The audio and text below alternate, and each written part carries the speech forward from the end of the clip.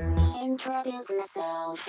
At the ending I was down. Well, I just became happy, my fan, baby.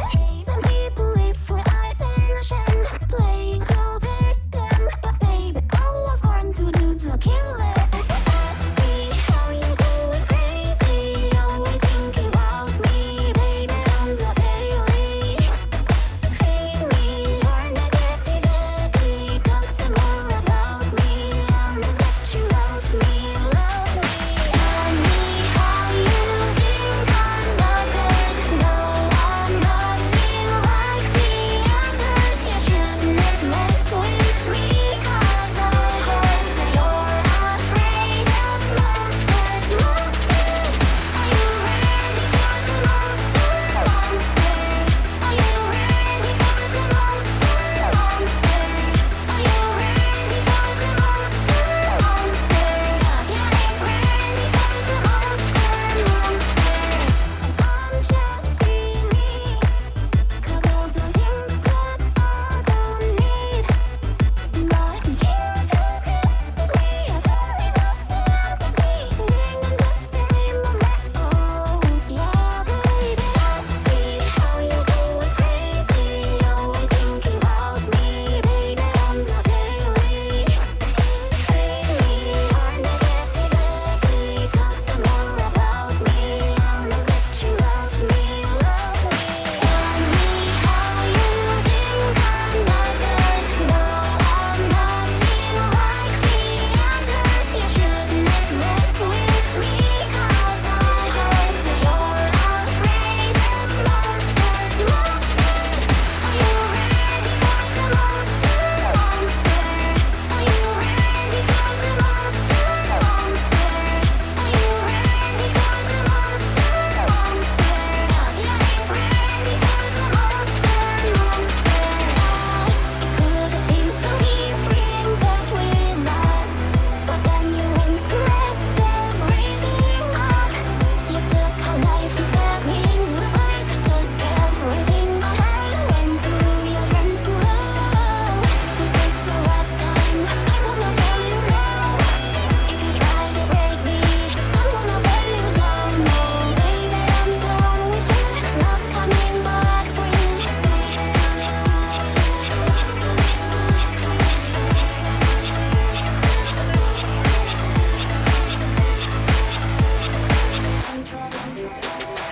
Tell me how you think I'm bothered. No, I'm nothing like the others. You shouldn't mess with me, 'cause I heard that you're afraid of monsters, monsters. Are you ready for the monster, monster? Are you ready for the monster, monster? To me, ready for the monster, monster. Yeah, I'm ready for the monster, monster.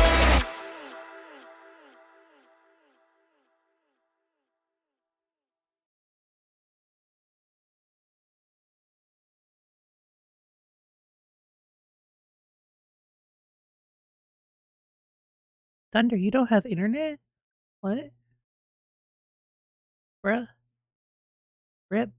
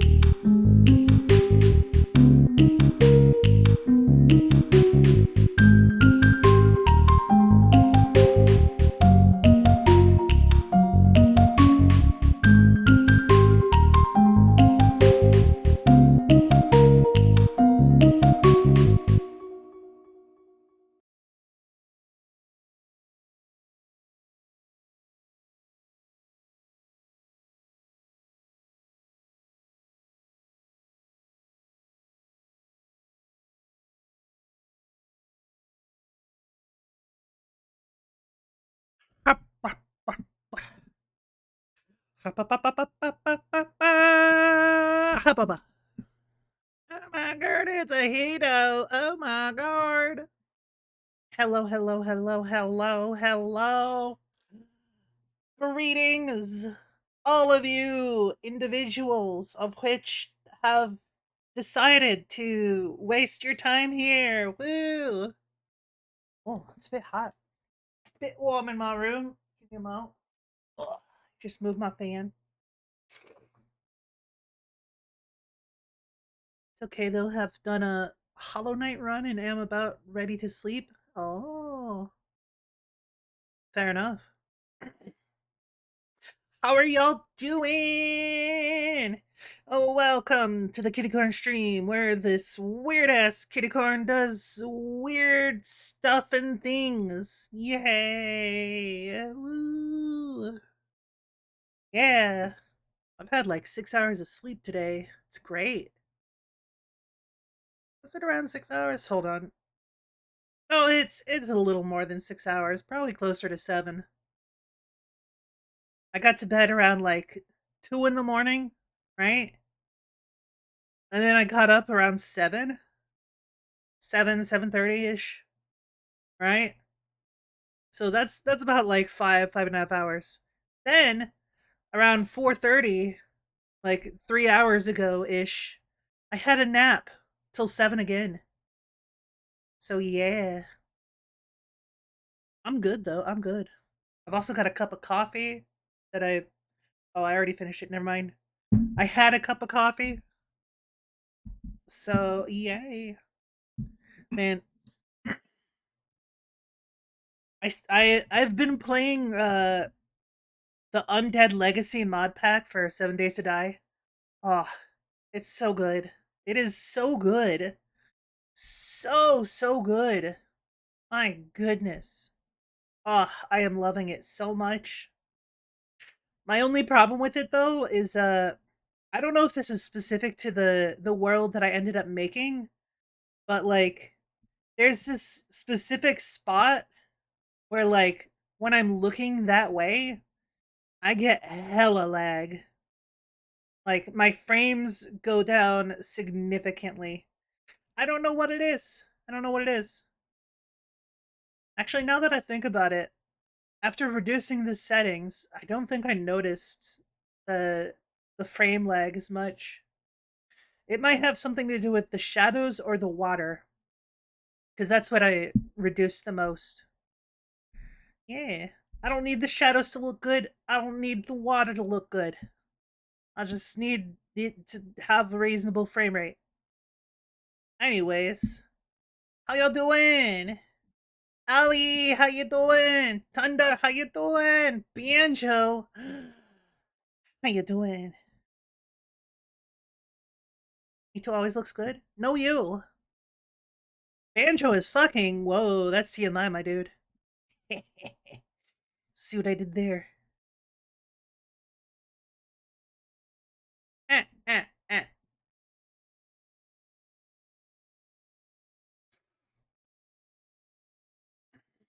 Ah, bah, bah, bah, bah, bah. Ah, bah, bah, bah, bah, bah, bah, bah, bah, bah. Meow. The main reason I even took a break from playing it, Undead Legacy, the 7 Days to Die mod pack.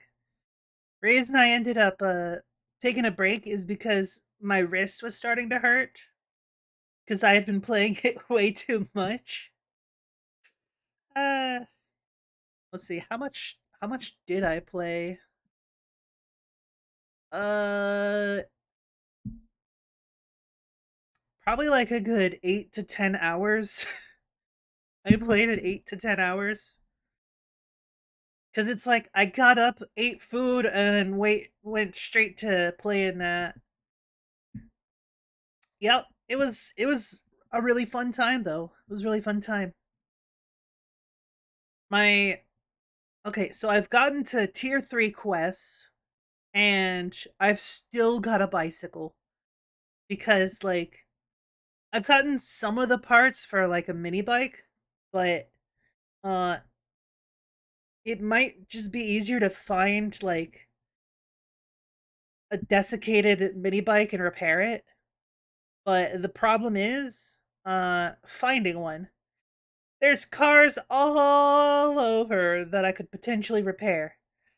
But I cannot yet repair cars because I do not have the know-how or the book that tells me how to repair cars. So that's a thing. Remember, chat, give Hito chin scritches? Yeah, you do that. Do that. Ish. Stimki buakas. Eh, eh. I do find it cool that in Undead Legacy you can't actually get water from like rivers and lakes and shit, but you can get it from taps and shower heads, and there's like barrels of water, and there's also like barrels of fuel as well that you can fill up from and like put fuel into to store it like that. I just think that's really fucking cool. Sure, it's could very much be a lot easier to just like have a big inventoried storage place and just put stacks upon stacks of that shit. Like every every gas can, it can hold up to 20 units of gas. And there's also like gas barrels, like portable ones that hold up to 60. And like even your most basic storage that you're able to craft is 15 squares, right? So 15 times minimum 20, that's quite a lot of gas. And the biggest fuel pallet I've seen only goes up to 240 units of gas. So really it's more of a aesthetics thing. I don't know. I don't know. Very fun though. Very fun. If only I'd gotten like to the point where I can use gas. If I could use the gas, that'd be nice. Anyways, I have two options for you, chat. All right. Option A is y'all can watch me play some Undead Legacy. I will start a new game so y'all can get like the actual experience. Or uh we could watch videos. I've actually got 11 videos on my watch later list that we could potentially watch. They've been sitting there for a while, except for like a couple that I just added. So let's do a little poll. Slash Paul. Poll. What do Vidjas or 7 days to die? Ba-ba-ba-ba-ba-ba. No additional votes this time. I'll give y'all. I got 5 minutes. There we go. That'll give you plenty of time to think about it. All right. In terms of videos that I have ready to watch, there's a new 5-minute gaming news by Jesse Cox. Bunch of food videos as well. I've even got a comedy video on there. Let's see. For the food videos, it's pizza inside potato. It's a cooking haru video from a month ago. Looks pretty poggers. Uh, we've got a thin and crispy East Coast bar pizza. That sounds fucking delicious. Holy shit. Uh, 5 minutes easy and perfect breakfast. Soft and fluffy cheese steamed eggs. Oh, that's definitely something. not entirely sure how that's gonna turn out because, like, in the thumbnail, it looks like they're just like directly pouring egg into boiling water, and I'm just not sure about that. I know that's a thing, but it I haba I don't know, man. Got an Uncle Raja video. Hiya. Uh, ba-da-ba-ba-ba. Bunch of other food videos as well. Let's see. Let me check my suggested real quick. See if there's anything to add. Ooh, calzones. Ooh, hell yeah. Let's add that. Save to watch later. Nice, nice. Uh, green egg onion toast. That sounds pretty good. Save to watch later. Uncle Roger, another video. Save to watch later. Yes. Is Thunder still here? I neglected to threaten him. I don't know. Is he? I know that he said that he was like getting ready for bed. Managed to get a PB set personal best of 1 hour and 22 minutes, so am good. Huh? I'm not sure if that's no, it's not peanut butter in this context. I'm not entirely sure what PB is in this context. I don't know, man. And personal best doesn't sound right. Maybe it's referring to some sort of nap. I don't know. I don't know. Uh, I am not big brain. Paperback? Nah, that doesn't sound right. Paper wouldn't have anything to do with thunder. Get got nerd.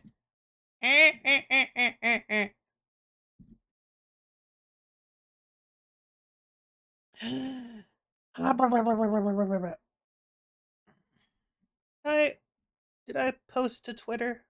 I always forget. I did. Okay, cool. Man, every time I go live, I try to do like a specific like order to things, but I often forget. Or I like second guess myself a lot. I will second guess myself so much, and it's probably not healthy. But hey, here we are. Born to be kings, we're the princes of the universe. Uh, don't mind me, I'm just weird.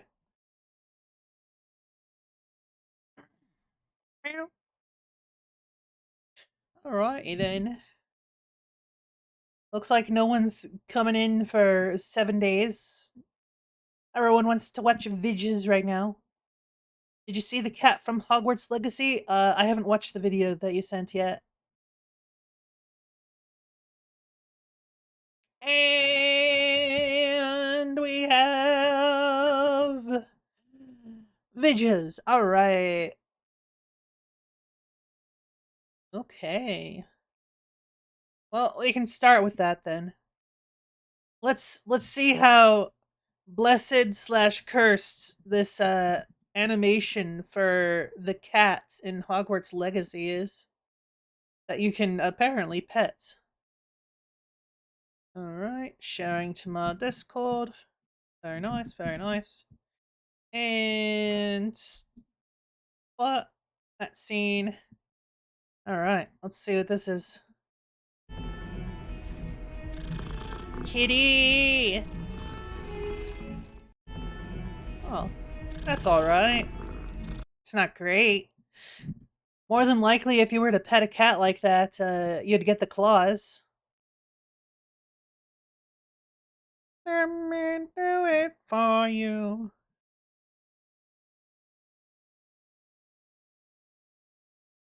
It's not a good looking animation, but it's not terrible. That was awful? Yeah. Yo, what up, Naderna? How you doing? Oh my god. Is that the one and only Naderna? Whoa.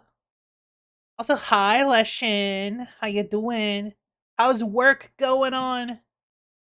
You on your break? Or are you, like, existing, maybe? Are you existing? I hope you're existing. You're pretty pog. Cat looks like it was made from someone blindfolded. I think it's supposed to be one of those quote unquote ugly breeds of cat. Then again, by the fur, just going by the fur, it's probably supposed to be a Russian blue. And in my experience, every time I've seen a Russian blue, they're a bit more chonky. They've got more flesh on their bones and a thicker coat. So that's just a poorly done model, really. Uh, hi, Hito. Yes, I'm on break. Work is slow. Oh, just wait till tomorrow. Tomorrow's gonna be a right pain in the ass. Gotta enjoy those slow days while you can. Gotta enjoy them while you can. That's for darn sure. All right, let's go ahead and start this up. Hello, everybody. Welcome back to another episode of 5 Minute Gaming News, the show that may or may not be 5 minutes. Today in the news, let's talk about this Xbox stream. A few hours ago, we got a short Xbox Bethesda showcase and our first look at their beginning lineup of the year. They started with new Minecraft Legends and some PvP, then we got Forza Motorsport with improved sound and dirt, I guess? I'm pretty sure the selling point was the cars sound more like cars, and then you can get them dirty. But the real chunk of time was spent on 3 games. Hi-Fi Rush, which looks like an action rhythm game, and if you want to put your dick in a car, I really can't stop you, but I highly advise against it. Because, like, usually the only spots available is the exhaust pipe, and that is highly dangerous, especially if it's been on recently. That'll, like, burn you real good. But thank you, Anonymous, for your 25 biddies. Should I be afraid of tomorrow? Well, it's Friday tomorrow, so you're gonna get a lot of rush. Because people going out on the weekend. Put my dick in a car every time I get in one? Oh, I see what you mean. I see what you mean. Probably. Can't leave it sticking out the window? I mean, yeah, that's probably illegal. Probably. Dragon Prince had a baby. And the thing is, I love Dragon Prince and I love action rhythm games, so maybe this one is pretty cool to me. Cool. And I really enjoyed it. The crazy thing is that it's out today on Game Pass. Everything from the design of the characters in the world to the voice acting to the combat to everything about this looks right up my alley. Very well animated. Super ridiculous fun. Here for Lovely it. And then the Elder Scrolls style. Online is getting a new class, Very the nice. Arcanist, which, like all good MMORPGs, you need someone who has a book. Those are just RPG rules. And then apparently you can go to Eastern Morrowind, which is great for any Morrowind fans out there. And then they just kind of really hyped up the idea of what the game was and the social interactions and, you know, MMORPG stuff in general. But they were like, hey, try it out in our game. I then saw some guy in Twitch chat write, MMOs are for old people, and I've been thinking about that all day because it seems true. I don't want to say it, but it seems true, and I think it's really funny that he wrote it in like all caps, and it made me laugh so hard. I mean, let's be honest. MMOs are kind of for older people. Not old, but like older people. Like, mid-20s to mid-30s, probably. That's around the age range you would usually expect in MMOs. Yeah. Which is my age range. The problem is, most MMOs are kinda garbo. Kinda garbo. And when I was younger, I definitely went through MMOs quite often. Because back then, I was a lot less reserved, and I just rushed in there like, oh, there's this new MMO that I haven't tried, and then I'll just try it. Like, don't even look at the reviews or anything like that, and just see if it's any good. Most of them played the exact same, and I could swear that like half of them were made from by the same people or took heavy influences from each other. And yeah, it was something, all right. Uh, only MMO I play are Fallout 76, Warframe, and I can't remember any of the others I've played. That's fair. I mean, if Fallout 76 was ever like $5 for all of it, like let's see, Fallout 76. Oh, it's $9 right now. But that's not including the DLC. Let's see. The Pit Deluxe. Includes Fallout 76 and Fallout 76 The Pit Recruitment Bundle. No world. Let's see. Package info. Jesus Christ. So Fallout 76 is on sale, 75% off, apparently. Man, that's really bold of them to charge $40 for a not good game.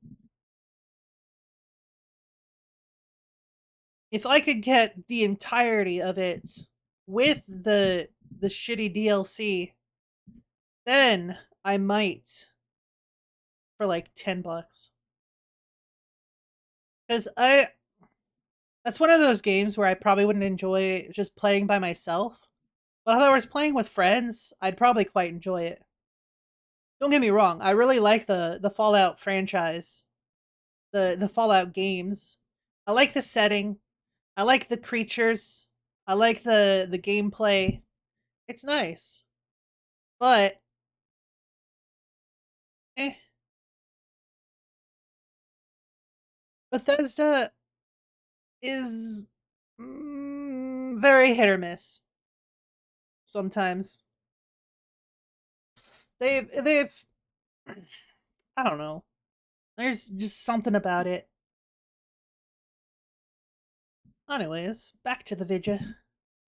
So, and then finally, we got a pretty long look at Redfall, the open world vampire hunter game. And this is a game that I've complained about in the past because I felt like the tone of the trailer and what the game was and all the things we've seen so far were kind of all over the place, and I didn't know what the game was. So it was nice to get a really long look at what we'd be doing in the game. And I think this preview we got showed me so much better what to expect. It felt more like an arcane game where, you know, you could see the abilities and best ways to achieve an objective weren't always just to go in guns blazing, things like that. A lot of neat stuff. Kind of interested to see how the open world part of it works, especially when it's kind of mission based, and I don't know, very, very interested in it. It could be great, or it could just be another Left 4 Dead kind of clone. We'll all find out together. And then what I consider to be the big Xbox news is them saying they'll return to LA this summer. And while they didn't say we're going to E3, from the looks of it, it probably has some like influence from Left 4 Dead, but if it's actually open world and like, I don't know. Anonymous, thank you for your 10 biddies. Woo. All DLC content are free. It's all just cosmetics for DLC. Oh. So that pit bundle thing is just cosmetics? Content updates are free, like missions in that. The added DLC is all cosmetic for not microtransactions. It's gotten better, but still not a game I would diehard try to sell to people. I've played it a fair bit. Fair enough. You know what? Since it's $10, I'll go ahead and pick it up. I'll go ahead and pick it up.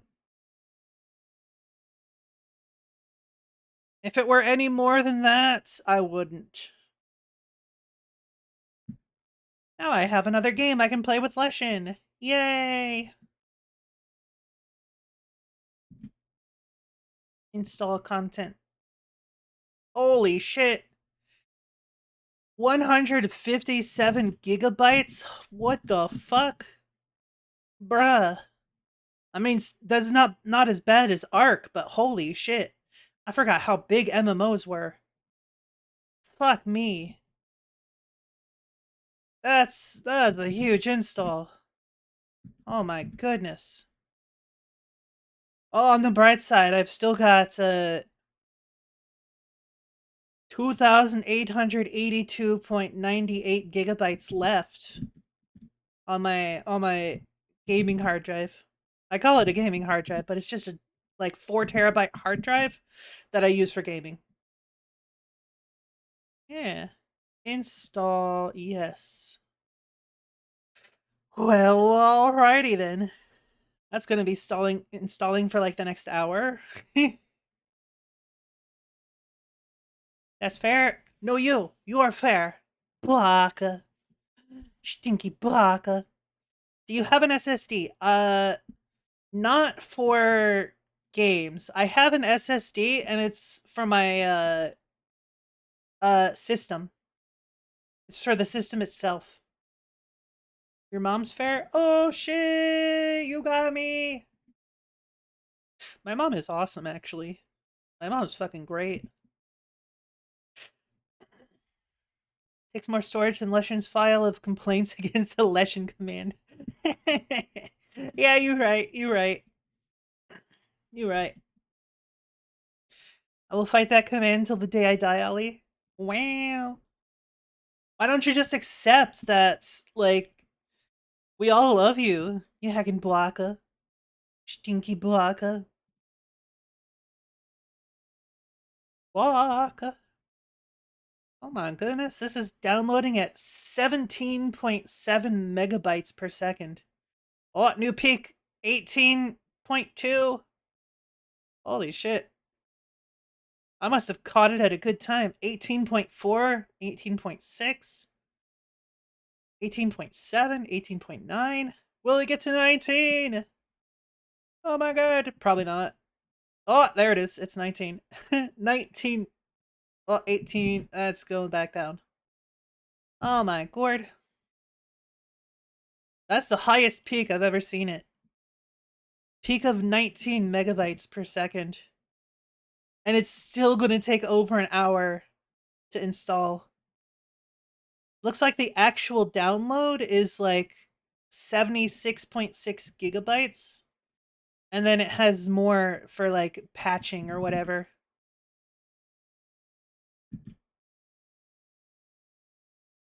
Why is it that it's like Fallout 76 public test server and then Fallout 76 is separate? Like, what? You had good parents, you're saying? Well, one of them is. My mother's good. Also, hi, Dragano. How you doing, Dragano? Dragiano. Draga. Should probably get 76 on PC here soon so I can play with Hito. I mean, it's $10. That's why I picked it up. Is there not crossplay? Hold on. I need to check now. I probably should have checked that first. Does Fallout 76 have crossplay Cross progression doesn't exist. Game certainly is not crossplay. Motherfuckers. Why wouldn't you have crossplay? How is that so hard for you fuckers? Well, poop. It was good until I found out that you have a command for me that shuts me out. I have a command for most of my friends. Yes, go follow the Stimky Dragon WOAH over at Dragano's channel. For those of you watching the VOD, that's twitch.tv/DRAGANO. Dragano.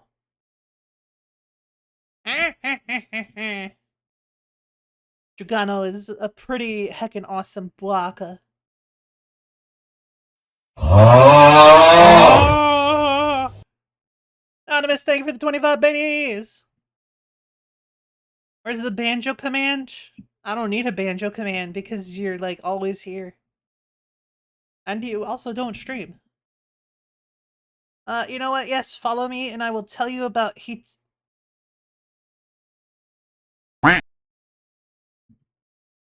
Anyways, back to the video.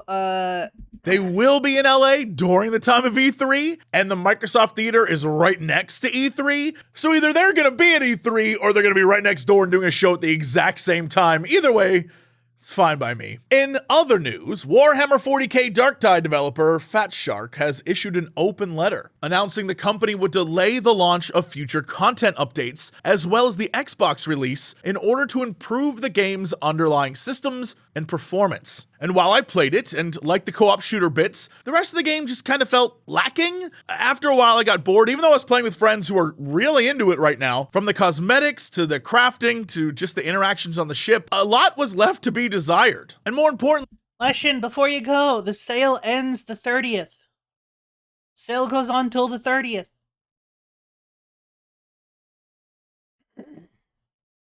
You get paid by then? Are you still there? Leshin! Leshin!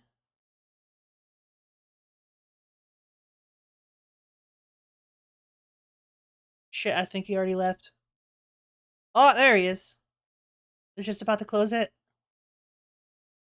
Yeah, the sale lasts till the 30th. You were silently cursing out Dragano? That's fair. If you don't get paid by then, I can spot you the $10 and just gift it to you on Steam. Then you can just pay me back later. How's that sound?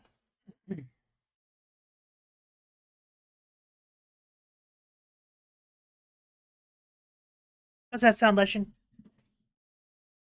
Yes, no? It's fine, Hito, you don't do that. I'll get the game here soon anyways. So you claim. Alright. I'll take your word for it. But if you lying to me, I'ma have words. Love my pooter, all my friends are inside it. Yeah, same. it seemed like it was just unfinished. And it honestly comes as no surprise to me that the new reviews on Steam reflect this as well, with 8,000 or so being posted over the last 30 days, mostly negative. And all of them saying something like, how can this game be released with so much UX lacking? Story, if you can call it that, is not existent. Half of the options for crafting is not implemented yet, at the time of writing this review. Item progression is time-gated, and most of the cool cosmetics are locked behind a real money shop. Did I pay full price for a freemium monetization model most mobile gacha games use? And that's pretty much the general consensus. The co-op-y, run around, shoot chaos for 20 minutes at a time chunks, super fun. Everything else good luck, screams early access without having the early access tag. And so that is what Fat Shark is addressing, trying to live up to community expectations, fix all the things that need fixing. But then the question becomes, once it's all fixed, will fans come back? Speaking of fans coming back, you should come back here tomorrow. That's my segue for another episode of 5 Minute Gaming News. Yay! Fist potato pizza. They're gonna fist a potato. Nice. This size potato pizza without flour. 5 small potato guys. Oh, I might have to reduce the volume for this. This one might be fine, actually. They're cut beautifully. Whoa. Oh. At the bottom of the higher part and make it flat. Be flat, flat. Oh. Hydrate. I can do that. Gotta hydrate before you dehydrate, folks.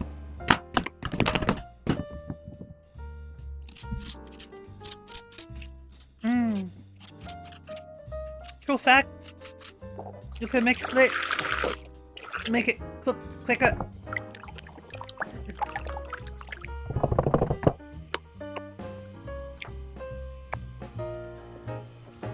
Oh.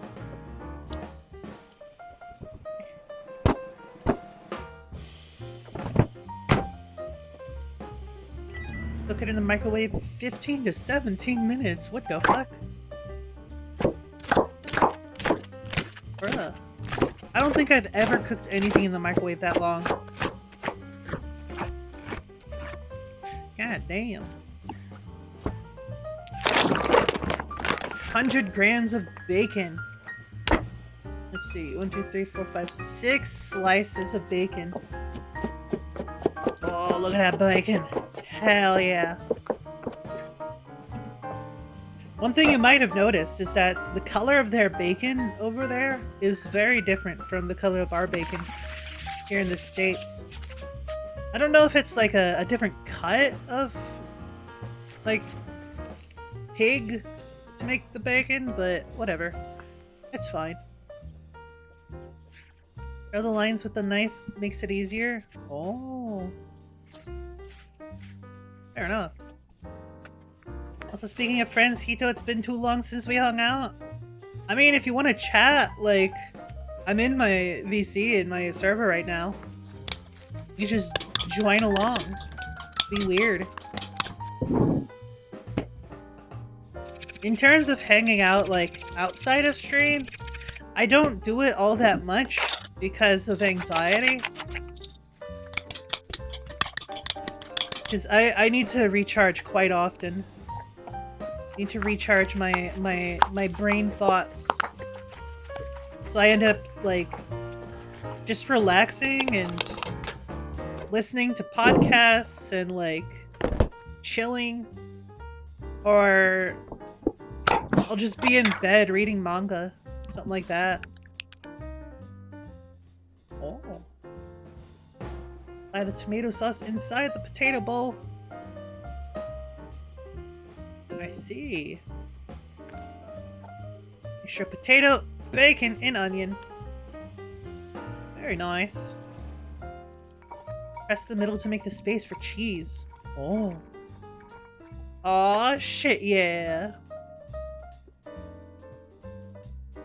Mix the cheese with potatoes instead. Is an option. Oh. Oh, I see. I see what they're doing. Can't see the call, so I never join. Yeah, you can. Why wouldn't you be able to see the call? You're literally a mod. Let's see. Where are you? Are you not in my server?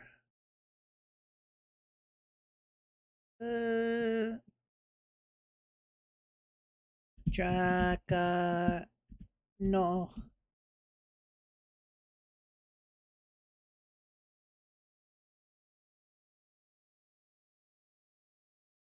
I have to check. Not a mod in the server?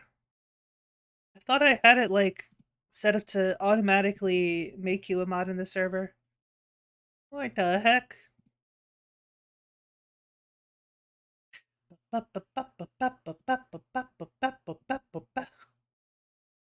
Roles. Members. There we go. User management. Dragano. Where are you? There you are. Roles. Star Knights. And something. All right, should be taken care of.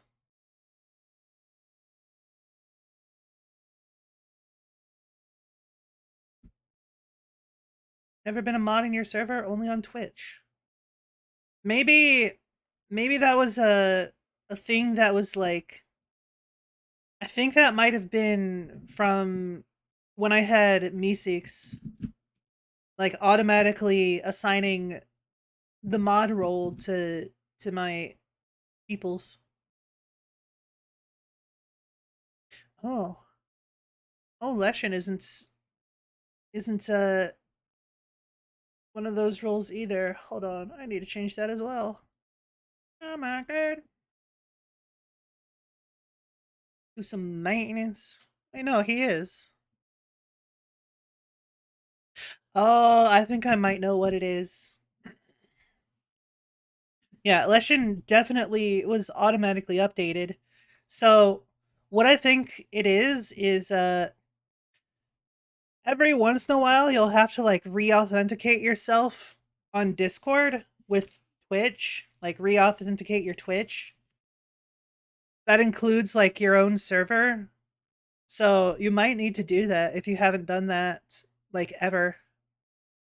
I remember like early last year there was a time when everyone had to re-authenticate themselves.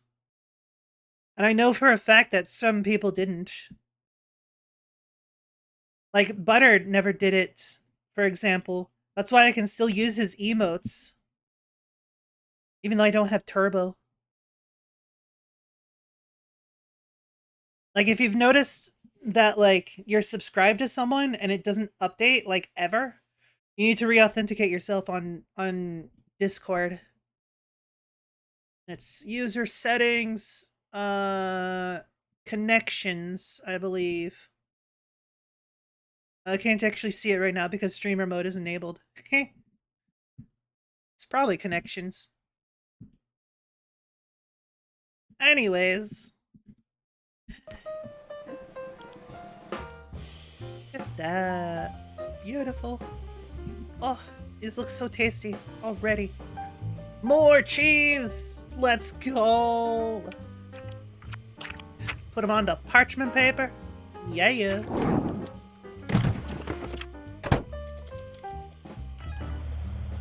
12.5 minutes. Oh, look at that. It's beautiful. Beautiful. I would definitely eat that. That looks tasty. Nom nom nom nom. Oh, got that nice cheesy stretch. Hell yeah. I would probably cook it a little longer to get like more of a crisp on the bottom. No, what I would do is I would put like some olive oil on like the bottom part of the potato, like the part that's not getting all of the stuff in it. I would put that like some olive oil, and that way I could get a nice crisp on it, a nice crisp on the outside of the potato. Oh, that'd be tasty. That'd be hella tasty.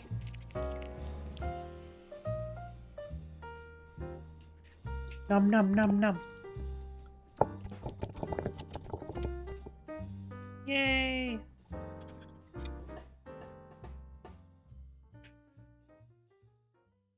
South Shore bar-style pizza, if you've never had it, is a national treasure from the East Coast. It's got a crispy, fried, thin crust and a very interesting cheese blend that sets it apart from other thin crusters across the nation. To make it, I'll grab my stand mixer, and into the bowl of that I'll measure 300 grams of water, 6 grams of instant yeast, 40 grams of olive oil, 525 grams of all-purpose flour, and then 10 grams of salt. Next, the dough hook goes on, and I'll mix this on medium-low speed for 2 to 3 minutes. This first part of the mix is really just about combining things gently so that the flour doesn't spill over the sides. And once this dough has started to come together like this, I'm gonna flip this mixer Banjo, up if to you're so high speed hungry, and mix then, it like, for 5 eat more something. minutes. By the way, I'm using all-purpose flour here instead of bread flour because I found that the stronger bread flour held on to way too much of its gas when it was baked, and that led to a bunch of weird bubbles that kind of ruined the pizza, even That's after fair. I docked it with the fork. And once this dough is clearing the bowl like this, I'll stop the mixer and give the dough an assertive tug to see how the gluten looks. And you guys know the drill at this point. No tearing, no shearing, so it's good to go. Next, I'll flip this dough onto my cutting board and then divide it into 4 roughly 220 gram size pieces.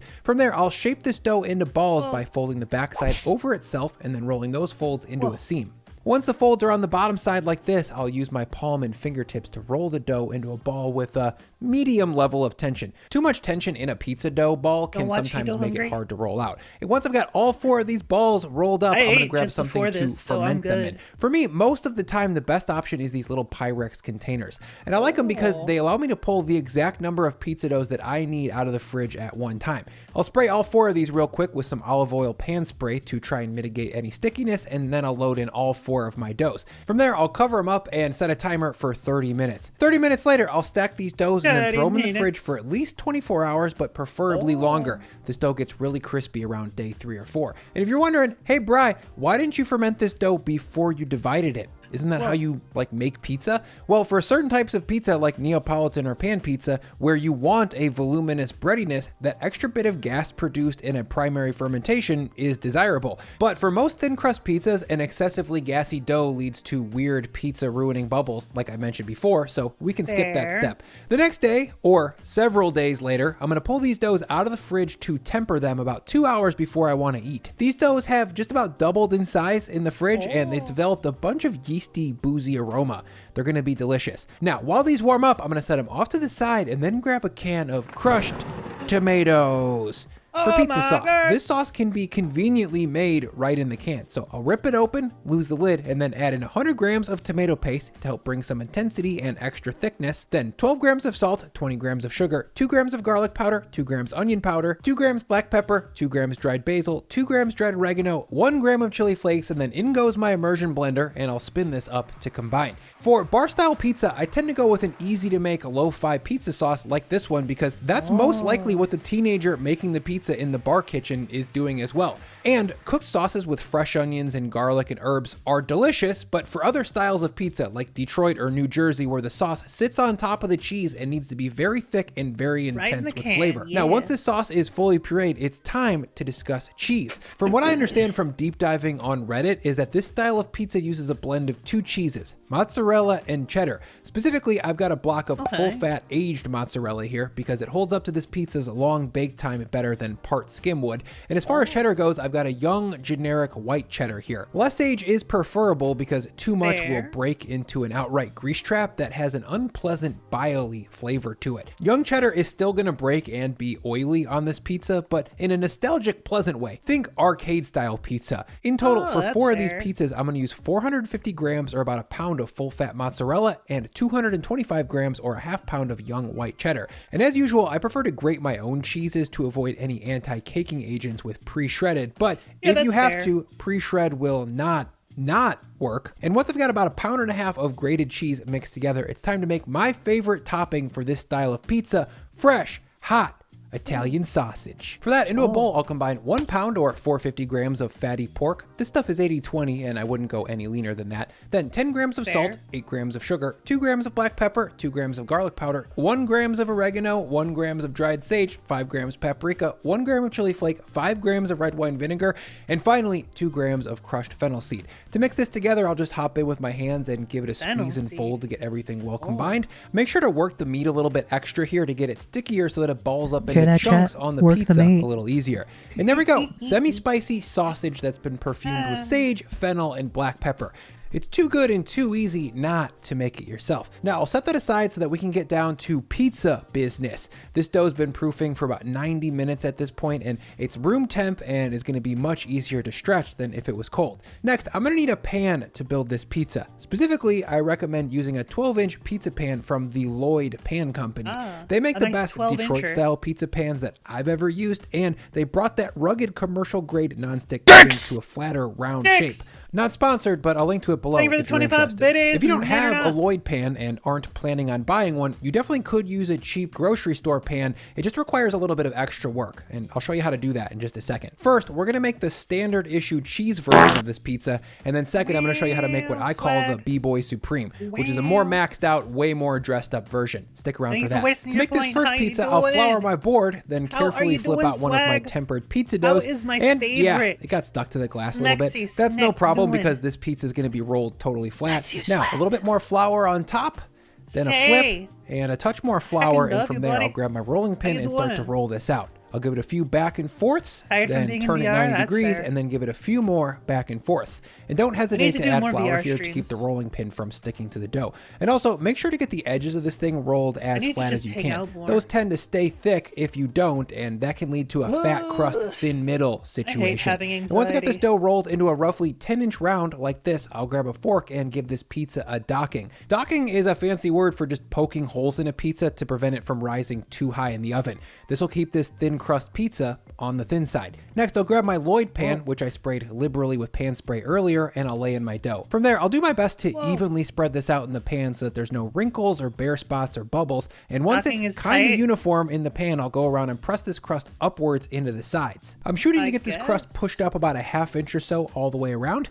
And there we go. Time to dress this thing. The First best thing down kind of is my docking sauce. is with 4 mix. spoonfuls, or about maybe a third cup, and I'll spread Like when that they're all the way doing up to the the top edge of the transformation? crust, Hell and maybe yeah. even a little bit beyond it. Behind that, I'll add in 2 big handfuls of my mozzarella cheddar blend, maybe a cup and a half, Aw, and I'll push that all the way to the edge, just shit. like the cheese. Next, to Look bring at some that. aged It's cheese beautiful. funkiness, I'm going to sprinkle a few handfuls of dusty Parmesan on top to Aw. make this thing a 3-cheese pizza.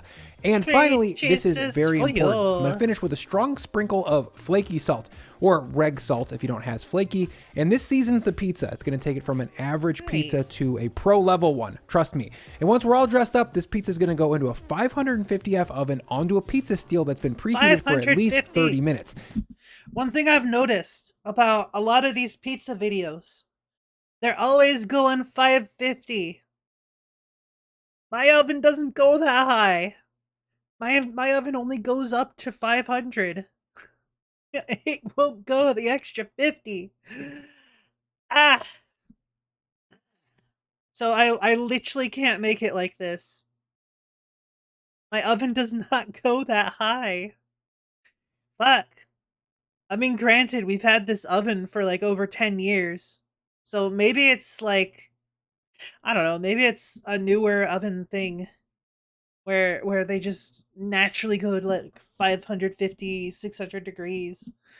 I don't know, man. I don't know. Now, this pizza gets baked in 2 phases, the first of which is 6 minutes in the pan, and the second is going to be on the steel, but we'll get to that in just a second. Oh. And once the cheese is looking all gooed up and bubbly like this, it's time to pull it out and take a look at the bottom. I just want to take a moment to appreciate how he said gooed up.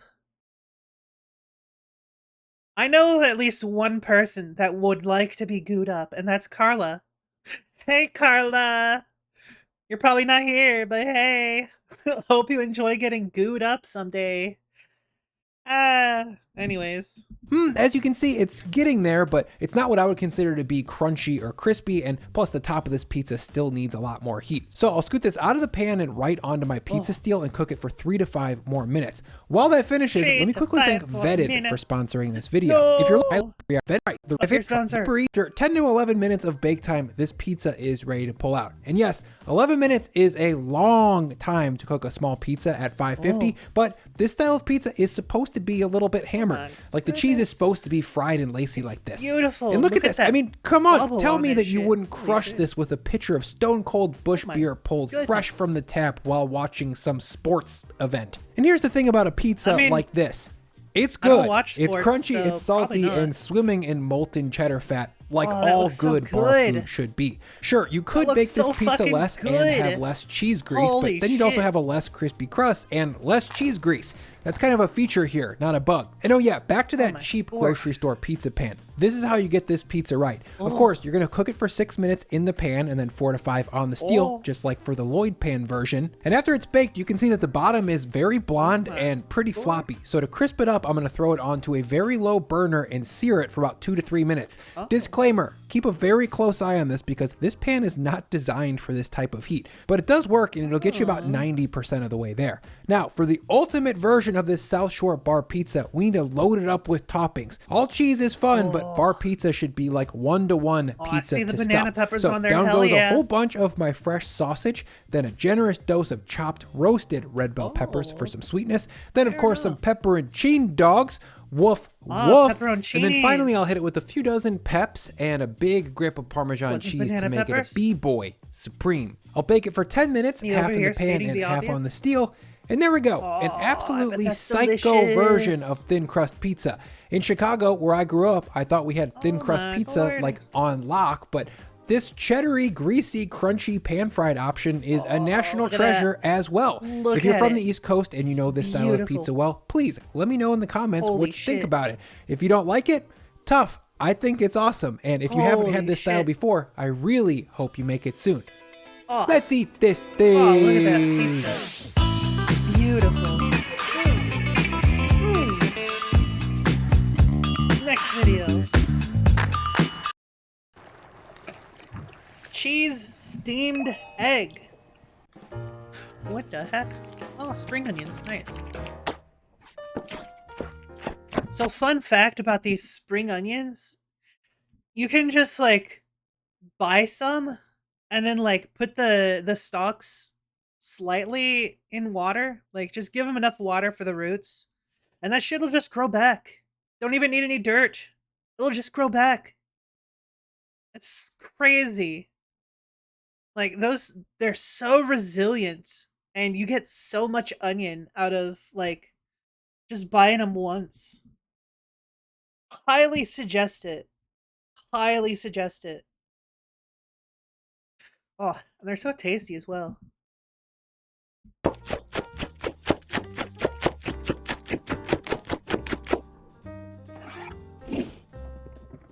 Eggy. Brig. Brig. I'm a Kurt. I'm a Kurt.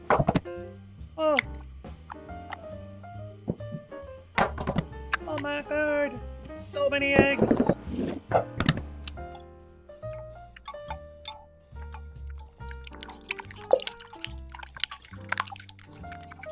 I understand that whisking with chopsticks is pretty normal in Asian countries, but like, if you have a regular whisk, why wouldn't you just use that?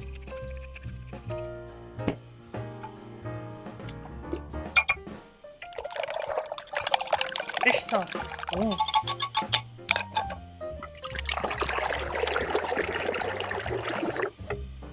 Wada! Add fish sauce or salt to the water. Okay.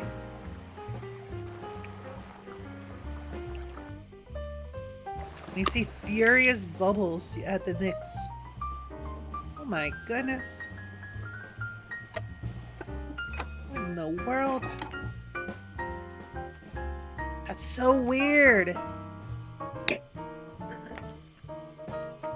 I wouldn't call that steamed eggs. I would call that boiled eggs. But that's different from, like, boiled eggs. God, this is so weird. This is so weird. They just chuck it into boiling water. That's so weird. Do I name the local shrine guardian in the new Fire Emblem after you? Should I be worried? Should I be worried? Ito, should I make a bacon, egg, and cheese sandwich or bacon, eggs, and toast? I mean, either way, you're gonna be eating the same stuff, so that's up to you, whether you want it to be crunchy or not. you don't want it to be like dry crunch, instead of doing toast, you could just like crisp it up a bit, like in a pan. No, because I proceeded to give it cool sunglasses. And I haven't worn sunglasses in so long. The Bish corn shrine. I don't think that's an actual type of corn. Spatula monster! Oh no! Rip in pieces, Eggies. Bye, Eggies. Hello, Uncle Nick. How you doing? We are going to be making, because we're in Boston, a lobster roll. This lobster's still alive. It's a bit scary. Look how big it is. Put my face next to it. See how big this. Don't touch. Don't. Uncle Roger's scared. Uncle Nick, you win uncle title before because you make amazing fur. So today, let's see if you can keep your uncle title at end of this video. I can lose my uncle title? Yeah. You didn't tell me that when you came. You have to show me your best lobster roll recipe. Let's see how he do. We have lobster roll here. Uncle Roger, maybe, growing up, I don't have money, or so I twice never a eat year. lobster before. We have So lots of fancy. lobsters in Boston, so it's much cheaper here. This, when they're hard, these little pieces here, this is a boy, okay? This is a boy. So Okay. a lobster boy got 2 pieces. Uncle Roger really envy lobster now. They got 2 dicks. They got 1 spare. One dick don't work that night. You got another one. Second lobster right here, you look at those same little things. These are lighter, more like feathers. This is a female. Oh, female got dick also. When did anyone say this was a penis? Oh, Uncle Roger just assume. This last one here is a boy or a girl. He don't want you to touch his penis. You're sexually assaulting this lobster. Uncle Nick, the Harvey Weinstein of shellfish. Is it a boy or a girl? Try to touch No, it. it's just the thing. Okay, Uncle Roger guess it a girl, it a girl. It is a girl. Yeah, you got it. Uncle Roger guessed that because this lobster acting crazy. That's why I know it a girl. How have you not gotten in trouble saying this kind of thing? All right, to begin cooking, I'm gonna take off the bands. You have to be careful, because if you put your finger in there, he will take your finger off. She. She, yeah. Uncle Nick used the right pronoun. We have to ask them what pronoun they want. Maybe this lobster is they, them. Don't just misgender them. This 2022, Uncle Nick, don't get cancelled. I'm gonna show you what this would be like if this was your finger, or It something was even like worse December potentially. of last year, I believe. You ready? This video. Put that in there. Ooh! Oh my god! Ooh! This lobster like vegetable. Uncle Roger losing respect for it. Oh, That's gone. do you hear Watch that? me try to pull it out. I can't. Niece and nephew, goodness. this is gonna be my last video with 10 finger. All right, to begin, I always like to put a cloth under because I like to kill the lobster before I go ahead and steam it. It's the more humane thing to do. Okay? But lobster don't have central nervous system. They don't feel pain. You kill them between the eyes, you put the knife in, and you crunch down. Bash it down and I crunch don't want to through. watch that part. Be careful. Lobster, I'm just gonna cover Uncle it Roger, with my sorry I hands have to so do you this guys to you. have to watch it. I feel bad. Uncle Roger going to hell. He's still moving, no? What are you doing to it?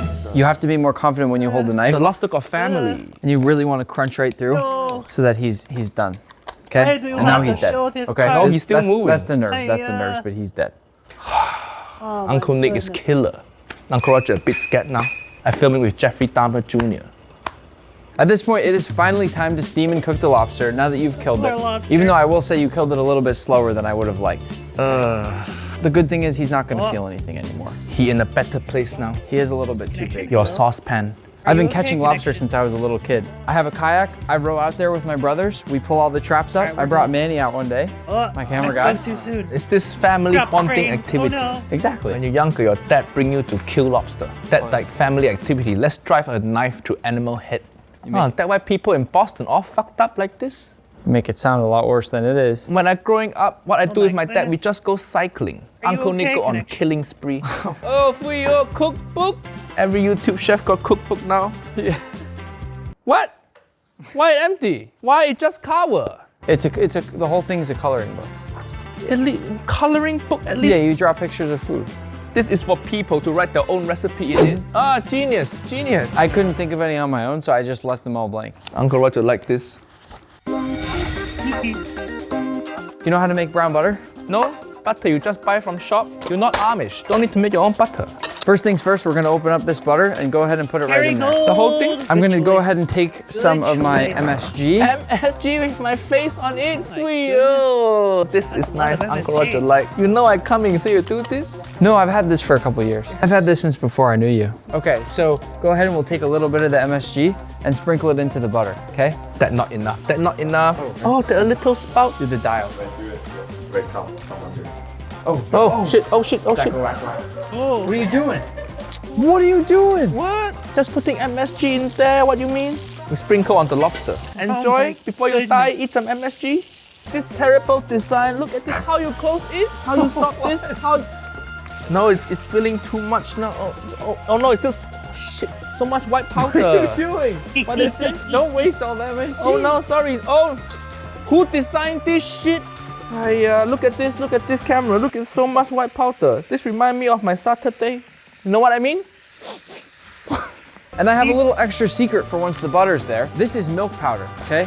Milk I go powder? ahead, I add a little bit of milk powder in there. Now I wait until it gets nice and toasty and light brown, and then we pour it off into a bowl. Can you get me another bowl? Nice. Where? Right, the cabinet right there. How you open this cabinet? Uncle Nick, why your cabinet cannot? Ah. So how you open this? You just hit it? Ah. This is what Uncle Roger like about cooking. Violence. That is perfect brown butter. So the next step, we have hot dog buns. MSG. I like to go ahead and trim off both Shut up, sides of the hot dog you bun, and then I go in with some MSG. oil. You just built whole studio kitchen, and then you forgot to put stove on your island. Hiya. Why the stove there? You cooking YouTuber, stove should be here. I did think Uncle Roger would be happy to know That's a that I good have a point. nice wok. It's Oh. very well seasoned, and I have a setup for my wok right here. Nice, That's a nice. But still, this thing should be over there. Nick, your designer fucked up. If Uncle Roger goes on a date, comes back with a nice lady, and wakes up in the morning, do you make a nice breakfast? No, I tied them out like how I tied the lobster. Oh. Since my ex-wife left, Uncle Roger don't focus on women now. I hate to break it to you, but you're definitely gonna burn this, Uncle Roger. Shit. You keep distracting Uncle Roger with your talking. Oh no. We do another one. Well, Is this what you make when you bring women back? Lobster roll for breakfast? If they're lucky. Okay. Well, I need to take a quick break.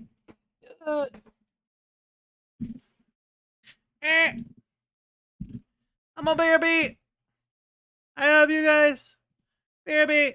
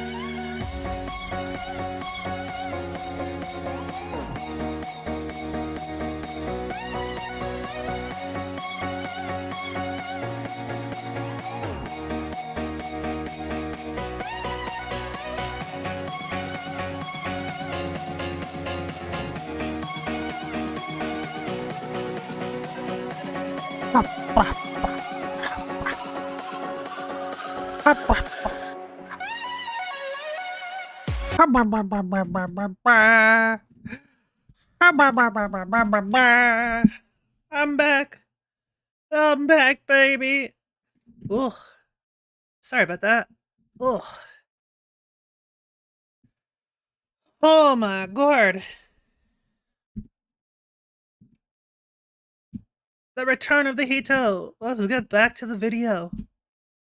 Don't let your girlfriend find out. Oh.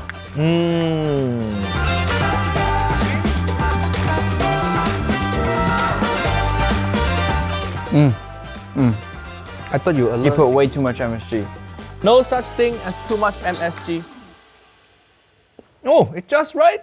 There's one more thing you can do with a lobster. You can hypnotize it or put it to sleep. How? Okay, so this guy's alive. You just let them watch one of your videos. That's how they sleep. Emotional damage. Shit. That's good. That's good. You flip him down and put him on his face, and then see how he's still moving? Yeah. We're gonna brush him between his eyes for a little bit, right between his head, and then he'll slowly relax. Okay. He's asleep. Fuyo. Wow, Nice. Well, now watch. Ready? Okay. When you put him back down, he's alive again. Huh. Isn't that crazy? This lobster's so stupid. Let's put it upside down, he fall asleep. Sometimes Uncle Roger got insomnia. Cannot sleep at night. I wish I was lobster. I just there I fall asleep like this. Oh, I'm man, gonna it lift told me her it was that out. Easy. Oh. Whoa. Fuyo. And into the ice bath we go.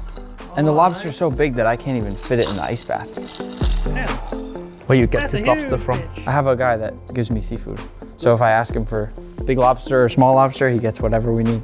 Nice. Or I can ask him for all girls, or I can ask him for all boys. So he like the human trafficker for lobster. And then what is this room? This is the guest bedroom. Why you got bedroom in your studio? Is this where you film your OnlyFans? I don't have an OnlyFans. Really? No. This perfect for it. The lighting good also. My favorite movie in the world, Ratatouille, and this is my motto, anyone can cook. Are you sure anyone can cook? Have you seen Jamie Oliver? He's the exception to this statement. You should put except Jamie that's Oliver true. under there. More neon text under there. Oh, speaking of which, I actually, because you came to Boston, I have a gift for you. I kept it hidden in the drawer so that Uncle Roger wouldn't see it. What is that? You ready? Yeah? Oh no. Jamie's 15-minute meals. What is this shit? Oh, and there's stuff inside. Jamie Oliver, his cookbook should be empty. Thank you, Uncle Nick, but Uncle Roger not gonna bring this back with me. At this That point, is we need to take out all the entirely meat. fair. First things first, crack off a cloth, okay? Crack it, and then go ahead and crack it open and pull that off. That's lots of lobster meat right there, okay? That right there is the whole lobster cloth from inside. Isn't that beautiful? Ow. Why it's so hard to crack? I struck. Oh shit. Oh, there we go. Twist. Okay, now flip it over, do the other side. Good, twist. Good, now you can break it by hand. Oh, squirting. my Uncle Roger, never seen this before? If I can't make woman squirt, make lobster squirt, that's a nice second place. It's not perfect, but it's okay. First time cooking lobster. Not bad at all. All right, and the last thing I want to show you is how to take off the tail, okay? Open it up, twist. Again. What that green thing? That's just part of that's the poop. Ooh. That's a lot of. There's a lot of shit. Yeah. Remind me of you, full of shit. Now you can see I've slightly undercooked the meat on purpose so I can control the finishing of it, okay? Oh, someone taught Uncle Roger knife work, huh? But you think I can't cook? Why you look down on me like that? I'm Just the one because I don't compete in MasterChef don't mean I cannot cook. I might be the one that's about to lose my title. Do you want to try a piece? I'll feed you. What are you doing? Why are you closing your eyes like that?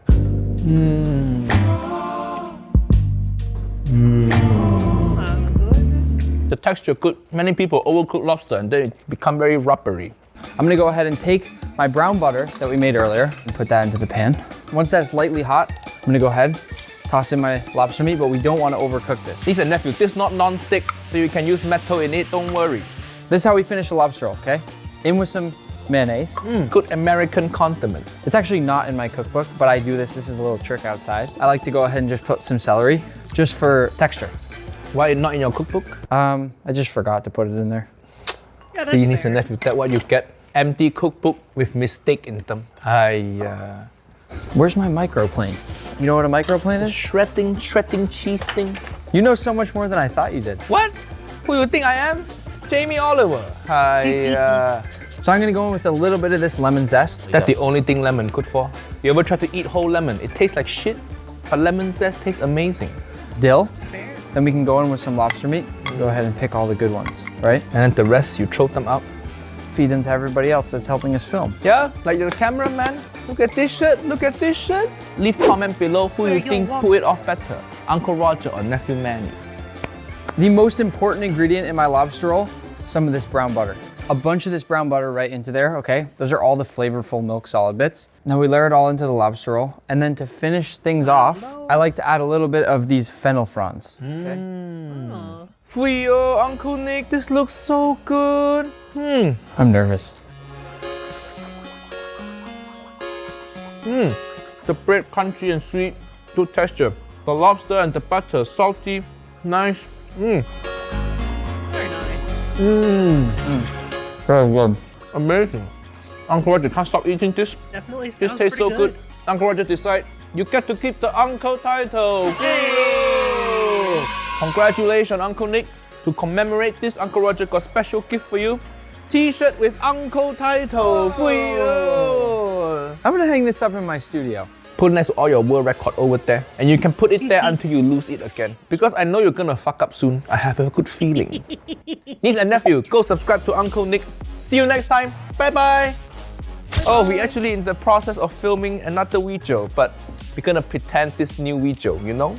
The magic of YouTube. Nobody show you the behind the scene. This from the largest dumpling video, correct? Yep. Yeah, I hope it turned out good. Otherwise, Uncle Roger come here for Largest nothing. dumpling.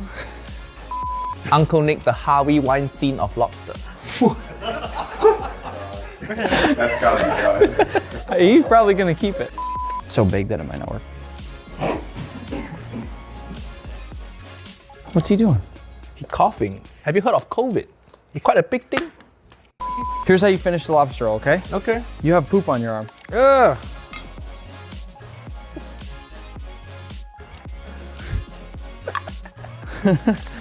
We got that, right? Yeah. Yes. You have to get over your fear. Oh. I'm scaring myself. Come, we take selfie with the lobster.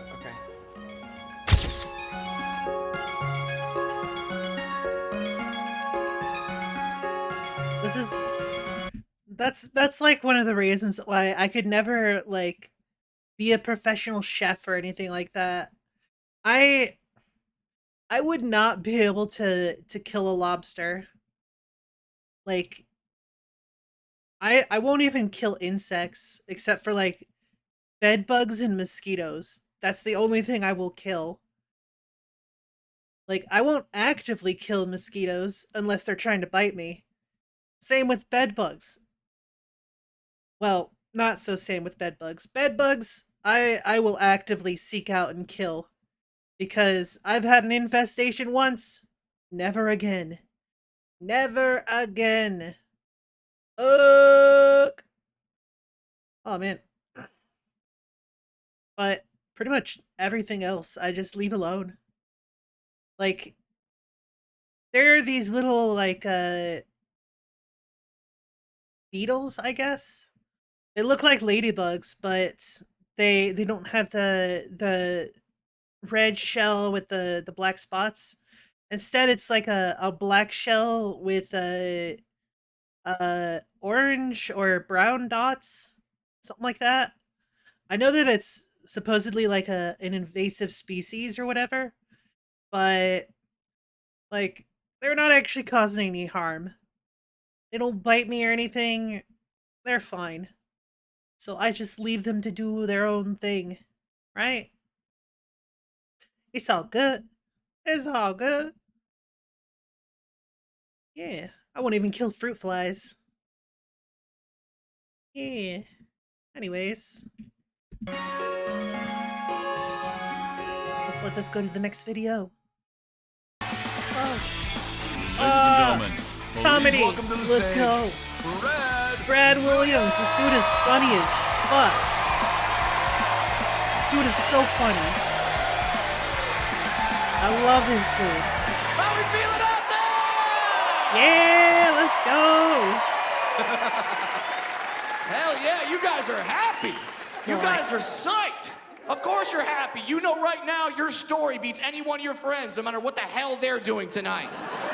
That's right. They'll call you up tomorrow. Should've hung out with us, man. We went out to a strip club. They had a one-armed stripper. She did a cartwheel. It was ridiculous. What kind of lame shit did you do? Oompa Loompa made me laugh. Fuck off. You win, okay? Nice. Exactly, you're happy, but of course you're happy. You've got a little person in front of you right now.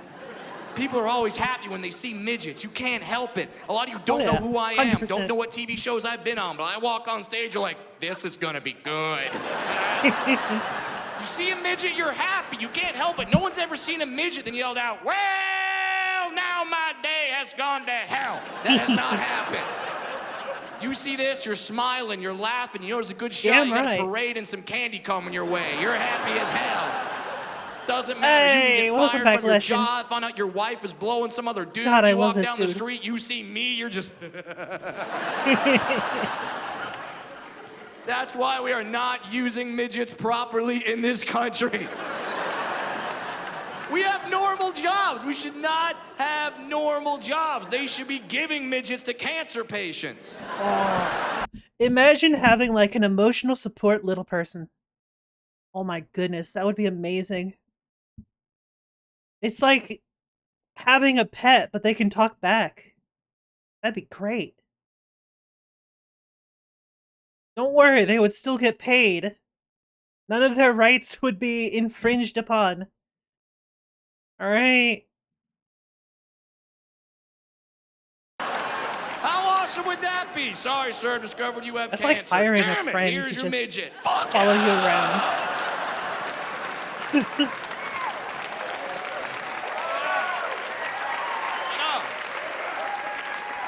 A lot of you didn't like that joke at first. Then I finished it, you're like, we will absolutely support that charity. Hell we yeah. will support that. We should do a 5K. We should do a 5K. They're dwarves. We should do a 2.5K. We should do a 2.5K. And that's true. I do make people happier. I did a show one time, a woman came up to me after the show and said, Brad, you're funny. I run a children's hospital. I would love it if you came down to the children's hospital, entertained the children, brought them some smiles. I said, yes, that's perfect. I mean, hell, you guys have known me now for a few minutes, and you know my act is perfect for the fucking kids. All right?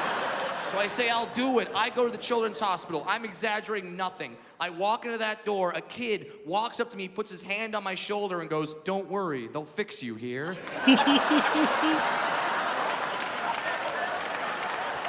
Apparently, you're not allowed to karate chop the sick kid, okay? You're not allowed to do that. Why did you? I'm there on my Saturday giving up my free time to help him. He's got to piss on my self-esteem? And it happened over and over again. I was walking around the hospital. There would be all these kids. I mean, God bless them. They'd be walking around, dragging their oxygen tanks behind them like that. Then they would look up and see me and go, Jesus, glad I don't have that. Oh, my God, that would suck. But I get it. I understand why people are excited when they see a little person. I totally get it, because when I'm walking around and I see another little person, I get excited too. I do. Then you guys see two of us, you get ridiculously excited. You're like, oh my God, there's two! I hope they do a trick. I really hope they do a trick. I get excited when I see another little person. I'm not thinking about this constantly. It's not always on my mind. Oh, better I walk hydrate before you around all digest, day in my folks. head, just, I'm a midget, I'm a midget, I'm a midget, I'm a midget, I'm a midget, I'm a midget.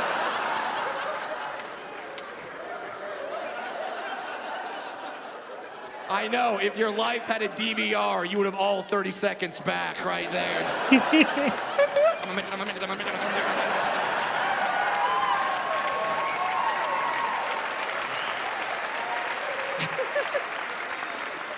I get it. So, and when I'm walking around and I see a little person, I get happy. Now, if the other dwarf I see is a male, if I see a male little person, I get excited. But at the same time, I know I have to fight him. I don't know why that is. I don't want to fight him. He doesn't want to fight me. But we lock eyes. We're like, it's go time. Like, why? Maybe dwarves are like Highlanders. Like, there can be only one. I don't know. Now, if I'm walking around and I see another little person and it happens to be a female, if I see a female little person, I get excited. You guys get quiet. You see two little people come together, you're just like, oh my God! This is like National Geographic Channel come to life. This is like, shh, don't say anything, you'll scare him. It's his mating season. Now, you would think that that might offend me. It does not offend me. I'm going to fuck that female little person, okay? It's happening. When it comes to dwarf pussy, I am a Dyson vacuum. I don't miss a damn thing. It's happening. But Brad, she's a woman. She has a choice. What if she doesn't want to sleep with you? Are you kidding me? I'm in the top 5 midgets in show business. She's fucking me, okay?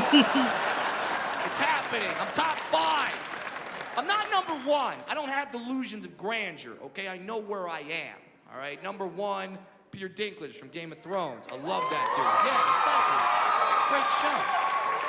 Number 2 is this guy named Wee Man from Jackass. He's pretty cool. Some of you know who he is. Some of you are just now realizing that I am not Wee Man from Jackass. You idiot. Number 3 is a guy named Warwick Davis. He was in a movie called Willow, an HBO show called Life is Short. There you go.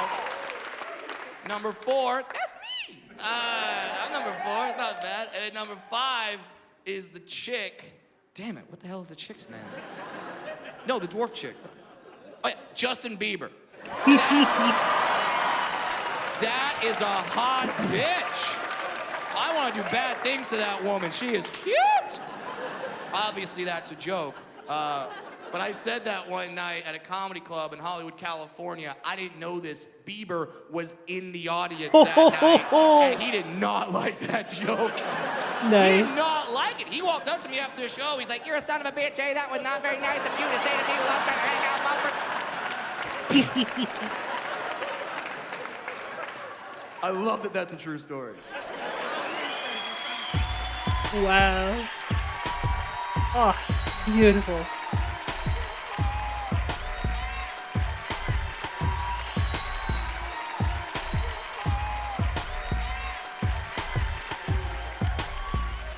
Meredith, have you ever seen Trading Places? I think I was supposed to watch it this week and I didn't get around to it. Well, that's a shame because honestly, I put it just a couple ticks below. Well, if any y'all thirsty or want to drink, oh really? Yeah, this is the like time. Ranked super high. Is it a holiday movie? It's on the border. It's more a holiday movie than Die Hard is. Let's put it that way. Okay. The worst thing about this episode is that I don't have a grimy looking Santa costume. We just couldn't manage that in time, could we? So let's make some drinks about Trading Places today.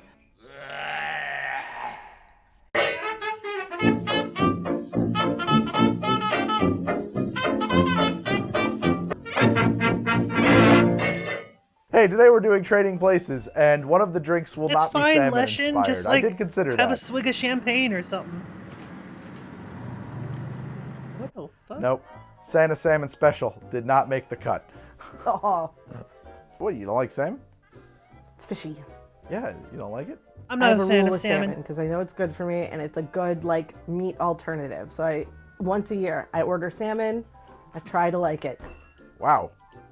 Did not know that. I can't even try to like salmon. Fired. It's just a flavor that I don't Learn enjoy. things about people all the time. Hey, you think you know somebody. Trading Places. It's a film about two guys who trade places, but it is also a film about the places where trading happens.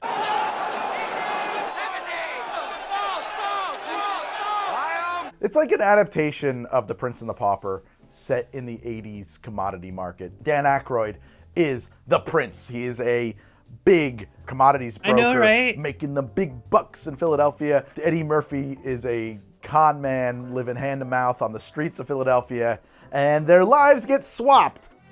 Oh, I'm sorry about that, man. This is help! What you talking about, man? Here's your bag. Take it. Please don't kill me.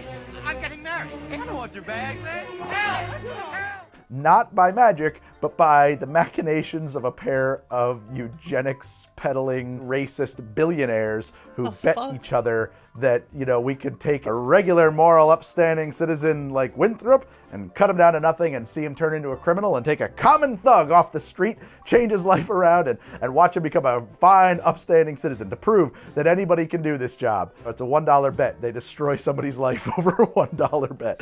That's why we're going to make a drink called the $1 Air later on in this episode. Written by Timothy Harris and Herschel Weingood, and directed by John Landis, who was hot off of the heels of American Werewolf in London, Kentucky Fried Movie, and I think he directed Animal House too. So Blues Brothers. This is after Blues Brothers. So he was like a hot commodity when this movie came out. You know who wasn't a hot commodity when they made this movie? Eddie Murphy or Dan Aykroyd. John Landis got the script, loved it, said, I want to put Eddie Murphy and Dan Aykroyd in it. And the studio was basically like, oh, because at this time, Eddie Murphy had been in one movie, 48 Hours. It was not yet out. It was not even out of test audiences, but he had seen it and said, this guy's amazing. We got to put him in this movie. And Dan Aykroyd had been in 2 movies, Blues Brothers, and he was considered to be like a partner with John Belushi. So John Belushi died, and they were like, well, what are we going to do with Dan Aykroyd? Is he going to be able to work on his own? He came out with another movie called Dr. Detroit, which I admit I've never seen, but it didn't do so well at the box office. So Dan Aykroyd's career was presumed to be over. John Landis said, absolutely not. He's perfect for the role of Winthrop. Let's get him in the movie. And honestly, it's a match made in heaven. I've heard this movie referred to as on a lot of people's funniest movies of all times list. It ranks high still. I really think it holds up. I love this movie dearly. Another person for whom this movie was a huge breakout was Jamie Lee Curtis. Really? Charge goods and services in over 86 countries around the world. Yeah?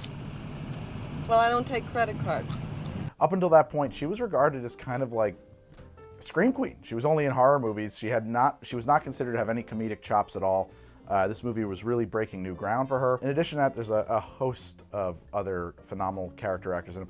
Don Amici, who had been working since the pre-code days back in the 1930s, somehow always a character of the same age, from the 30s all the way up to the 80s. He's one of those people who managed to say 55 years old for his entire career.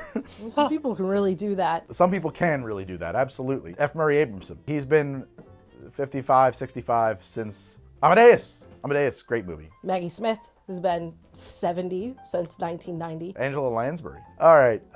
Trading Places came out in 1983. It stars Eddie Murphy and Dan Aykroyd. It's directed by John Landis. There's a host of other brilliant actors in this movie. Lots of scene work, lots of sets, lots of set pieces. This movie moves. It lets actors talk to each other, play off of each other. Honestly, they don't make movies like this anymore. I feel like, I don't know why, but it just feels much more human. See you I wish later, we would make Leshan. movies like this again. I don't know. I feel like it's happening. Good luck, I can't my explain dude. that.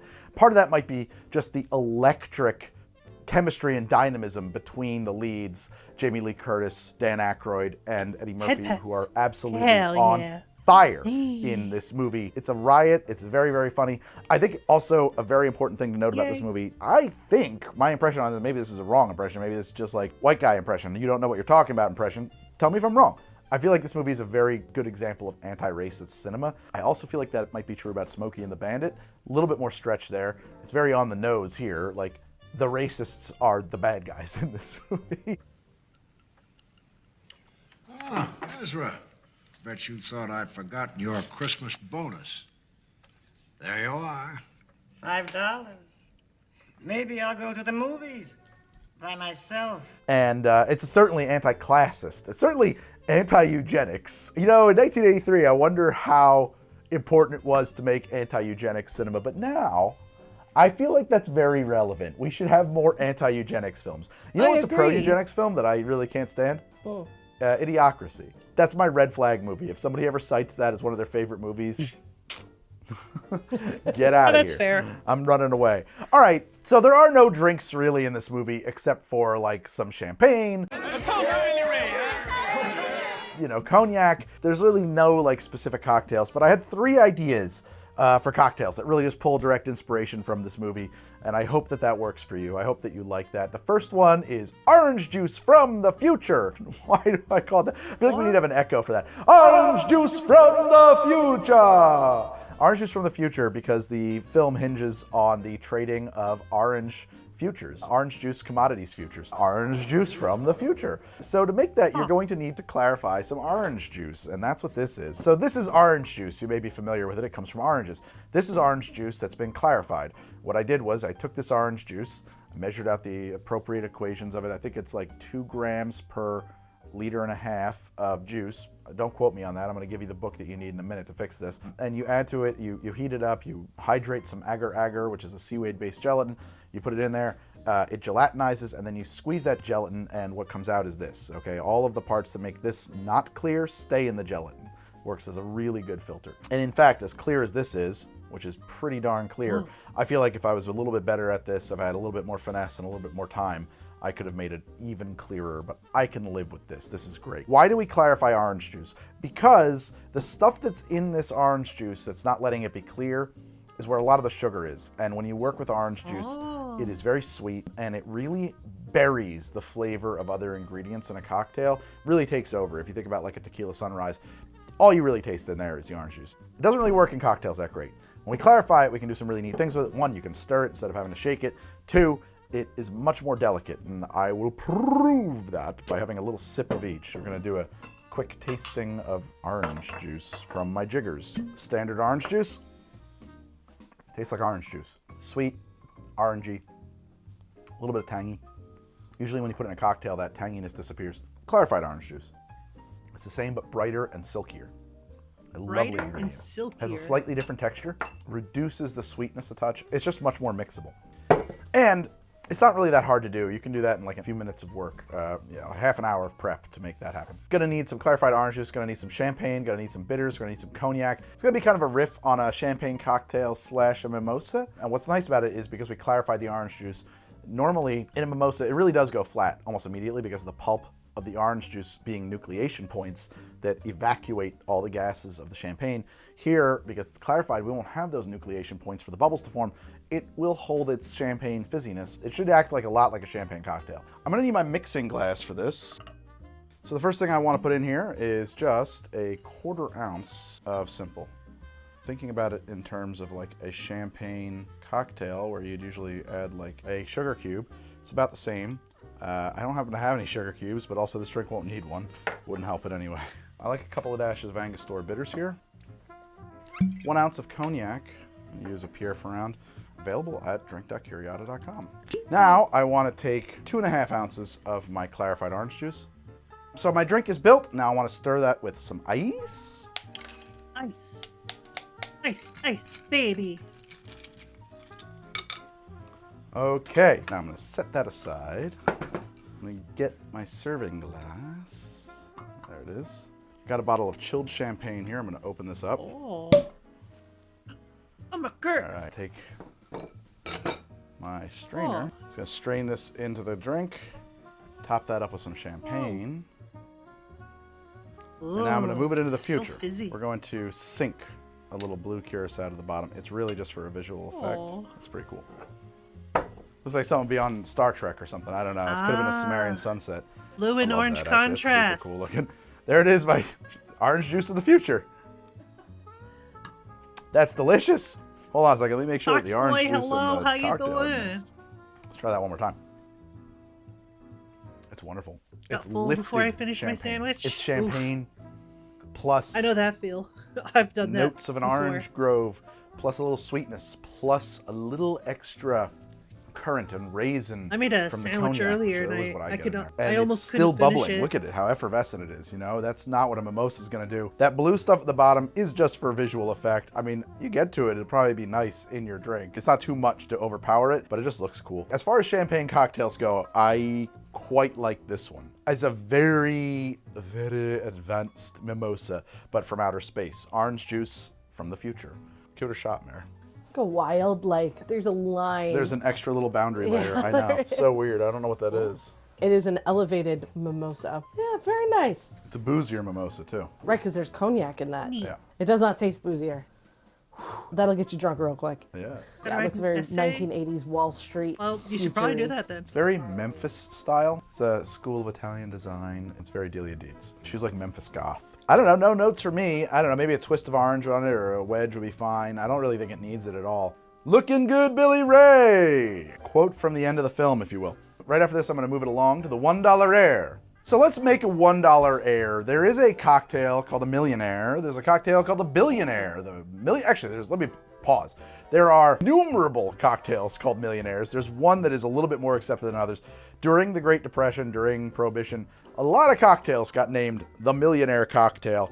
One of them is a little bit more popular than the others, but truly, it's hard to say that one of them is the definitive. One of them was chosen as the inspiration for a cocktail that is served as employees only, called a billionaire cocktail, which is an elevated version of a millionaire. I, in my infinite wisdom, have chosen to debase a millionaire cocktail and bring it down to a $1 air, which will make sense if you've seen the movie. Dukes ruined my life over a bet. For how much? $1. All right, so this is a $1 air, but to make it, you do need to make something of an important and special ingredient. You're gonna wanna get yourself a jar of old smoky moonshine and a bunch of licorice candies. You're gonna wanna infuse that licorice into your old smoky moonshine or the cheap rot gut bourbon of your choice. White Lightning, whatever you got. You know, you want something cheap here, okay? As a $1 air. Honestly, Old Smoky's pretty elevated as far as moonshines go, but it is still just a White Lightning, you know? Here it is. That tastes very strongly of licorice. This is gonna work great. Why licorice? Well, because a millionaire cocktail calls for absinthe, but a $1 air cannot afford absinthe. From there, this is pretty simple stuff. We're going to take a shaker. I'm gonna need some lemon juice. 1 ounce of lemon juice. An entire ounce of lemon juice? 3/4 of an ounce of simple syrup. Somehow I've got to pour 2 ounces out of this jar. It's hard to do.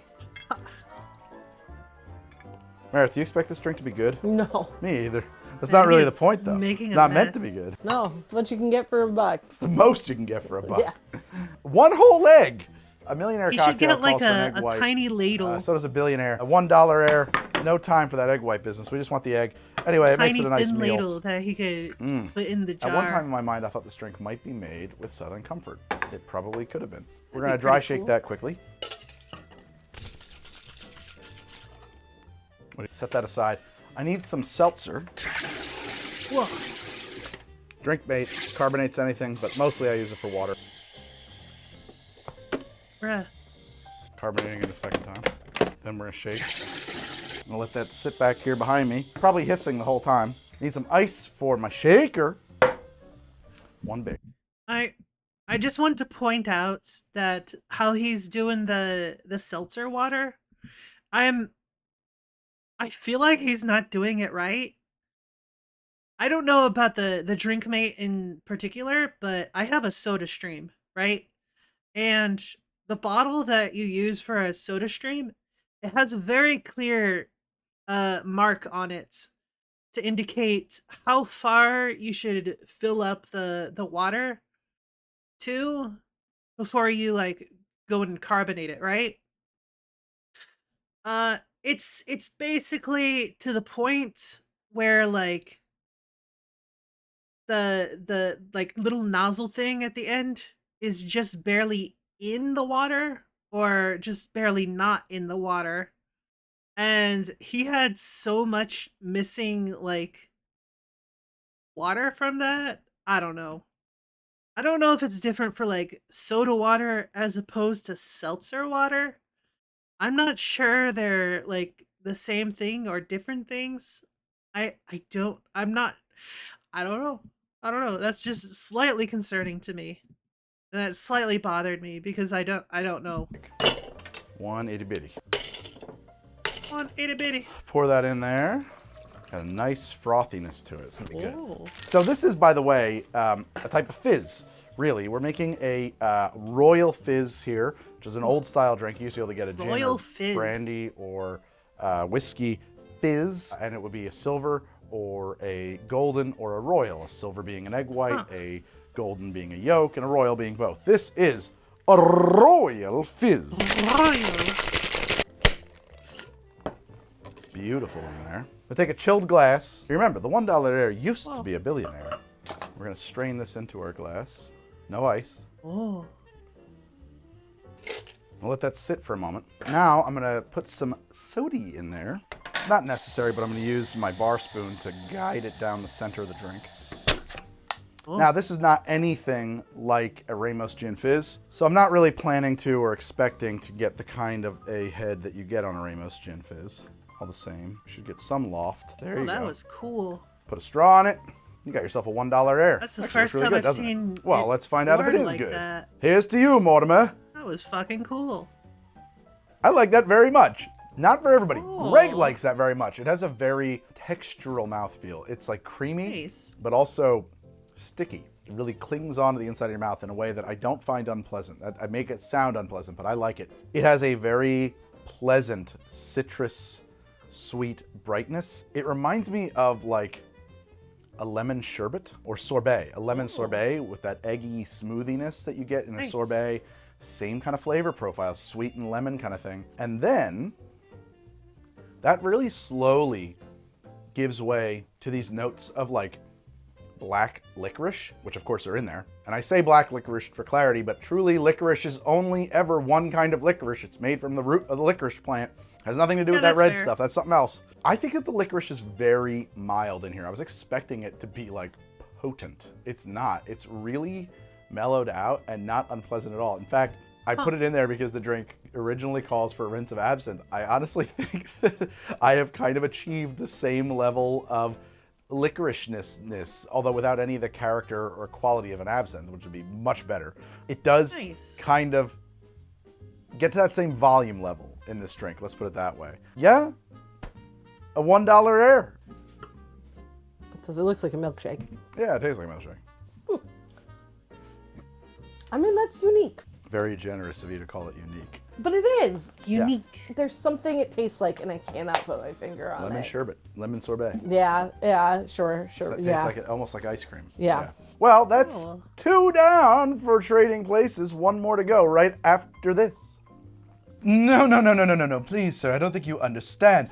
This is a Casio. I don't care about your Casio.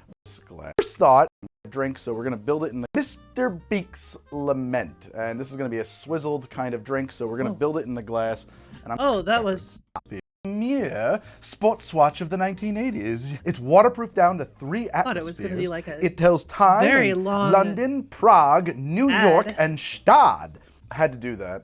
Stad is such a I thought it was going into an ad, but it was all right, so that just brings me to the final drink in this episode, which I have decided to call Mr. Beaks Lament. And this is going to be a swizzled kind of drink, so we're going to build it in the glass, and I'm going to build it right here in this glass. I'm going to spritz this out a little bit because it's a little dirty. My first thought, and this might be because I'm old and I kind of thought this scene was funny, was that we would call it a horny gorilla. Boy, that other one's getting kind of horny, ain't he? Think we ought to hit him up with a tranquilizer gun? Now I'm considering the fact that I'm old, and maybe that scene's not so funny. And so we'll call it Mr. Beaks' Lament. And I really hope that you'll just, I mean, this movie's got problems anyway. If you've come this far, I think we're on good terms, okay? There's things in this movie that you might look at now and go, or even more like, but I do think that they come from a place of good intentions. Like the bad guys are being skewered here. And when I say the bad guys, I mean like the universal bad guys, the billionaire racist monsters are the bad guys. We're skewering them. Were some mistakes made in the film that 30 years on don't look so great? Maybe. I don't know if that is going to matter to anybody else or if that matters to other, if that should matter or not. This is the kind of stuff we would get into on our podcast, Midnight Local. I want to do 1/2 ounce of simple syrup. 1/2 ounce of this chinola. Chinola. I don't know how you're supposed to say it. This is a passion fruit liqueur. Oh. half an ounce of Tempest Fugit banana liqueur. It's gonna be a sweet drink. This is like a nice New Year's Eve party drink. I want 2 ounces of rum. We're gonna go with Plantation Original Dark, double-aged rum. I don't know what it means to be double-aged. They aged it, they stopped aging it, they aged it again. It was aged twice. Goes to twice a as long as their normal. That's probably what it's really supposed to mean, yeah. Now I want to get some mint leaves in there. Although they have 2 barrels on the label, so maybe it's aged in 2 different barrels. Mint. 2 special barrels. A little mint. Oh my god. A little more mint. Half an ounce of lime juice.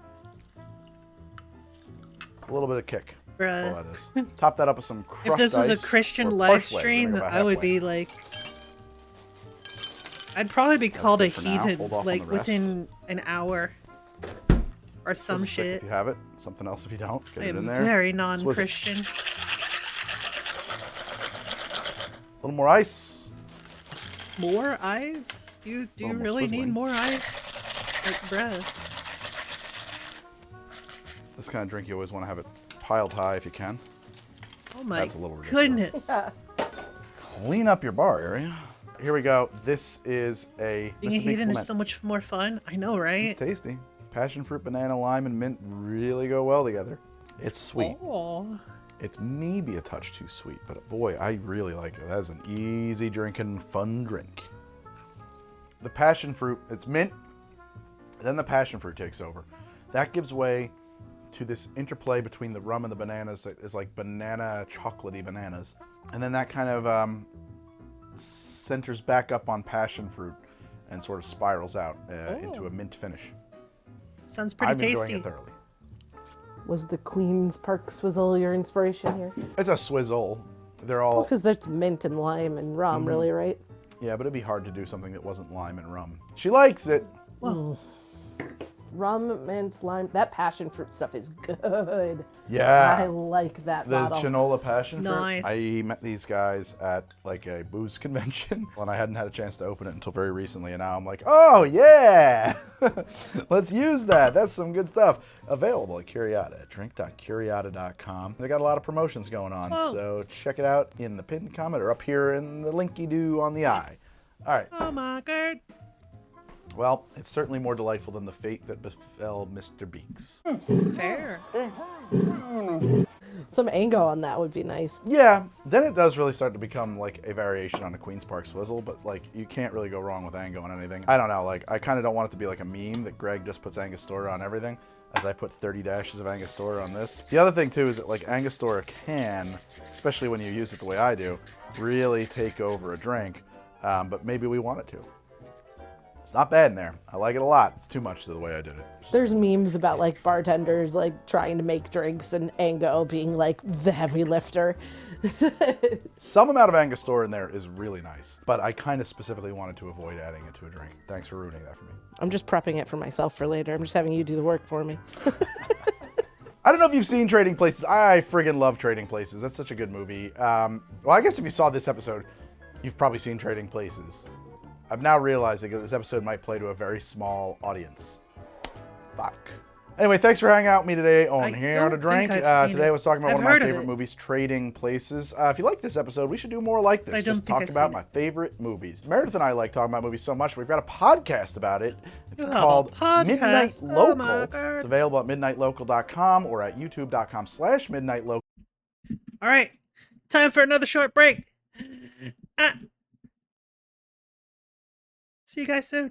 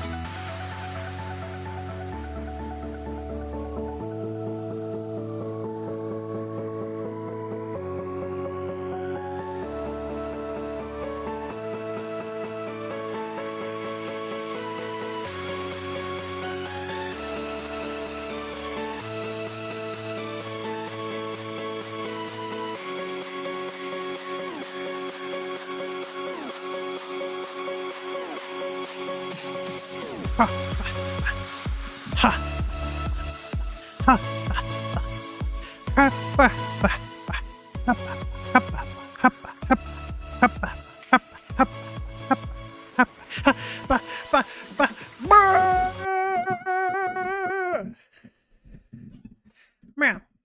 I have returned. Hello. Greetings. We're back. We're back. Oh my god. Hope y'all enjoyed the music. Oh, there's a Dragano. Hello. Welcome back. Thank you. How's you doing, Dragano? Doing all right. How's Nice, the heater? nice. Need what? How's the heato? Oh, I thought you said I just need to. Oh, No. My ears. My ears are dumb. The Hito's doing all right. Doing all right. Yeah. Nice. No, you. You're nice. Got him. No. Yeah. No. I'm an asshole. I'm not nice. No. Dragano. You're our asshole. It's different. Okay? Ooh, woo? Not like that. Jeez.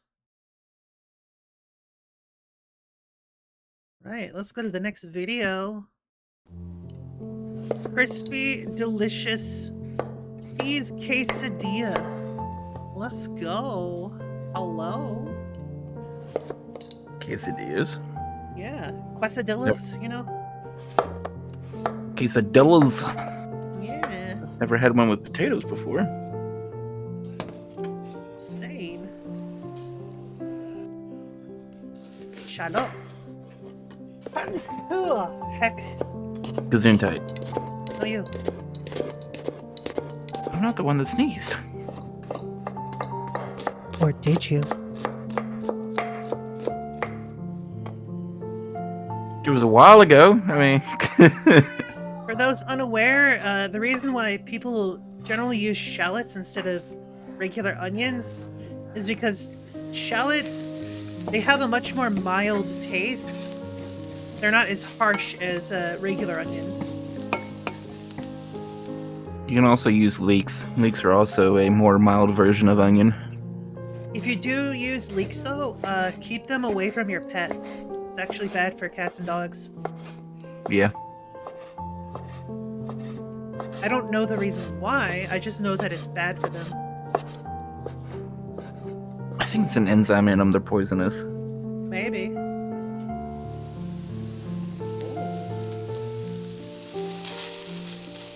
What's that? Ham? I don't remember.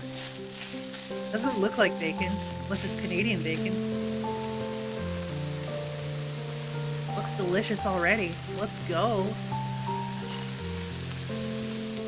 Corn and green peas. Oh, why you gotta add peas? I can understand the corn because it's like quesadillas are Mexican food, right? And like it's normal to use corn. That's turkey? Oh, it's turkey bacon. Maybe. You don't like peas? I'm not a big fan of peas, but like if they're in with other stuff, I can tolerate them. I love peas. Ah, fun fact. So this is a weird flavor thing that I found out when I was a child. So because I didn't like peas, in order to like actually eat the peas, I would have it with, I would just like take a big bite of peas, but also drink some of my chocolate milk at the same time. So this sounds weird at first, but I found out that like combining the two flavors made it taste like peanut butter. So it was all right. I don't know how or why. I don't know how or why it started to taste like peanut butter, but with those peas and the chocolate milk, I just like chewed it up. It tastes like peanut butter. I think there's a wire cross somewhere. I don't know, man. I don't know. It didn't have the texture of peanut butter, that's for sure. Yeah. But it tasted a lot like peanut butter. Try it out sometime. I'm good. Jail for Hito for 1 million years? Bruh, that's not even the worst of things that I did. There was one time, just to try it out, I had a chocolate chip cookie and I put ketchup on it. Yeah. Not as bad as it sounds. Because ketchup is very sweet. I put banana on pizza once. Get out. Agent! Oh my god, I'm deaf. Agent's cute! Agent's cute! I might need to reduce the volume of that one even more. But I did it as a joke because there's a meme going around about putting banana on pizza. Give it a moment. Yep.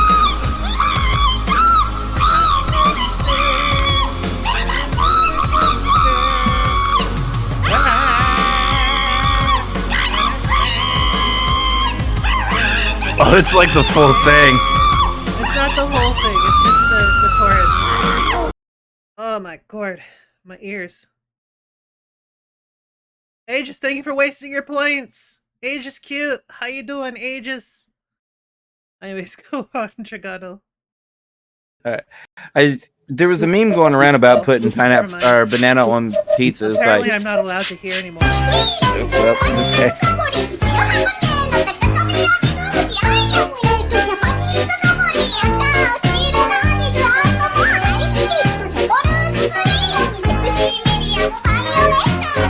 Chaos! Chaos time! Chaos!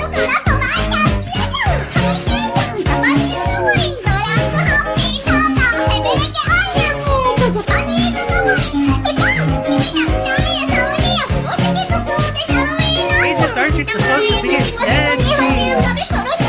3 in the morning, dude. Crap.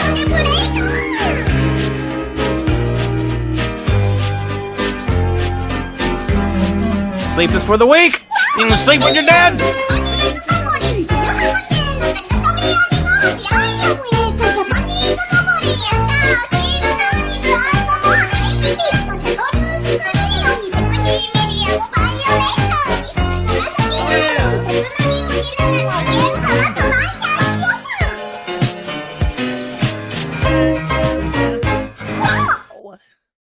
Alright, gonna have to mute that in post.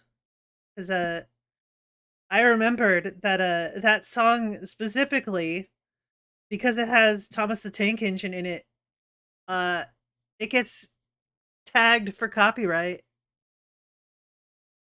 on YouTube when I upload my VODs. Yay! No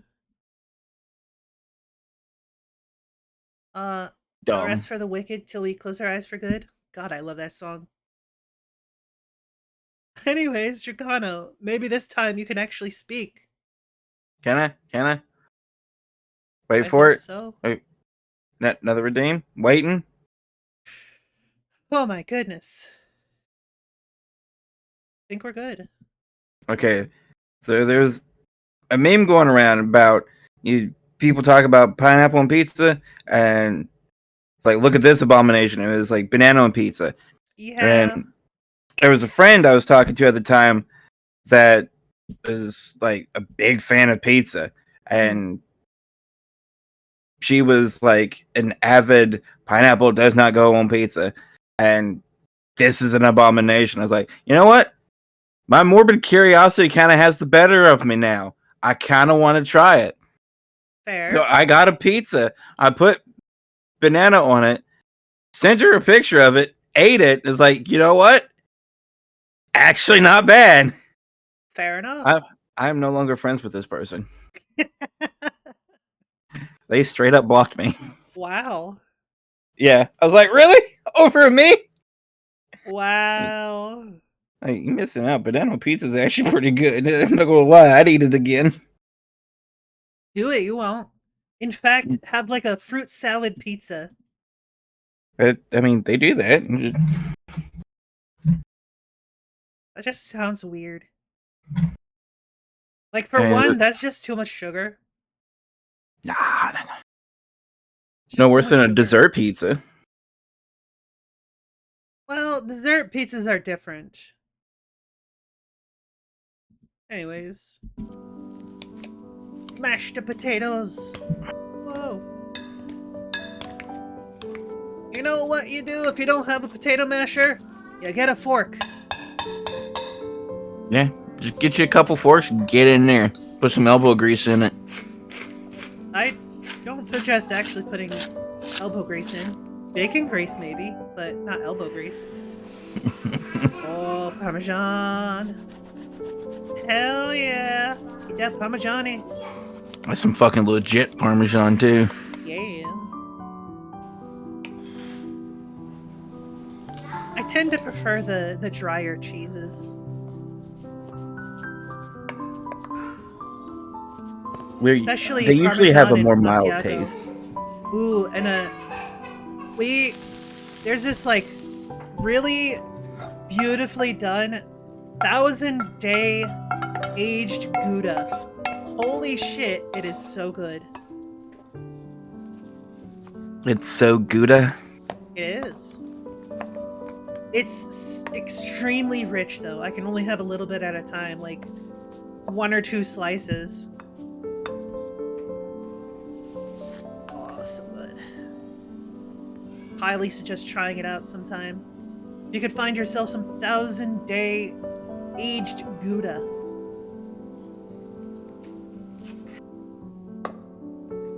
Oh, it's kind of cool. I don't even know where I would begin looking for that. Sure, I'm not going to find it at Walmart. I mean, probably the easiest place to find it is in a garbage can. Hey, that was a joke.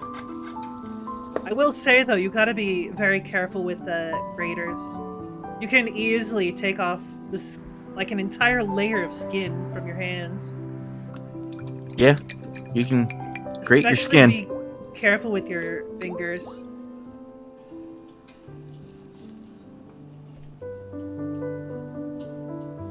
I feel like most of the time they just add veggies like that to make it seem more healthy. Oh yeah, definitely. It doesn't really do all that much for the flavor. Like, the corn will definitely help with the flavor, but the peas, not so much. I would say instead of peas, maybe get like some roasted red pepper in there. That would be much better in my opinion. Oh yeah. But then again, I'm also a sucker for peppers. I just love peppers. Oh hell yeah. Some nice diced jalapeno. Oh yeah. Or some chili peppers. Yeah. Quesadillas. Not tacos. Is that cucumber or zucchini? Yeah. I wasn't paying really attention. weird quesadillas. Okay, that's cucumber. Why are they doing cucumbers with quesadillas? And quesadillas are also already filled with potatoes, corn, and peas, so apparently all the rules are just out the window at this point. Is this like a side salad to go along with it? Like, what? Oh yeah, it's definitely a side salad. Oh, she's cutting each one of them individually. She's not gonna use the life hack where you get like 2 lids that have like a little recess in them and just like slice them all at once. Oh, you could have saved so much time, girl.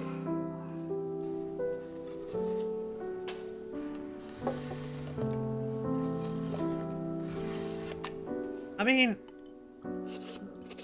with a shallot? Are you making cucumber salad, or like, is this supposed to be like a salad with these ingredients? We're finding out. Red Skittles tomatoes? Huh?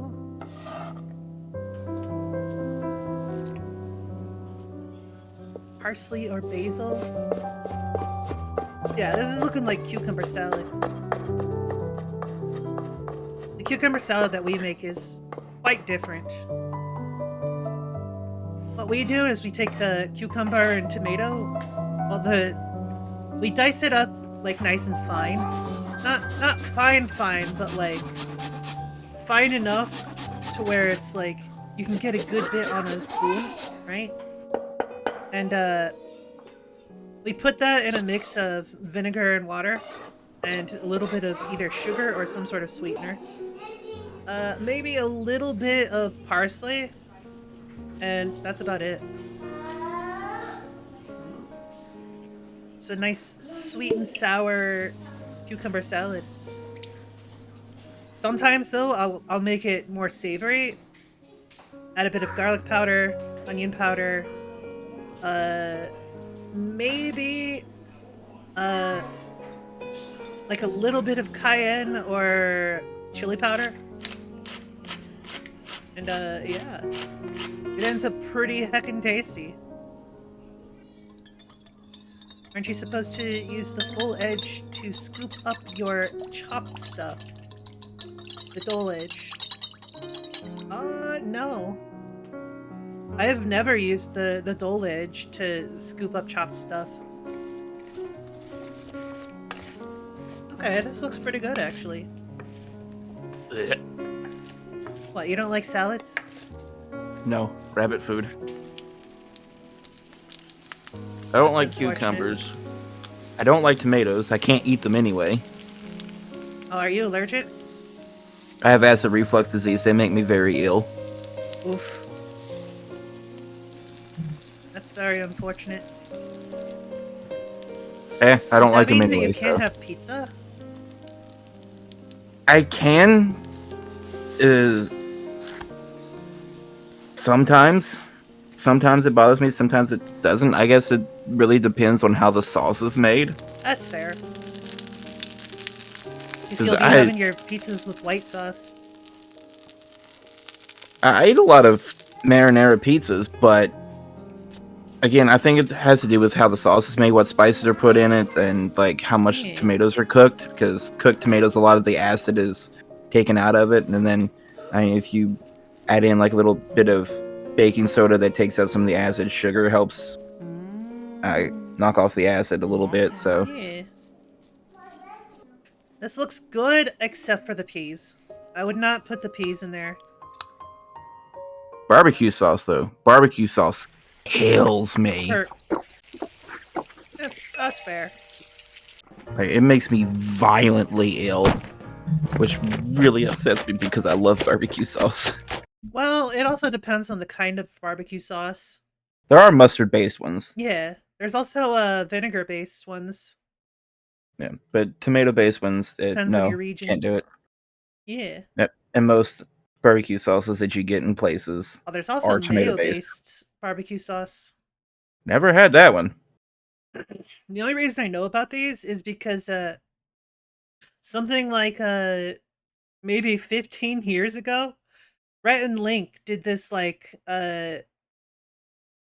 this thing where they like went along the coast from like Maine to down to like South Carolina, I think. I don't think they went to Florida, but they had one that's like it was about barbecues in the different states. I'm pretty sure it was Rhett and Link at least. And then there was they had these like little songs that they made along to it. It was great. I don't remember if there was one about the barbecue. I can find out. I love Rhett and Link. Rhett and Link barbecue song. Oh, it is. Here's a song. Is it this one? Yeah.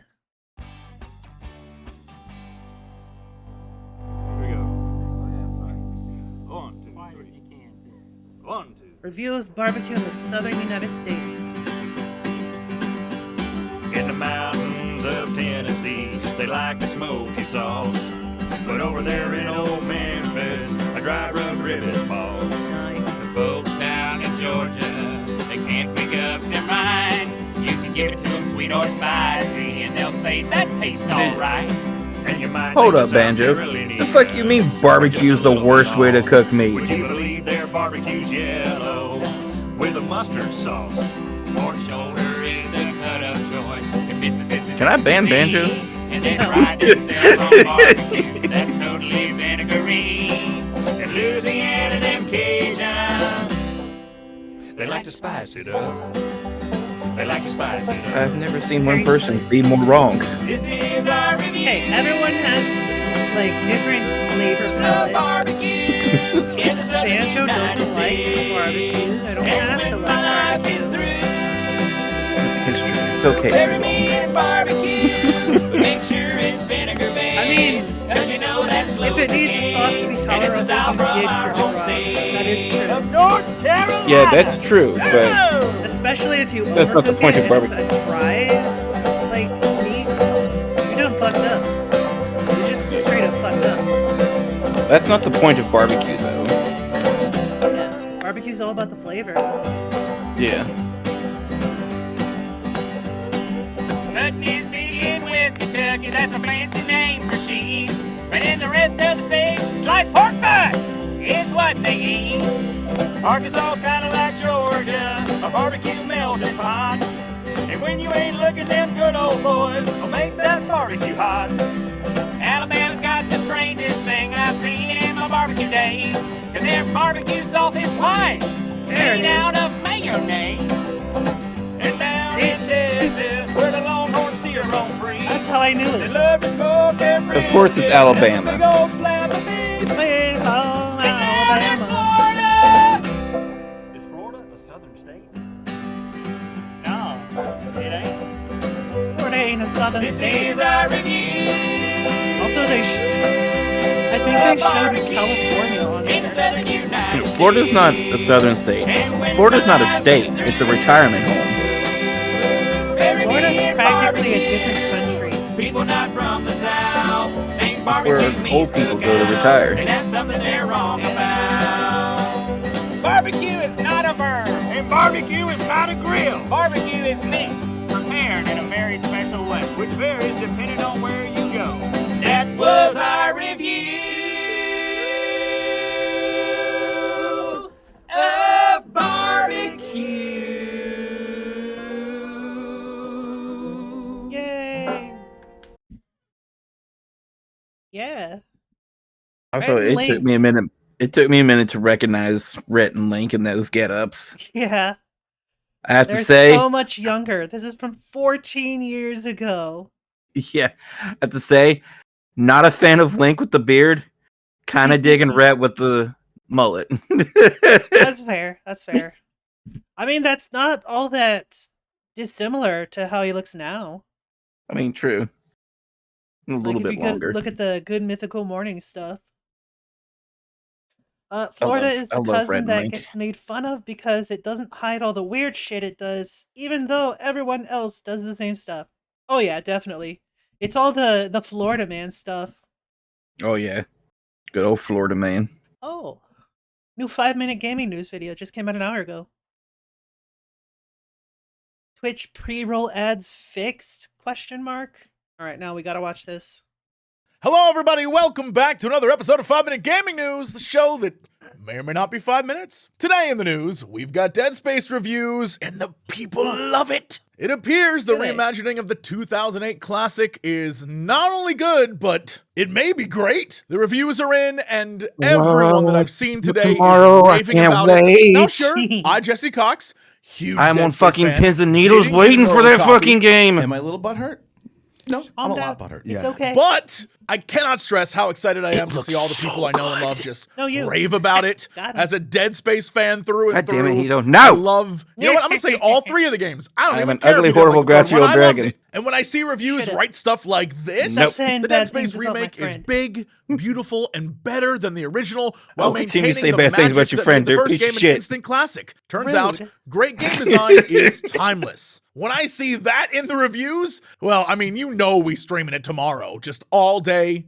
Come on over to the stream. Find me there. You can I will tell be by the playing. footage they're using I a cannot controller. wait. And if you can't make it because of work, it'll be over on Cox Clips eventually. It'll be fine. Either that or the controls are really clunky. So excited. In other news of video game classics, Naughty Dog is moving on from some of theirs. In an interview with BuzzFeed, Neil Druckmann brought up the future of the company and Last of Us, as well as Uncharted. I know there's a bunch of people wondering about The Last of Us Part 3 and whether that will be a thing or not, he said. All I could say is, at Naughty Dog, we're very, very privileged that our publisher is Sony, which means Sony funds our games, supports us, and we're owned by Sony. Which, just pause before we continue.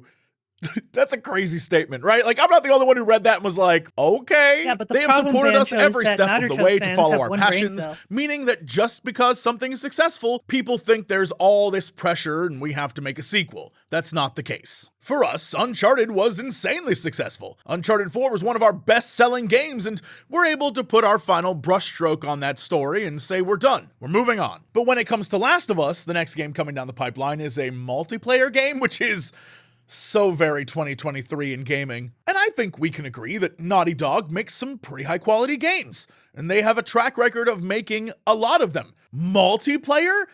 Not so much. And so I'm really curious about this move to that, because even though the man is saying Sony don't make us do anything, this feels like throwing a bone to Sony so that they can continue making the things they want. Because when I think Naughty Dog, I don't think multiplayer Last of Us. But in April of last year, Druckmann did say they were working on a Last of Us 3 script, so who knows? And finally, from the world of Twitch, for the longest did have a multiplayer, time, and it was very well received, and people loved it. Twitch streamers, I think we can all agree it was shit. I still don't understand how, if you're just starting out, how you get people to find your channel for the first time. Well, Twitch seems to recognize that maybe this is a thing they should address. Finally. In an open letter, Chief Product Officer Tom Verrilli and Chief Monetization Officer Mike Minton offered up details on the future of Twitch. Right now, if you're a Twitch streamer or just a fan of watching Twitch, you know that when you go to a Twitch channel, the first thing you see is an ad. Boom. Get hit with an ad right away. And that sucks. When I go to see you, and if you're a new channel, I don't know anything about you, and the first thing I see is an ad, that's an immediate turn off. I will probably leave and go someplace else, right? So what don't Twitch decided understand to do that. That is is such if you a play shitty way of number thinking. Ads over the course of an hour in your stream, they'll remove that upfront pre-roll ad, which is fine, except now you're playing a bunch more ads in order to prevent people seeing ads when they first join. But now they're going to get ads maybe during an important part of the stream. Who knows? Well, Twitch plans to simplify that requirement sometime in the first half of this year so that streamers who run 3 minutes of ads per hour can disable those pre-roll ads. It's essentially the same thing, except on the streamer side, they now have toggles where they can decide what they want to do on their end rather than just Twitch making it all happen. The idea being that this would result in fewer pre-roll ads in general. And when you do get them, Twitch says it will use a picture-in-picture feature so you can still have the ads play without missing the stream. Viewers will soon get a warning before mid-roll ads are about to play during the stream. But it cuts out the and audio. The ability to snooze them, presumably to play later, which actually I love, because there's a lot of times during my streams where something's about to happen video. and I see someone freak out that an ad played right when something amazing happened. Now, in theory, you can kind of push it back a little bit, and I'm all right with that. Twitch says it's also working to make Twitch Turbo, its $8.99 a month subscription service that removes ads from the site, better and more relevant for our community. Twitch tags will also get their own URLs on top of the existing front page curation to help you find topics you like, and mobile users will be able to scroll through clips in a feature that sounds a lot like TikTok. On the streamer side, they'll be able to pin up to 20 clips on their channel page, and we'll have tools to edit them for publication on social media. They'll have the ability to send videos and clips to all their followers and subscribers, like YouTube's community posts. And sure, on paper, all of that sounds like a big, good change. But in practice, it just means a whole lot more work for streamers. And most streamers are by themselves in a room in their house, and they're doing everything on their own, and they're already working 14 hours a day behind the scenes when they're not even streaming. Now you're adding all this other work. And this is just, it seems to me like one of those things where if you have a team and you've got like 4 or 5 people, 6, 7, 8, you have editors and whatever, you're going to be fine. You're going to cruise through this. Same. You're going to get more successful. But if you're just starting out, I still don't see how this is something that helps you. Maybe I'm missing it, but I feel like, again, this is another one of those like rich get richer. And if you're just starting out, good luck. I would say that because this is for I'm the top convinced 1%, that this whole but clip thing, and It's just gonna be the same faces over and over. That said, like, as weird as it is, I'm technically in the top 1%. Because anyone that regularly gets, like, 10 or more viewers, guess what? You're in the top 1%. Because most people, they're stuck at 0 to 3 people. Hi, how are you? Nah, you regularly, I see you regularly having around 7, 8 viewers. 5. More if I get rated. Well, I guess I'm seeing you at the good times. Most likely. I try to lurk when I can. And I appreciate that. Thank you. What he was saying about the ads, that's already implemented. You run 3 minutes of ads, it disables pre-rolls. I don't run 3 minutes. I run a 60-second ad, like at the beginning of stream. I do a minute and a half every half hour, and that completely disables pre-rolls for the entirety of stream. See, the reason why I did a 1 minute ad every time is because when I do the 1 minute ad, it gives 20 minutes of pre-roll off, right? And anytime that I would try to do like more than that, it would cap out at 30 minutes. Yeah. So I guess it's changed now? Question mark? If you do, so you do a minute and a half every half hour. So you do a minute and a half, then pre-rolls are disabled for 30 minutes. Any more than a minute and a half doesn't do anything else. You're just running more ads for more money. A minute and a half is the absolute minimum for pre-roll disablement. Right. So you run a minute and a half, 30 minutes go by, you run another minute and a half, that's another 30 minutes of no pre-rolls. So a minute and a half is the absolute minimum. A minute and a half every 30 minutes is the absolute minimum to completely disable pre-rolls Which for is your still stream. stupid as hell. It is, especially with how intrusive they are. Very much so. And they got the picture-in-picture I thing. miss the days when Twitch wasn't so poopy. Yeah. The days when being a content creator wasn't so poopy. Yeah, YouTube's not any better. true that. And they just got even worse.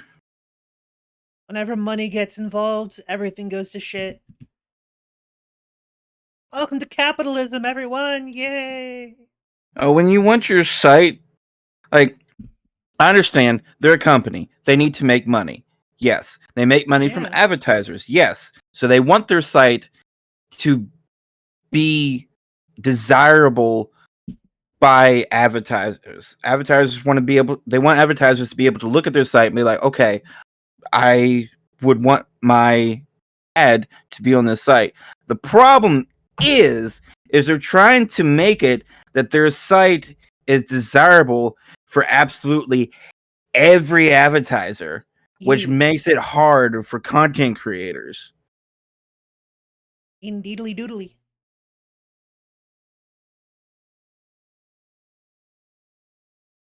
Ain't nothing we can do about it. Yep. And then they're the ones to profit, the creators aren't. Yeah.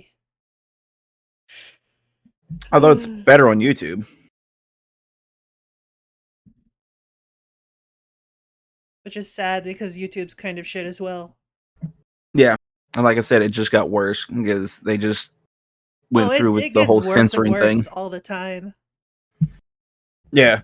Like Twitch. It also doesn't help that for YouTube, the requirements to even start earning money are very, very difficult for anyone that doesn't already have a user base, a viewer base. Yeah. Like, And I can show you right now what the requirements are. 1,000 subscribers and 1,000 hours watched. Earn. Yeah, 1,000 subscribers, 4,000 public watched hours, or 10 million views on shorts. They increased the watch hours. It was 1,000 watch hours. Holy shit. When I checked before, like maybe a year ago or half a year ago or something, when I was uploading just clips from my channel, it was 2,000. It was 2,000. Now it's up to 4. And I just barely have 10 public watched hours on my channel. and it used to be like That's with stupid VODs. low. It used to be like stupid low in order to start earning money from YouTube. Yeah. And because I used to qualify for monetization when I first started, like several years ago, many years ago. Mhm. And the really shitty part was when they made those changes, you were not grandfathered in. You just lost your monetization and you had to meet the new requirements to get it back. Yeah.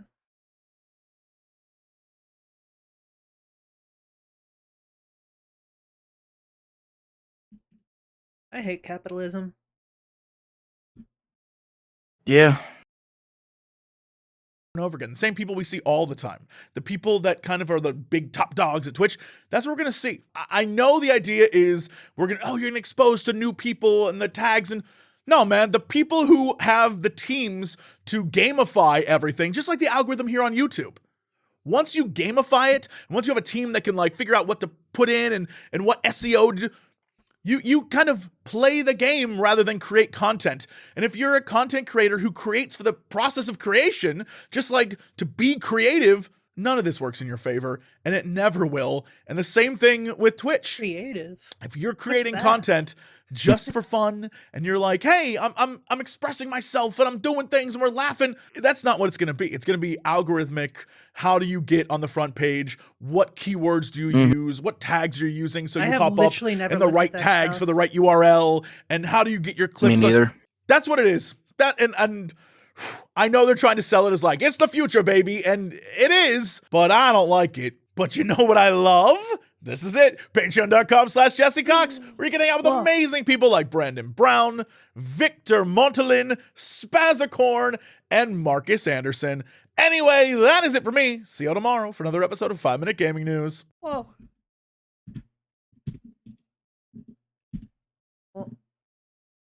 Oh, so that's what Control E does. Focus his search bar. I was trying to press Control W. I missed. I fired and I missed, and I fired and I missed. Fired, it hit something, but it wasn't what I was aiming for, so I guess I missed.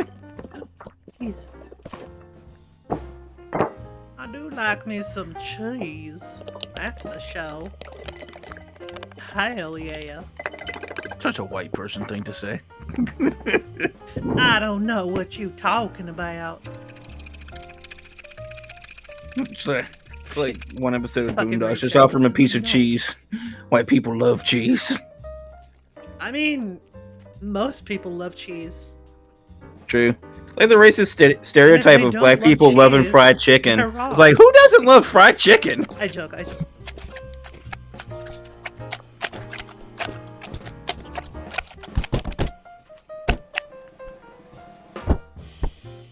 Lactose intolerant people love cheese? Oh yeah.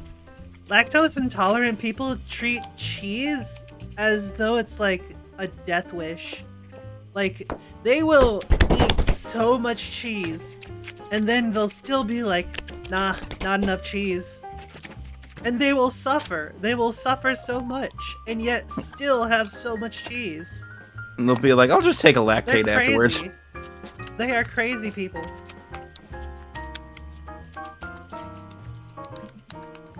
It's not enough cheese until I can't poop.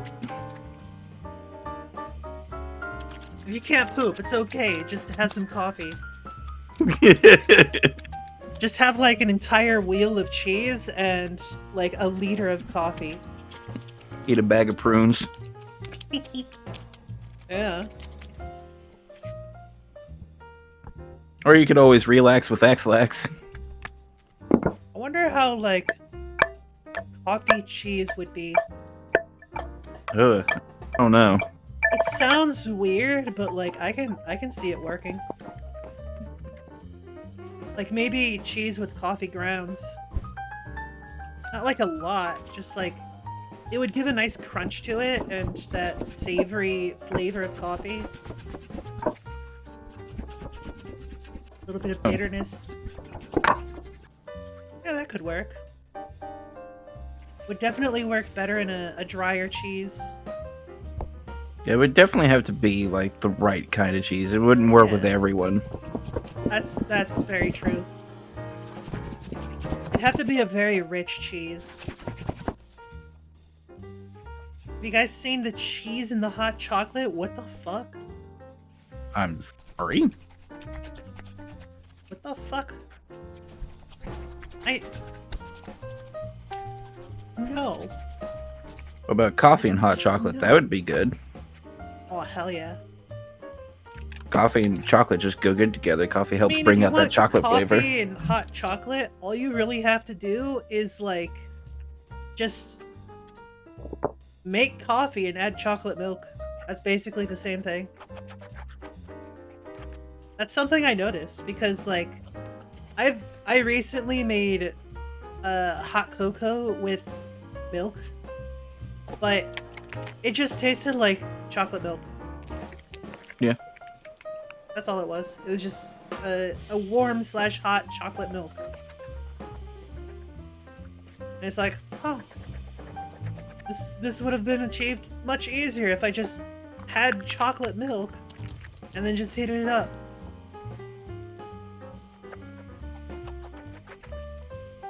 So I was mildly disappointed. There are variations of hot chocolate, though. That's true. There But are, when you're trying to watch your sugar intake. yeah, because there are versions of it that are like much richer than like a chocolate milk, and some have like a smoother, creamier consistency. Some are a little thicker. Smooth and creamy. Hell yeah. Ooh. Ooh. Oh my. Oh my. Oh my. Yesterday / last night / this morning. Look, it was like between the hours of 11 at night to like 1 in the morning, right? Sometime in the past 24 hours. Sometime in the past 24 hours, I was in the handholders server in VC, and Carla had joined, and I'm just sitting here playing a game, and like I'm just hearing people doing the ada thing to Carla. It's like they're trying so hard, and it sounds so fucking cringe. Like, holy shit. I understand why they do it. I understand why. Because, like, on one hand, it's just fun to mess with her. And on the other hand, like... Sorry, I've been distracted by Delicious. That does look Holy pretty shit, good. that looks amazing. He kind of does. I completely lost my train of thought. Holy shit, that looks so good. Oh. My inner fat guy is taking over. Oh, yeah. But yeah, I was just in the call and I hear like 3 different people doing ada to Carla.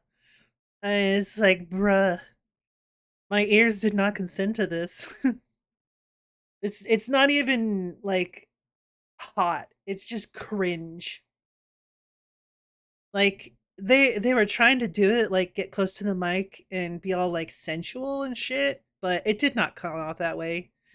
All it did was like it was peeking their mic and it's like, bruh.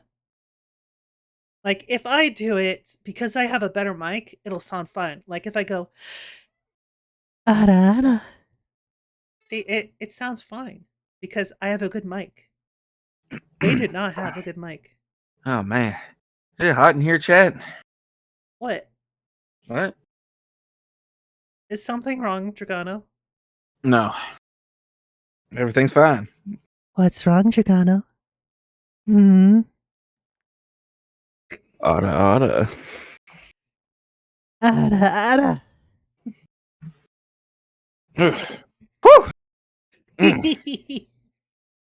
All right. Anyways, let's go to these dumplings and make it less awkward. Cause these look amazing. Holy shit! They do. Oh, it looks so Is that good. spicy? It looks like it could be spicy. Yeah, it says spicy. Oh. Spicy dumpling soup with veg. Oh, baby. Oh, hell I like yeah. it spicy. Oh yeah, spicy is so good. I don't have spicy all the time, but most of the time, definitely. All right, I'm skeptical of the carrots. I'm not a big fan of carrots, but let's see where this goes. Egg. Eggy.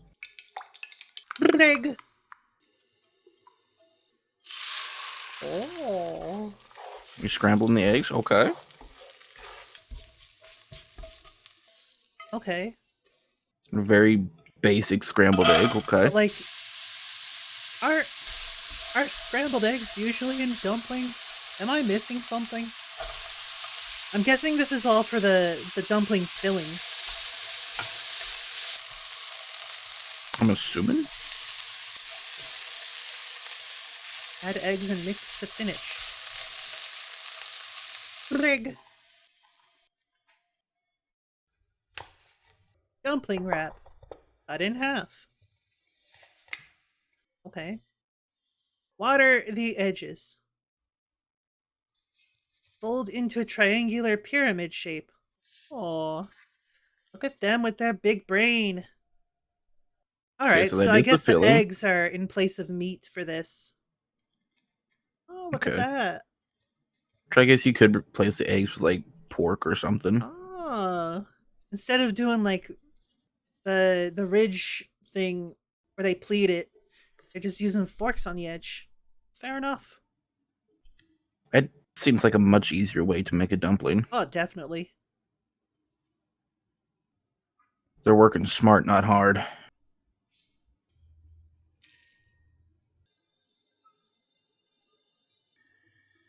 Avocado oil. Fair enough. Uh-huh. Oh. Okay. Oh, that's satisfying. That was very satisfying. I'm a pretty simple bitch. I like the sizzle. Understandable. I could just watch an entire video of like stuff being cooked and you get that sizzle. Like if it's eggs or like a nice steak, like hell yeah. Oh, that looks so good. Wow, Fuck. that's a very simple recipe. Yeah. Do you want to try to make it? I don't know. I'd probably replace the egg with like some actual meat, but Yeah. not Let's bad. Share it. I'll first share it in chat. If you're watching this in the VOD, you'll just have to zoom in on that shit. Because, in all honesty, I just can't be asked. I just can't Just be search arsed the to title of do the it. video right there. I'll throw this in mute chat so Dragano has easy access to it. There you go. It's in the Discord. So if you are watching this on YouTube and you're not a part of the Discord, hey, join link Hito's Discord. below. I do have the Discord link in every one of my videos. Along with my link to my Twitter. So it's what is it I have? Hold on. I have my Twitter, Discord, my VTuber profile, and my link to my Ko-fi. Hi, Cookie. Hi, Doors. Elevator Doors. I do my Discord, Twitter, and TikTok. How you heckin' cute ass block is doing? Hope you're doing heckin' great. Me too, I'm tired. Then sleep. You can watch Couple the of rest cuties. later. I come to make an announcement. Shadow the Hedgehog's a bitch-ass motherfucker. Apparently He Shadow the pissed on Hedgehog's my a bitch. fucking wife. That's Come to right. make an He announcement. took his hedgehog fucking quilly dick out I'm pissing on my the fucking wife, and he said his dick was 1,500 bits. and I said that's disgusting. So I'm making a call-out post on my Twitter.com. Shadow the Hedgehog, you got a small dick. It's the size of this walnut, except way smaller. And guess what? Here's what my dong looks like. That's right, baby.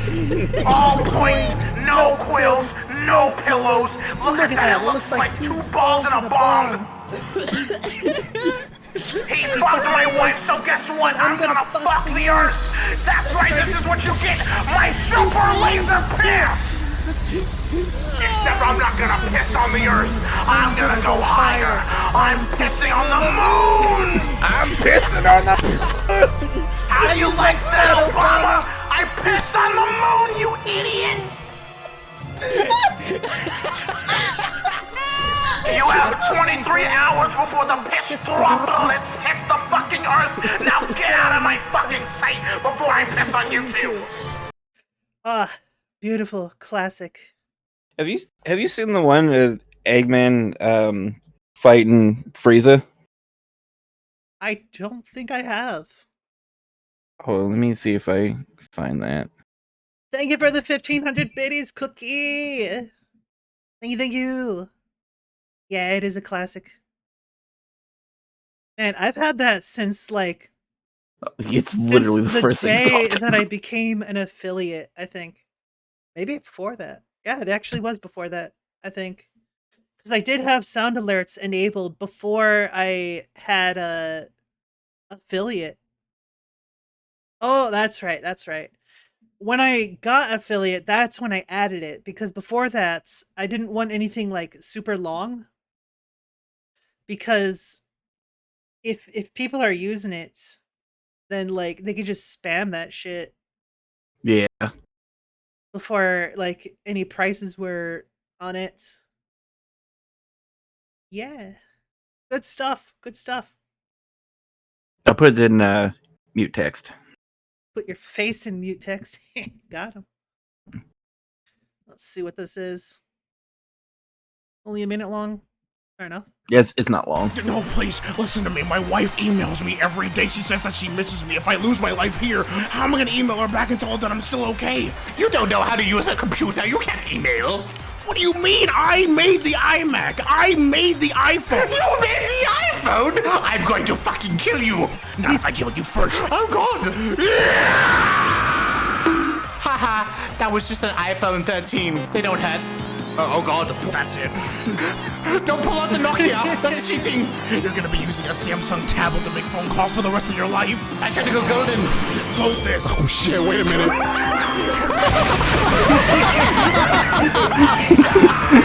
Holy shit. Hold that L, you idiot. Good job, Hickman. Nice. No, not the Nokia. That's cheating. Oh my goodness. Oh, this looks I love that somebody actually went and animated it. That's the best part. Is animate your face. I wish.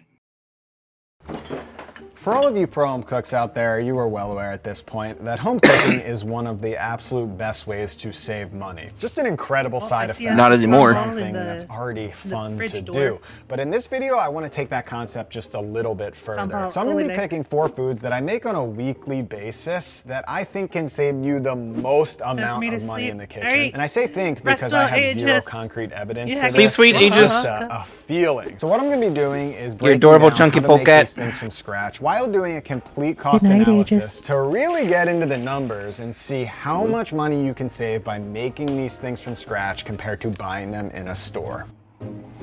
So first up is the most magical transformation from raw ingredient to final product, which is Oh my Can you guess? Oh yeah, sourdough bread. Sourdough This baby bread. Still needs some time Oh my to God. get a little darker, as you I can have see. never Now, had for sourdough many bread. years, I thought you pretty good. needed fancy I hear it equipment is. and a bread. full-on baking Yeah, I hear degree it's like- to make sourdough bread at home. But like a with very, some basic like, gear, bready 3 bread. ingredients, you can be Very banging That out makes- artisanal Yeah. loaves in your very own kitchen. It- and after it all of my takes years of a making lot sourdough of bread at home, effort I've to never start done making a it, though. simple cost analysis to see how much money you actually save if you make it at home I hear versus good things buying about it it. in a I bakery. hear it's So let's get worth at it. it. So what I have right here is a 5-pound bag It or is very 2.3 kilogram bag of organic white bread flour from King Arthur, which is one of the most popular milling Unbleached. companies in the US. And I know there's inflation right now, so the prices are constantly changing, but the going rate for a bag of flour like this is between $7 or $8, at least in the US. And if you want to do non-organic, well, you're going to shave off probably $3. So I'm going to make kilograms. as That's like a many 5-pound loaves as bag. possible out of this one bag of flour. So the first thing I'm going to do is get my starter activated, and if you want a complete guide on how to make a starter from scratch, you can download my free sourdough starter guide below in the description. And what I'll do is I'll take a few tablespoons of my spent starter, and then I'm going in with 130 grams of the bread flour with 130 grams of water. I'm hoping this will give me enough starter for the entire bag of flour. Now you definitely can see do the want starter to is nice measure and it out and active. weigh it. It's almost tripled in size, so it's time to make some bread. So I poured in the rest of the bag of the flour, which was just around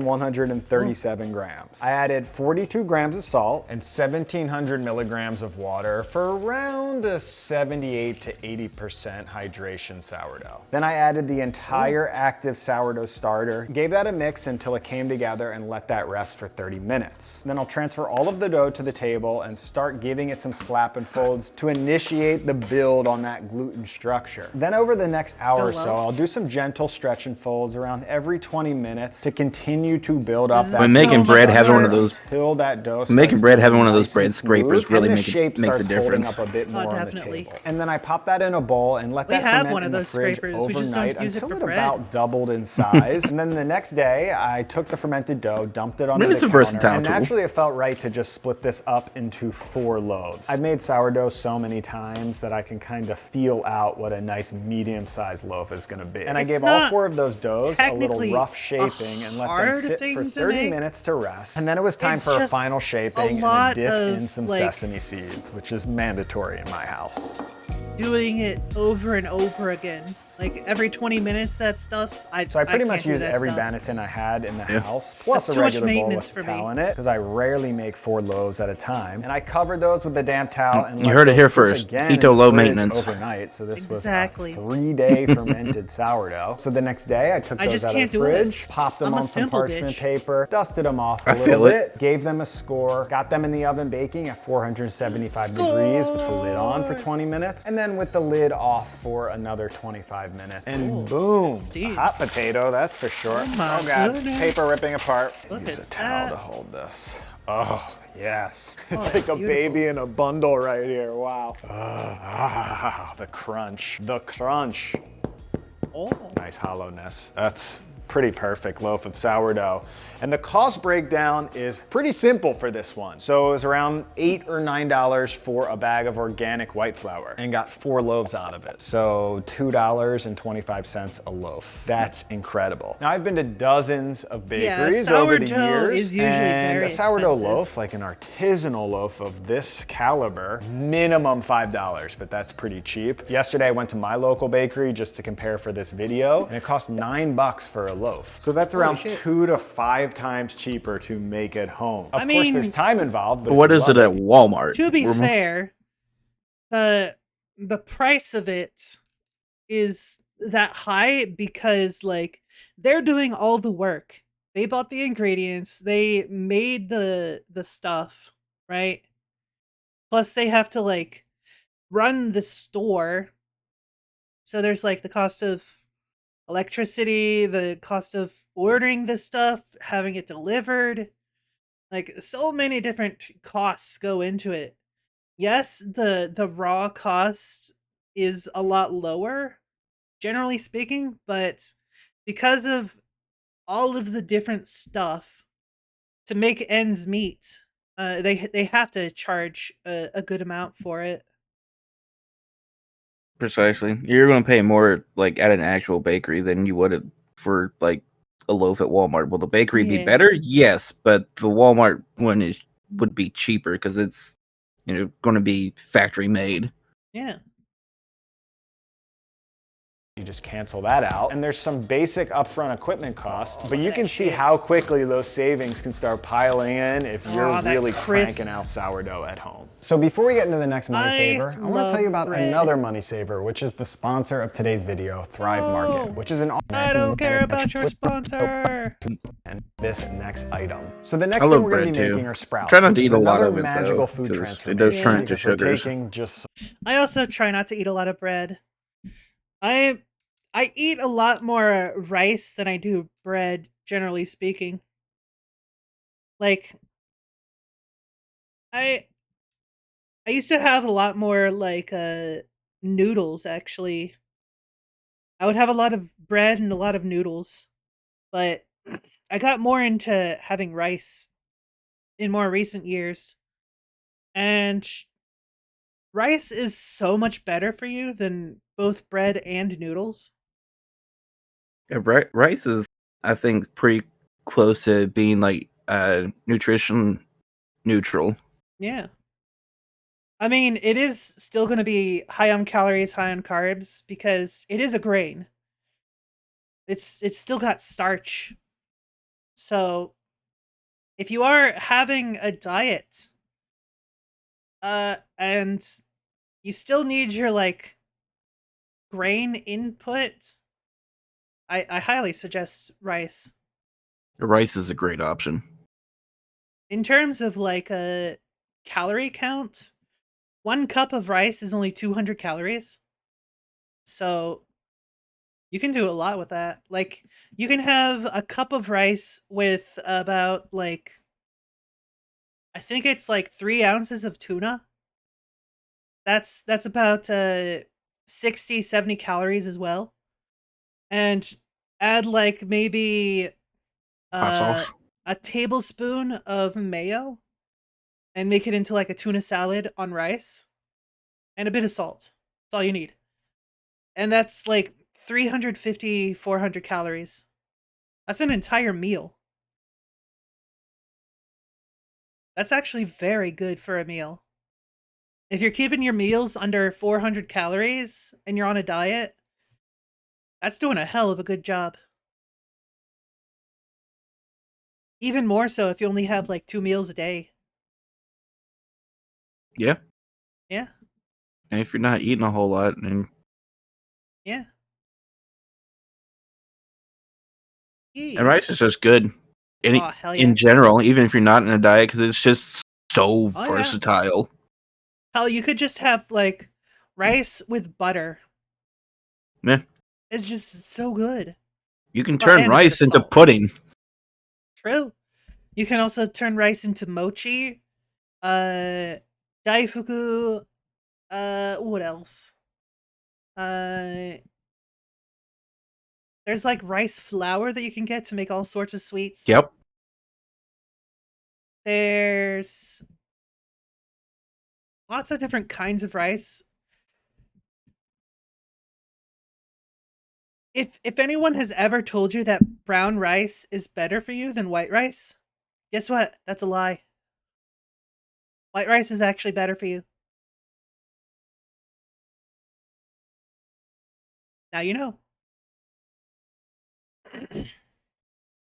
But yeah, super versatile food. Also great when you're hungry and you want to eat 1,000 of something. Yeah. I had some rice earlier. It was delicious. Mm. Yeah. I have this spam rice that I like to make. I know a lot of people are very iffy about spam because it's meat in a can, Yeah. Hi, present. but it is very good.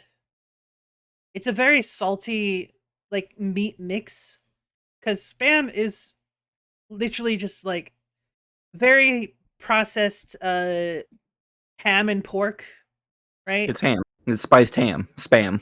Yeah. And it's still very fatty. Still very high in cholesterol, that's for sure. Oh yeah. But what I like If to you're do watching is, your cholesterol, do not eat spam. yeah. What I like to do is I cut it up into little squares. Like I dice it, you know, and I put it in the rice, and I prefer doing this in the microwave because it gets crispy. So what I do is I put that over my rice and I put it in for like nearly 6 minutes. And I don't know why it does this, but it gets sort of dried out over the rice. I think what happens is the rice, it like absorbs all the juices from the spam as it like heats up. Like it sort of steams the spam and the juices just get sucked out of there. So it gets this crisp on it. And it's fucking tasty. Nice crisp meat. Just mix that all up. I put in onion powder, garlic powder, chili powder. I use 3 different types of hot sauces. And I just mix that all up. And now you're Bon speaking my appetit. language. Hell yeah. In terms of the particular hot sauces I use sriracha, I use Dave's Insanity sauce, and I use whatever cayenne sauce that I have on hand, which is currently Red Devil. Ooh. Okay. Once I run out of that, I have some Frank's Red Hot. Yeah, I put that shit on everything. Oh, I used to. That's me with Texas Pete. Fair. I put that shit on everything. Yeah. I will say, of the hot sauces I've had, Tabasco is one that I don't like. I used to It has no use flavor. a lot of Tabasco. Tabasco, all it is white vinegar and cayenne. That's all it is. There's nothing else to it. And it's boring. It has no flavor. I used to use a lot of Tabasco, and then I switched over to Texas Pete. That said, though, of the Tabasco sauces, they have a really good jalapeno sauce and a really good chipotle sauce, especially the chipotle. Holy shit, that stuff is so good. Highly suggest trying that out if you can. If you want to try the jalapeno Tabasco, easiest way to do that is just go to Chipotle. Go to a Chipotle, and they have so many different bottles of that. Yeah. Anyways. Basic pantry items, some beans or some seeds, and we're making them grow in our kitchen and get more nutritious and most impressively increase in value by a lot. The question is how much? That's what we're trying to Speaking of beans, I know I'm pausing the video a lot, but like red beans and rice. Holy shit, that's so good. And if you don't have red beans, it's okay to use kidney beans. It's okay. A lot of people will tell you, ew, don't use kidney beans. That's like shit compared to red beans. But like, most of us can't afford red beans, okay? They're more expensive than they're kidney beans. So it's totally fine to use kidney beans. Just do like, you get your rice, you put your kidney beans in there, like, for probably a cup or 2 cups of rice, put in like half a can, like a regular can of kidney beans. That's probably like a cup. Yeah, about a cup of kidney beans in with that. Yeah, and just mix that up. Heat it up together. It's best if the kidney beans are nice and soft.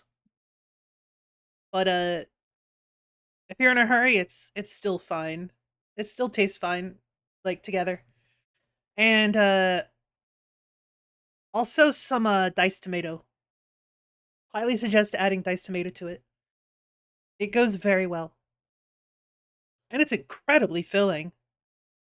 It is incredibly filling. Very tasty. It's like it's almost like a poor man's chili. In a way. Anyways.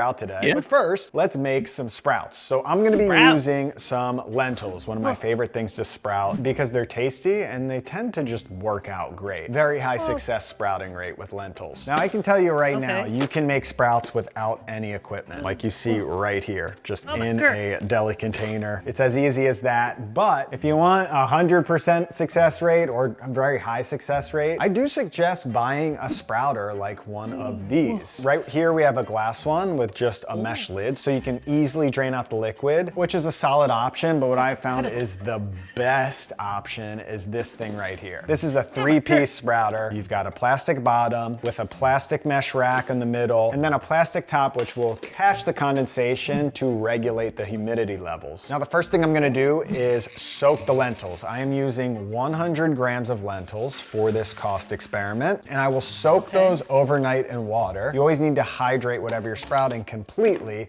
and then the next day you drain that off. And then once that water is drained, I'll evenly scatter them on that mesh rack to give them some nice airflow, and I'll just pop that in front of the window. Sprouts really like a temperature between 70 and 80 degrees, so this is going to be the warmest spot in the kitchen. And you can see 3 days later, this was the entire weekend, we already have growth on our lentils. And you can use sprouts at any point. I mean, you can use dried lentils, so clearly you can use them now. But I'm gonna go a few days longer just to get a little more growth in these sprouts. And this is what they look like after 7 days of growth. You can see each sprouted lentil's around a ½ inch to an inch long. And these are fantastic to just throw in a salad, to throw in a soup, sprinkle over an avocado toast, or just honestly, they're so good avocado, raw. more like It's a great way to just keep a little bit of freshness in your life, especially in the winter months when you can't grow anything outside. But the real question is, what is the cost breakdown? So that bag of lentils was $3.19. I used 100 grams of those lentils, which was 79 cents total. Now here's a pretty standard 4-ounce or 113 gram little package of sprouts from the supermarket, which cost me $3, which I would say is pretty standard to maybe on the low side. I've definitely gotten sprouts that cost more depending on the quality and the type of sprout, but we'll just go with this as a comparison. So that original cost of 79 cents turning into 11 ounces of sprouted lentils, that is 7 cents per ounce. So basically 28 cents for this 4-ounce thing versus $3 for a 4-ounce thing. And I think these are better than these. These are dill and alfalfa sprouts. Solid, but I like these better. 10 times the cost right here. That's crazy. And did you see how easy it is to make sprouts at home? And if you click the blog post below, we did a complete breakdown of all the different types of beans and grains you can use, the different timings. So huge cost savings there for very minimal effort. All right, for years I have been pushing stocks on all of you. Not stocks like financial advice. We're talking broths made with bones. Bone broths, whatever you want to call them. Honestly, at this point, it should be a habit of yours to at least have a stock in your freezer at all times. And if you're not using the bones in your stock, you're doing it wrong. Oh, you're missing out on a lot of flavor if you're not using the bones. Quick explanation of why you should always use the bones in your broth. Marrow. All right? Yeah, that's very good explanation. Bones have marrow. Marrow is very rich and delicious. Doesn't matter what kind of broth you're making. Except, I guess, vegetable because it doesn't have bones. But anyways, any meat-based broth, you definitely got to have the bones in there.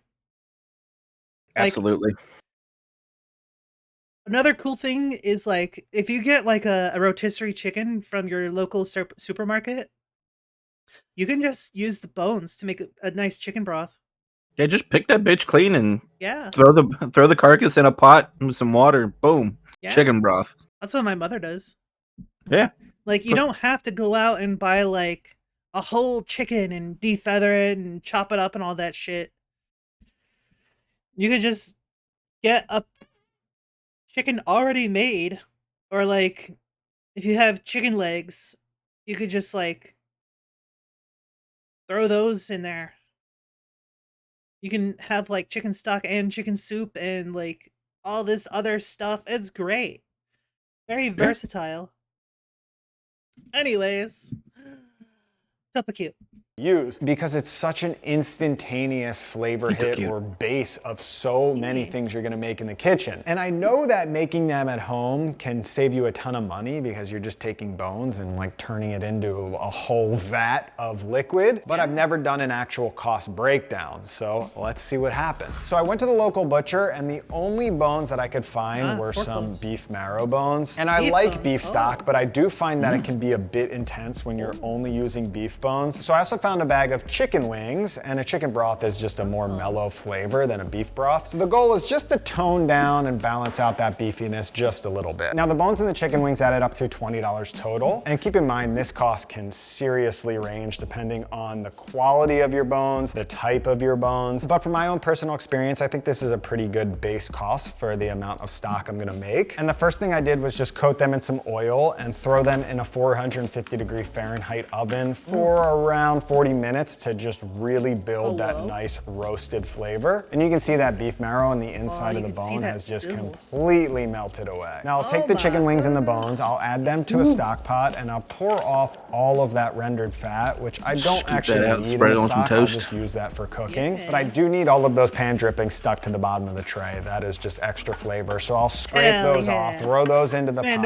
And then as far as additional aromatics go, I'm gonna keep this real simple with some carrots that I had from the garden and an onion, which will add on around $1 or $2 of cost. And I'll fill that pot up completely to the top, and I'm going to slow cook this stock just around 200 degrees, which is a very gentle simmer for 12 hours. Since these are some big old beef bones, I want to extract as much flavor and as much nutrients as possible. And after 12 hours, this stock is looking so very nice. I'll strain off all of the solids, and I'm gonna add a little bit of salt as well. This is completely optional. I just like to get things started a little bit. And when that cooled down, I could put it in some containers, and this was my final deal. It is a whole pot of broth. 7 of these 32-ounce containers. Now, as far as price breakdown goes, it is impossible to get even a close range on store-bought stock. You can find some carton stuff as low as $3, $4, $5, but this is some quality stock. Totally different game than the carton stuff. So from my experience, if you go into a nice butcher and they're selling one of these containers, it's gonna be $8, $9, $10. As you can see here, you can find it all the way up to $17 for 32 ounces. So one of these containers at 32 ounces cost me just the stuff in the carton works just fine to make it home. And again, with the store-bought stuff, on the low side, you can get a container for $3, so you're not saving much money. But a good quality broth, again, at least starting at $7, $8, all the way up to $17. So you're looking at anything from the same price to 5 times cheaper if made at home for a really high quality stock, which this is, as you can see from the process and the taste. It's incredible. So I guess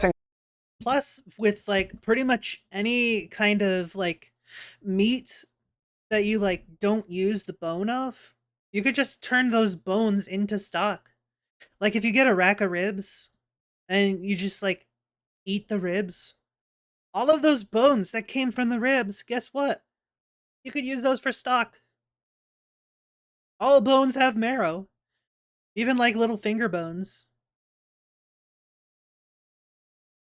In closing, just make some homemade stock. It's easy, it will definitely save you money. All right, so this one was completely unplanned. It's a bit of a wild card. I don't know exactly if we're gonna be saving money here, but I was at the butcher. I think because I was completely surrounded by beef, my mind was just thinking beef jerky. There's gotta be some potential savings there. So I saw a nice piece I will never not be upset over the prices of beef 3 pounds jerky. of that at $9.99 a pound. So just about $30 for this hunk of beef. And to prepare the beef jerky, it's pretty simple. I just slice that up into about 1/4-inch pieces, going against the grain so you get a nice tender final product. And then rather than seasoning all these strips individually, Wow, they showed you their horn and you didn't respond? Of some soy sauce, some apple cider vinegar, a little bit of honey, some grated ginger, grated garlic, and a whole bunch of salt and pepper. Gave that a mix, poured that over all of the beef strips, made sure everything was nice and coated, and then just started laying the strips right on the dehydrator racks, making sure to not not overlap anything. And I threw these in the dehydrator super low and slow, 140 degrees. And I'm letting these dehydrate overnight because those pieces of beef are pretty thick. All right, this is actually about 12 hours later. Look at these gems. It smells incredible. You can see they're just like glistening. Oh, wow. These aren't completely dehydrated. There's a little bit of moisture in there. I'll probably keep these in the fridge anyway. I'm not trying to preserve them forever. It was the cutest way I've ever heard you greet me, Hito.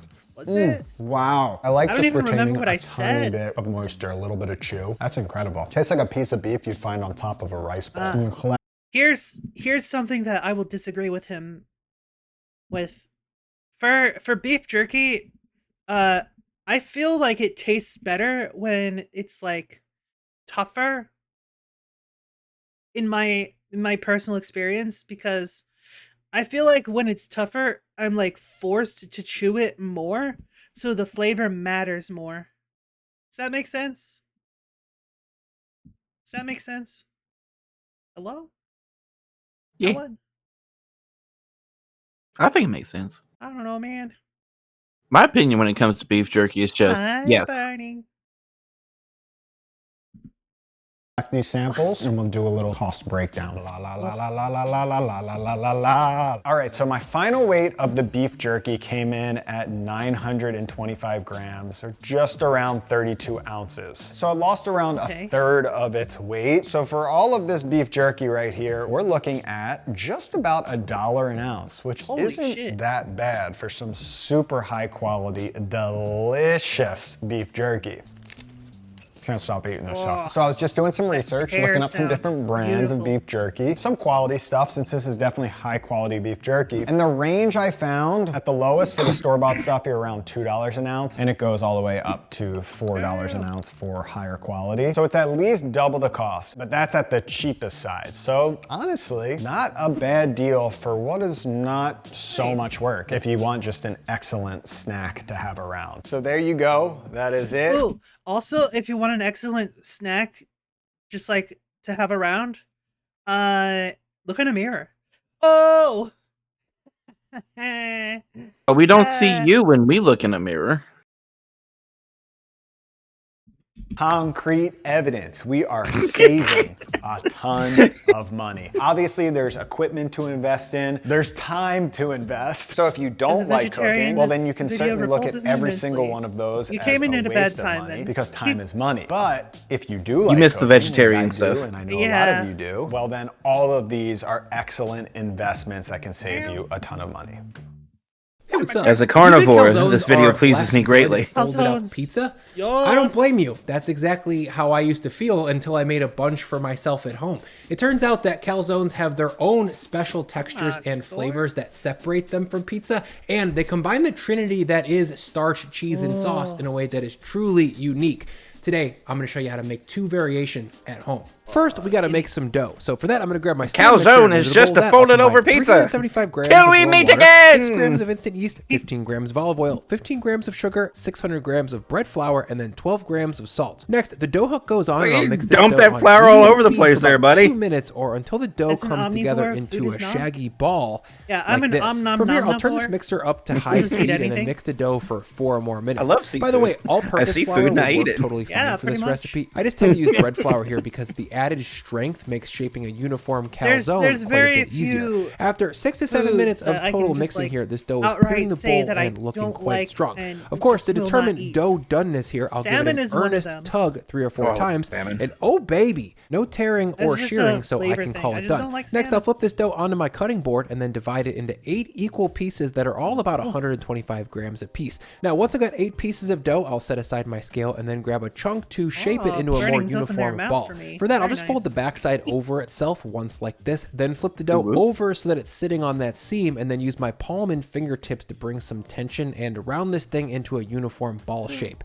Next, I'll move all Nice 8 balls. pieces over to a lightly oiled half sheet tray, And then I'll wrap the whole sheet tray tightly with plastic wrap so that the dough doesn't dry out. From here, there are two options for fermentation. One is putting this dough in the fridge overnight or for a few extra days to help develop some flavor. Or option 2, leave this sheet tray on the counter and ferment it for 2 hours. This way it develops less flavor overall, but does give you calzones a lot sooner. So it's up to you. I went with the fridge method personally, so the next day, about an hour before I want to eat calzones, I'm going to pull my dough out of the fridge. As you can see, these dough balls have just about doubled in size overnight, but they're cold, and that makes them much harder to roll out. So I'll recover them and then put them on the counter out of the way so they can warm up for about an hour.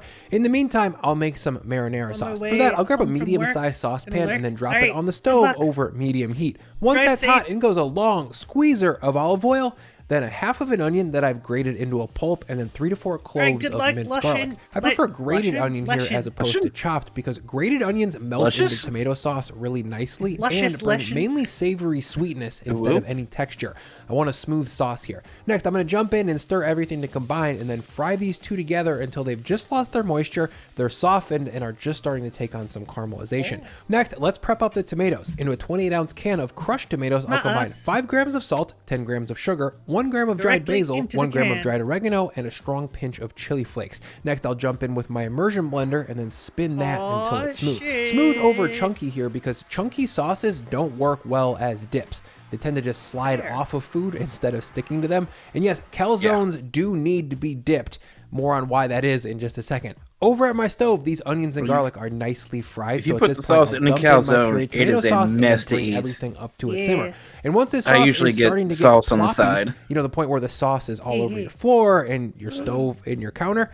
Yeah, at that point, I'll turn the burner down to low and then reduce this sauce for 15 to 20 minutes. At this point, I'll also preheat my oven for calzoning. That means turning it all the way up to 550 and loading in my pizza steel. 20 minutes later, when I check back on my marinara sauce, you can see that it's been reduced by almost half and it's bordering on pasty. If it doesn't hold its shape when you pass a spoon through it, you should keep on cooking. Really? Extra thick sauce has a great grip for dipping your calzone in and also holds up inside of a calzone should you choose to go that route. Today, I'm going to show you both sauce in and sauce out approaches to calzone construction.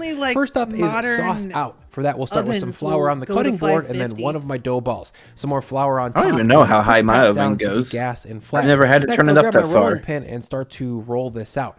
The good news is that you compared got to it more pizza, than 5 rolling, years ago, shaping, and baking a calzone is actually quite a bit more forgiving and easier to learn how to do. With pizza, you're worrying about maintaining a certain bubble of crust around the edges. I don't know when the oven was bought literally just because it rolling came with a my house. pancake that is evenly flat. Once I got this rolled out to about 7 inches wide, I'll turn it 90 degrees one more time and keep on rolling. But this time I'm going to focus on rolling the edges to make them the same thickness as the middle. The dough tends to get thicker as it gets closer to the edge, so I'll make sure to roll that flat. I'll come back and check with a little tape measure here to determine my width. That's probably I'm looking for a roughly 9-inch circle. That looks not good, older. so let's build it. First thing down is a half cup or 4 to 5 tablespoons of fresh, sweet ricotta cheese. And you guys, not all ricotta is made equal. I had Check to out remove this the wacky guar gum infused stuff that I got from the local grocery store. thing that Don't makes use sound ricotta for the if it looks timer, like this. 'cause Instead, I recommend seeking out some high quality broke stuff from and your local wouldn't Italian turn deli off. or making your own. And it turns out that making your own is actually really So easy. I went in there and It takes just about cut the half an wires hour, like, all and right, I if you won't showed you turn how to off, do I'll it turn in you my off recent myself. lasagna video. I'll link to that video down below if you want to learn how to make ricotta. So I just snipped the very wires simple and wrapped the lasagna. ends and Next, I'll season put the that ricotta backpack with on some it. flaky All right, Malden that'll salt do. or regular salt would totally work. And then I'll give it a strong pinch of black Timer pepper. still works, Next, it just I'll lay doesn't down a make any few noise when thin it goes off slices now. of milky, fresh mozzarella cheese. Specifically, I'm using Fior de Latte or flour of the milk mozzarella, which is an all cow's milk mozz that's known for its fresh sweetness and higher moisture content. I highly recommend it. Next, I'll lay down a quarter cup's worth of full-fat aged mozzarella cheese that I've shredded. Lastly, I'll add a strong pinch of grated aged Parmesan cheese. And there we go. And Parmesan? Bruh. So for me, he's not going to be able to poop. I'm not sure if I'm developing lactose intolerance or if it's just like because ricotta is very rich, but I just can't have a lot of ricotta at once. Like anytime that I have a lot of ricotta at once, I start feeling sick. Probably because it's just so rich. Yeah. I'm that way with ricotta like has a very high crab. milk content.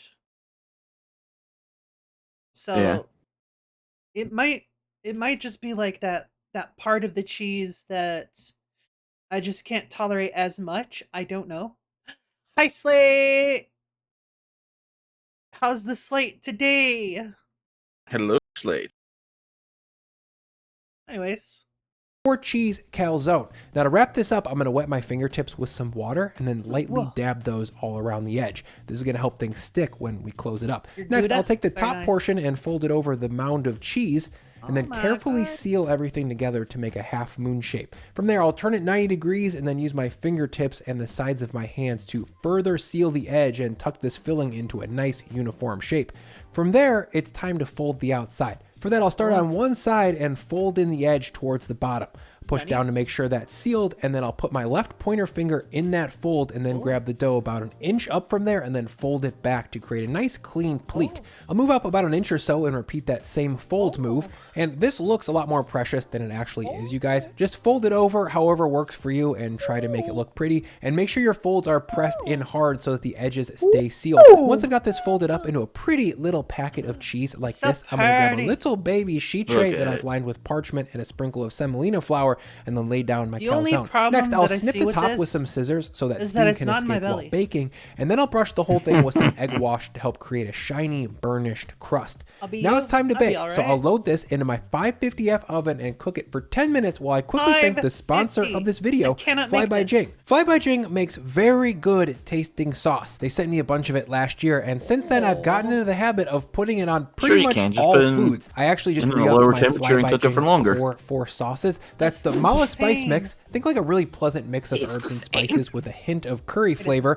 The Zong sauce, that one's Lauren's favorite. It's sweet, a little bit spicy with a ton of umami. Then you've got the all-natural Sichuan chili crisp, which is really savory with a ton of fun textures and just a little bit spicy.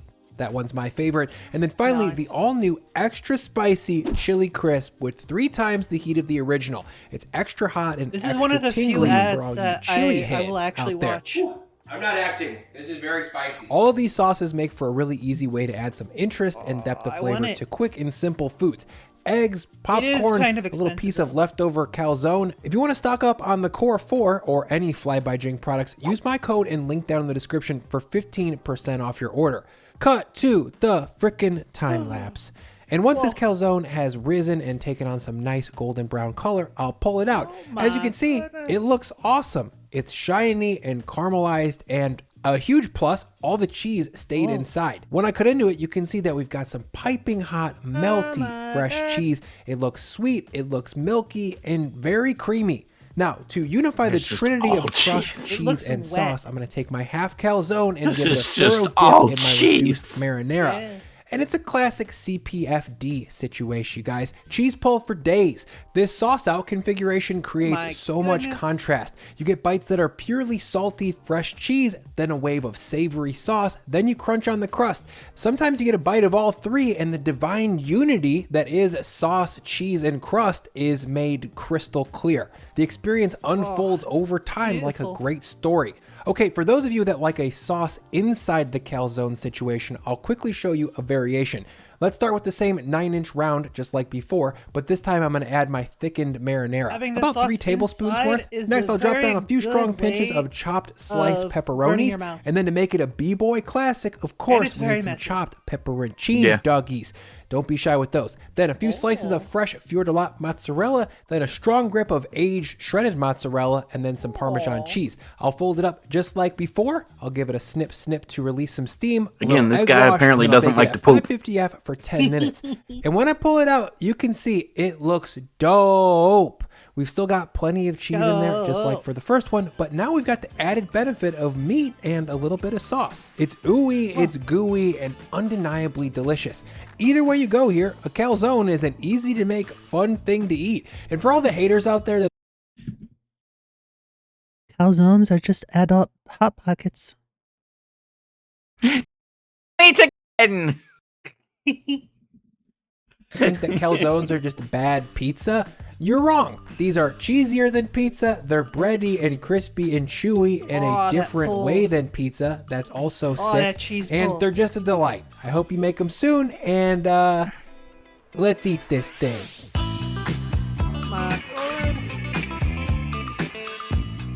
beautiful.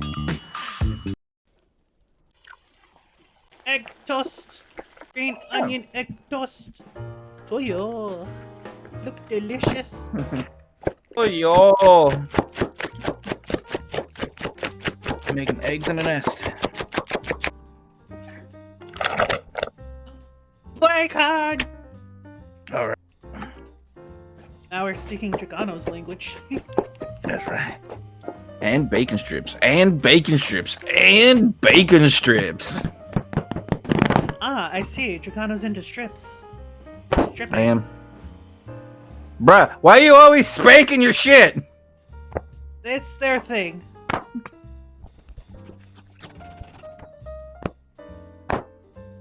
Yes, you've been a very naughty loaf of bread, haven't you? Yes.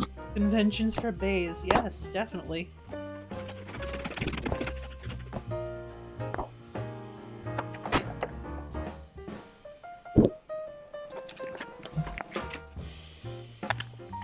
$10 of butter. Oh.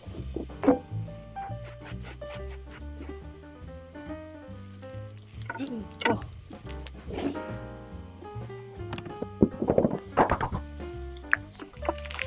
Oh my god. Oh. Chewies. Oh, so that you do use all the bread. Okay. Oh, I see. That's fucking genius. It's genius. Holy shit. Spanking it.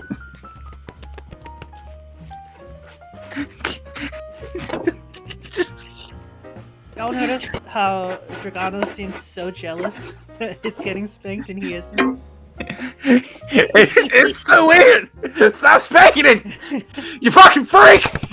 You're a freak! Dragano is so jealous.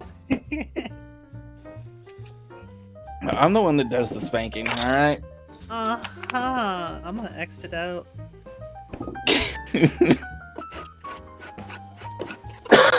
I haven't been spanked since I was a child. Same. Except for me, I got the belt. So I just can't look at spanking as a good thing. Only thing I ever got, like, spanked with was, like a paddle or the wooden spoon. I never got a switch or a belt or phone cord or anything like that. My mother used to spank my brother with a wooden spoon, but it broke over his ass, so... Hey, I had that happen to me too! Doing that. My mom did that to me once before too, and she got even more pissed and proceeded to continue to beat my ass. It's like, bitch, that ain't my fault. Right? You're the one that's wasting a perfectly good tool.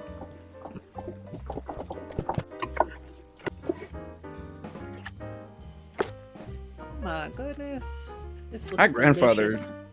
busted my ass once, and he used his open hand. I never pissed him off again. I barely knew my grandfather. I think I was around like 4 or 5, something like that, when he died. So I never really got to know him. My grandfather was my father figure.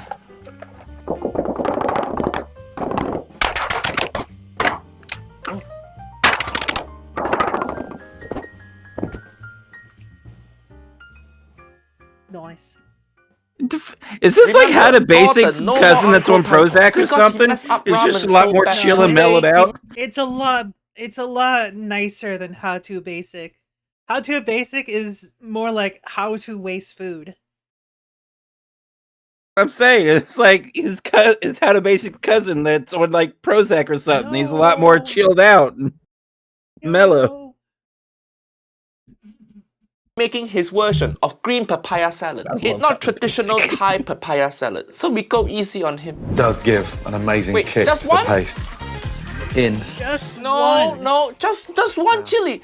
Gordon, how can just use one chili? It's because Gordon can't what in the handle Jamie spice. Oliver Have is you this? seen him on Hot Ones? This video is sponsored by ExpressVPN. Niece and nephew. He's on there Uncle Roger twice. recently, and not even like some of my best search what this can take your mind into eating. Kale salad can fuck off. Oh yeah, niece and nephew. For 7 million subscribers, Uncle Roger gonna make butter chicken. That video coming soon. First off, shit. these are a little dried. 7 million. Fucking hell, that's a lot of subs. I Yeah. remember he had like that 4 million subscriber special recently, like within the past year, and that for that he made ramen. That was for 4 million. So in a year he's gotten almost double the subscribers. What the fuck? Uncle Roger, very popular. Very popular. Shrimp. You can Dry shrimp, correct? They smell almost sort of. But that's a bit much, Gordon. For this salad, inspired by my travels across Thailand, I'm starting by making a wonderfully spicy paste. I like how he dressed up as orange. But Gordon, just because you dress like me, don't mean I'm gonna give you bonus point. Spicy paste. A little salt in there. Salt good? No, hiya, Gordon. Pounding is in and out, not round and round. You not pounding, you rimming. A little salt in there. In. Give it a good rib job. Look at the pestle and mortar. It too new. It like it never been pound before. Just like Uncle Roger. Auntie Esther still haven't replied. This paste is like a staple ingredient in Thailand. That's what we're looking for. Almost. It's like a powder. Right, next. Just 1 clove of garlic. Garlic good? Slice up the garlic Nice chopping. and get that into the pestle mortar. Bird's eye chili. But I chili good? Powerful, but wow. It does give an amazing kick to the paste. Wait, just one? In. No, just one chili. Gordon, how can just use one chili? Just For one Thai chili and he papaya calls salad, it at least spicy. use 5 to 10 chili. Just Yeah. one chili. What in the Jamie Oliver is this? Yeah. Gordon, when you're making fried rice, you got 2 wok. You wok fuckboy. You have to be chili fuckboy also. A couple of tablespoons of brown caster sugar. Sugar, okay. Wait, that too much? That softens the blow with the chili. Wait, what? Soften what? That softens the blow You with the put one chili. in. Gordon, why are you such a Soften bitch? blow of what? It's just one chili. Hiya, Gordon. Niece and nephew, if you need to soften blow of one chili, just give up. You're not gonna succeed in life. You're too weak. I agree with Just Uncle to get Roger a on nice this. sour taste. A little bit of hot water into this tamarind paste. Tamarind, correct? It's a really tart but sweet paste. Good. 1 tablespoon in. No, you just put the tamarind water in. Don't put whole tamarind in. There's gonna be too much fiber in your salad dressing. Just watch. Fish sauce. Fish sauce good? It's got that Squid brand for you. smell, slightly salty, but the flavour is intense. 2 tablespoons in. Bring that together and give it a really good mix. More rimming. Ugh, that sound.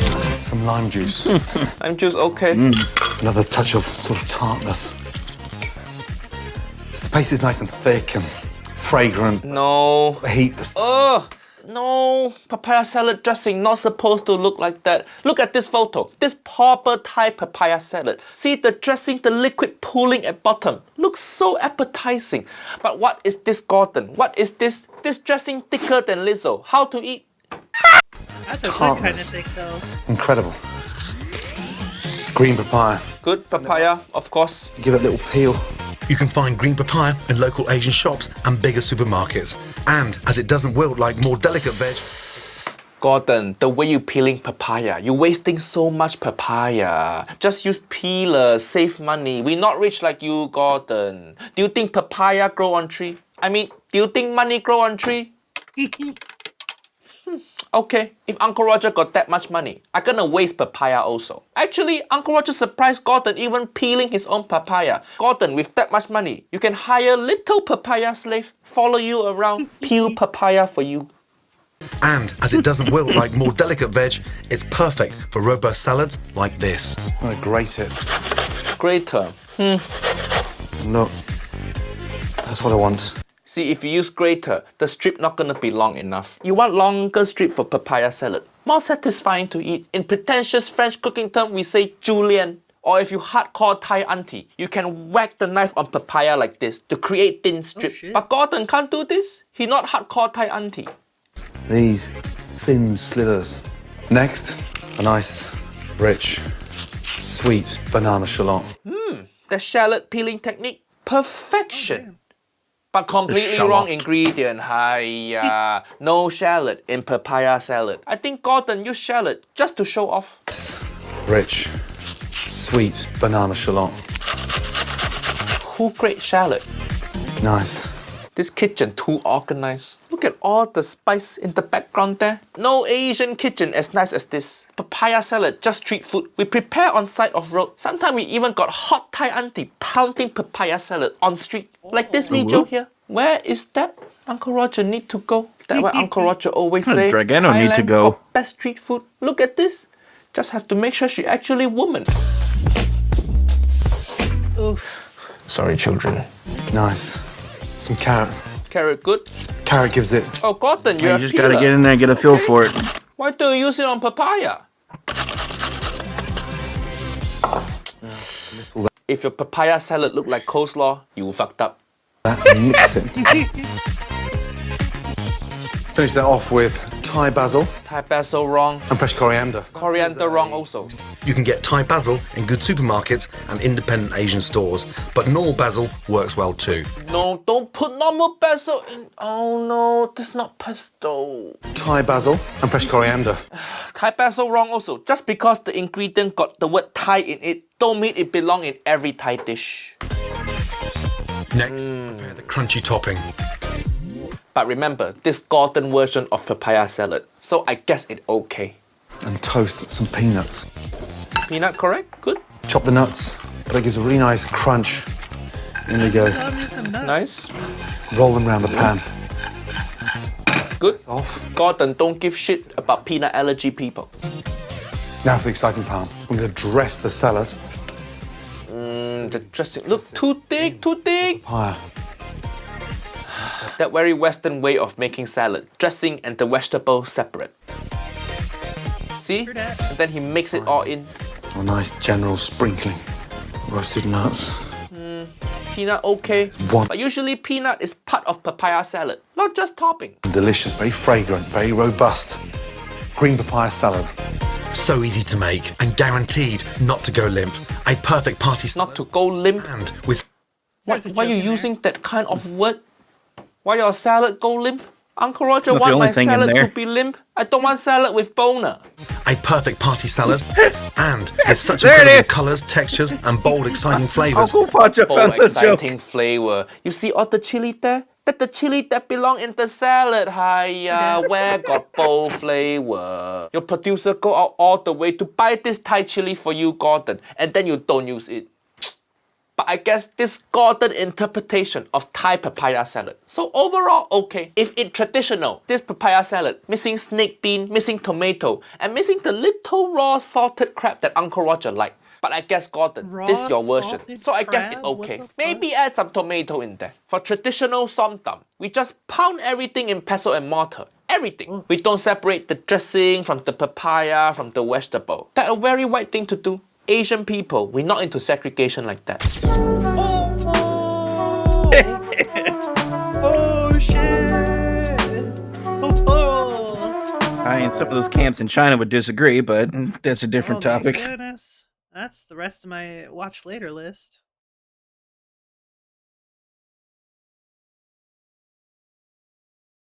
Clear watched videos. Remove. Refresh. Look at that. No videos. Oh my god. So what now? Your mum. I mean, more power to you if you want to. Think you'll be disappointed.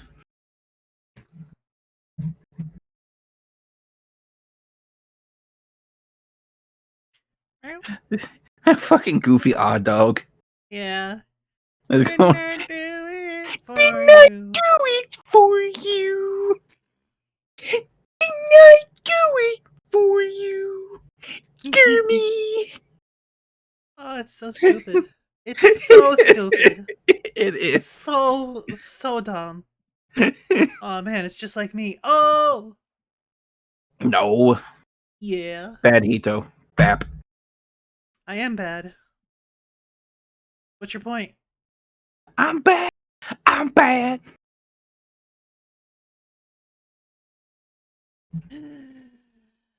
Meow. Hey, you're bad, but I'm the Weird Al version. I'm fat. I'm bad and fat. I'm a bad fatty. I'm a bad dragon. Ooh, ooh. Anyways, oh my goodness. I do need to take a break. Need a break. This one's almost over.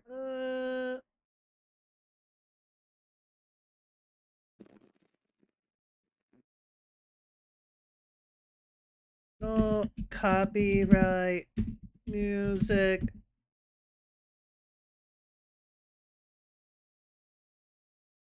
Let's go lo-fi. Damn DMCAs and their flagging bullshit. I know, right? Lo-fi covers of popular songs. No copyright lo-fi hip-hop mix. Best lo-fi songs 2022. Sure, let's go with that. Alright. Put that on. Is this on? Hello? Yeah. Okay, yeah. I'll say I can hear it. It's just very quiet. But it is There we lo-fi. go. There we go. Alright. Break time. Y'all, get yourself some hydration. Get a snack. It's time for a break. Throw money at Hito while she's gone.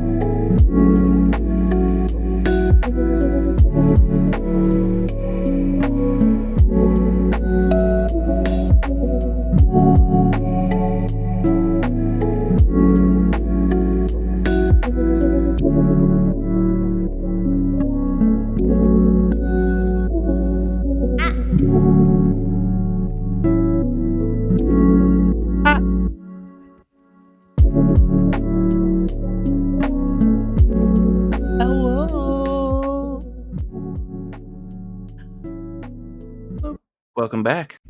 Thank you. Ba ba ba ba ba.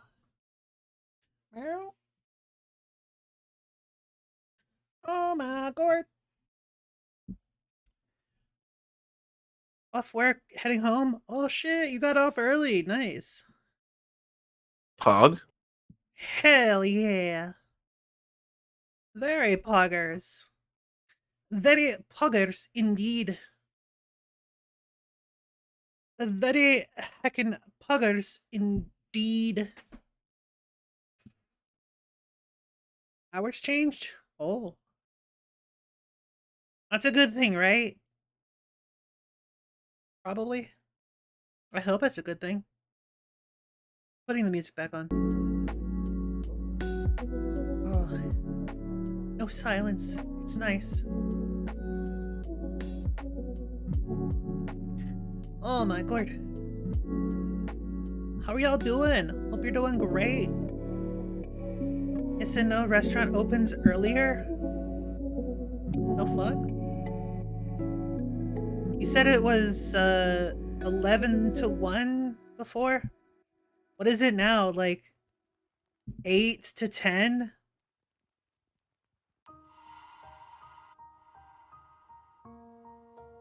Mageddon has subsided for now. Fair enough. Thursday and Sunday 11 to 10. Friday and Saturday 11 a.m. to 1 a.m.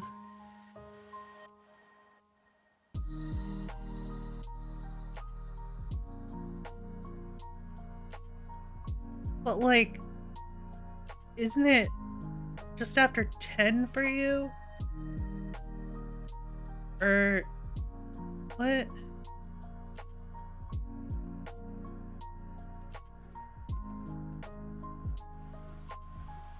I am confusion. I keep forgetting if you're 2 hours behind or an hour behind me. What time is it for you right now?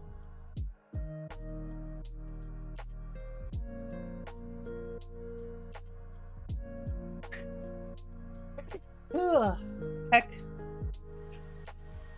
Ugh, heck. Oh, your hours changed. Okay, okay.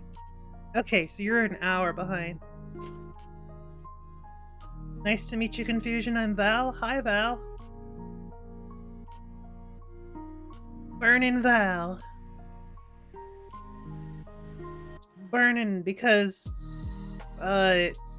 reasons probably. Are you?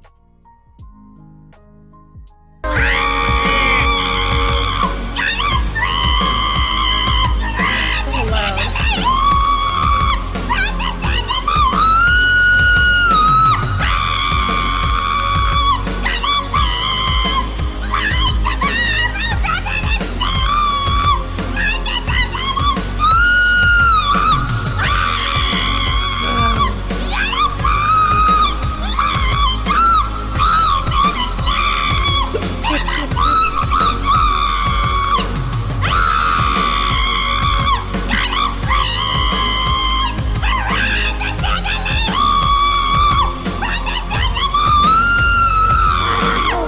Oh my goodness. That slightly startled me because I was tabbed out.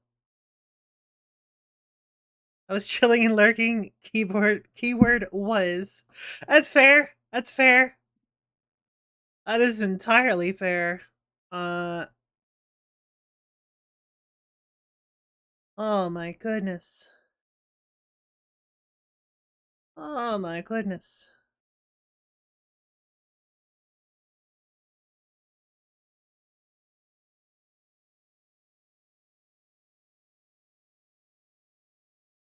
I think I'm kind of tired of having the toad chandelier and the tank engine thingy. I'll get rid of those. Remove, yes. Remove, yes. Initial quack is also too loud. And that's kind of the point. But remove, yes. Let's see. Ba-ba-ba-ba.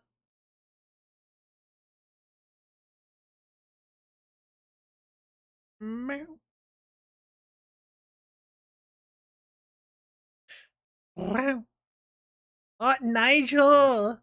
Hi, Nigel! How you doing? You hacking cutie pie.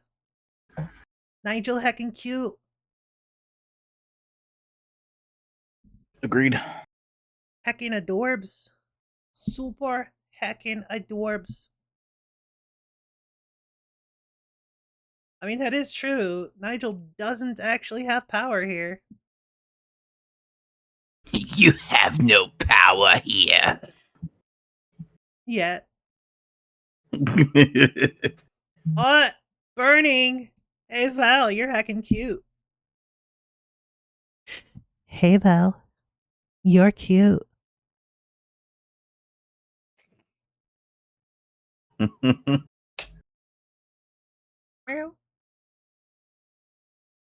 You heckin' got.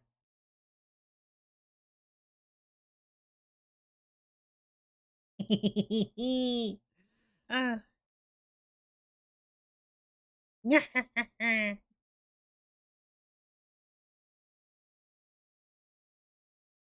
Whoa. Whoa. Meow.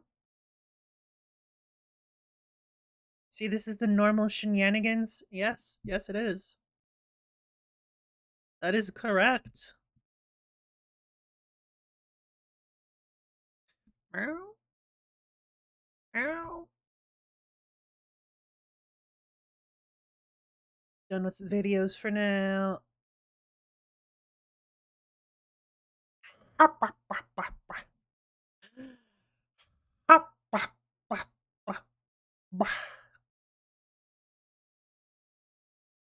Meow. So what are y'all up to? Y'all having fun? Just like existing, maybe? I hope so, at least. All I know is that Nigel's cute. That's fact, yeah.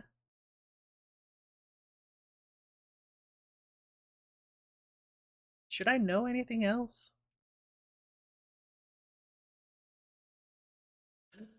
No. Leshin is awesome and deserves to be shouted out. Oh, you're right, you're right. If only we had some sort of like way of shouting out Leshin, huh? If only, right? Sitting here watching If Hito only. while talking to mom on ride home. Oh. Hi, Leshin's mom! Know that you are loved and appreciated, Hito? No, you.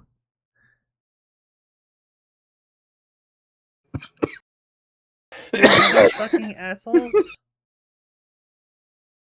I will have you know, I have never fucked a mother. So you are incorrect there.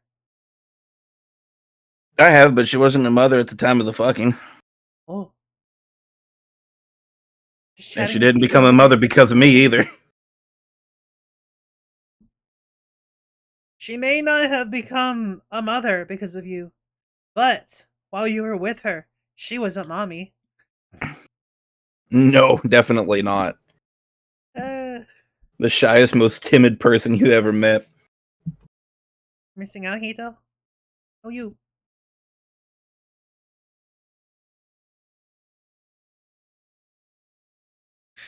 Meow.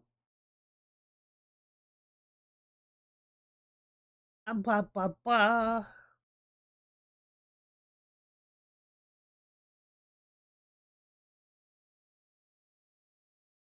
Meow.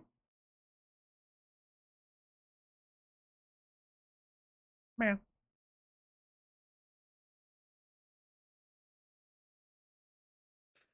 Thinking about playing a game. Perhaps. Perhaps.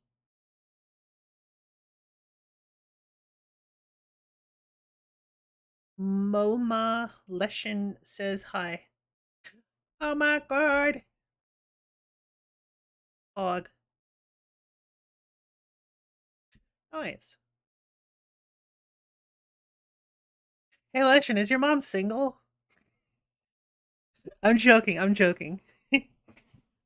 Unless. Serious I'm inquiry, kidding. though. Ah, blah, blah, blah.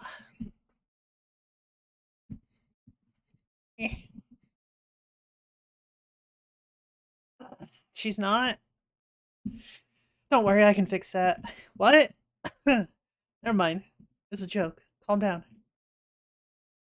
I don't mind breaking up a marriage. I do. I would feel so fucking guilty. You're right. Like, bruh. Oh.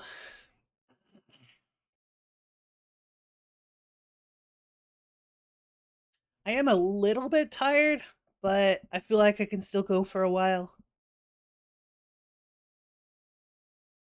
Leshen is single, though. That is true. Oh, and he can cook. Mm. That's definitely a plus.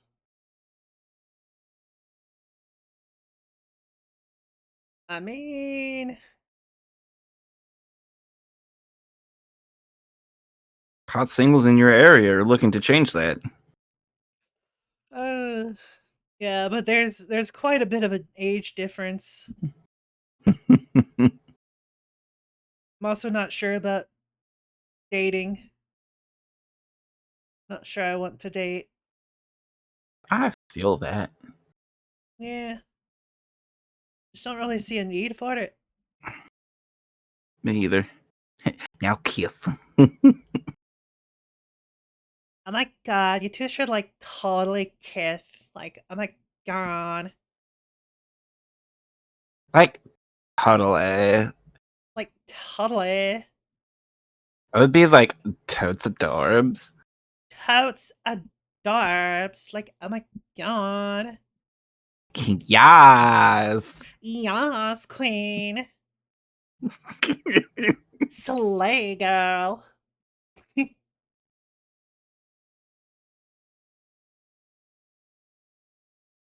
Is that enough cringe? Can we stop now?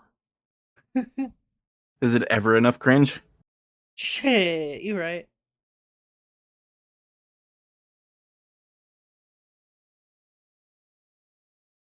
Going through a dead zone B. Zone B. Zombie! Oh no! Not the bees! Not the bees! Which do you think is worse? Zombies or zombies? Zombies. Yeah, that'd probably be worse. They can fly. Yeah, And they're small, so they can get into tight spaces. yeah. Plus, if it was zombies, then what they'd be biting is flowers, so all the flowers would become undead.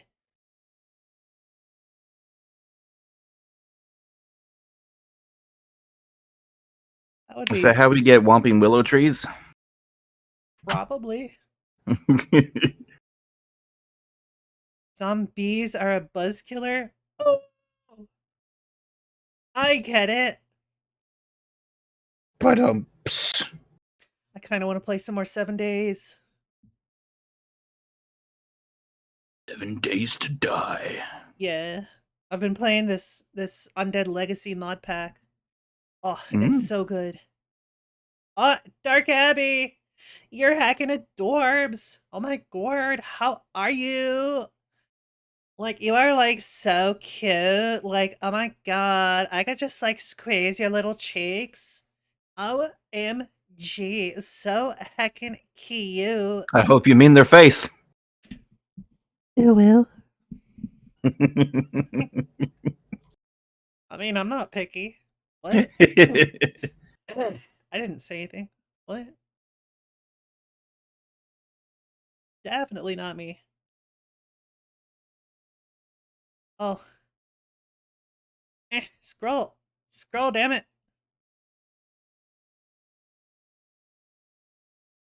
Like, hello, cutie Hito. Like, yes, cutie Hito is like totes adorbs. I mean, yeah, I am totes adorbs. But you know what? So are you. I'm tempted to download 7 Days to Die just so I have an excuse to spend more time with you and Nigel. Oh. How far we've come from Hito just completely denying all love and affection. Yeah, how far we've come. Ooh.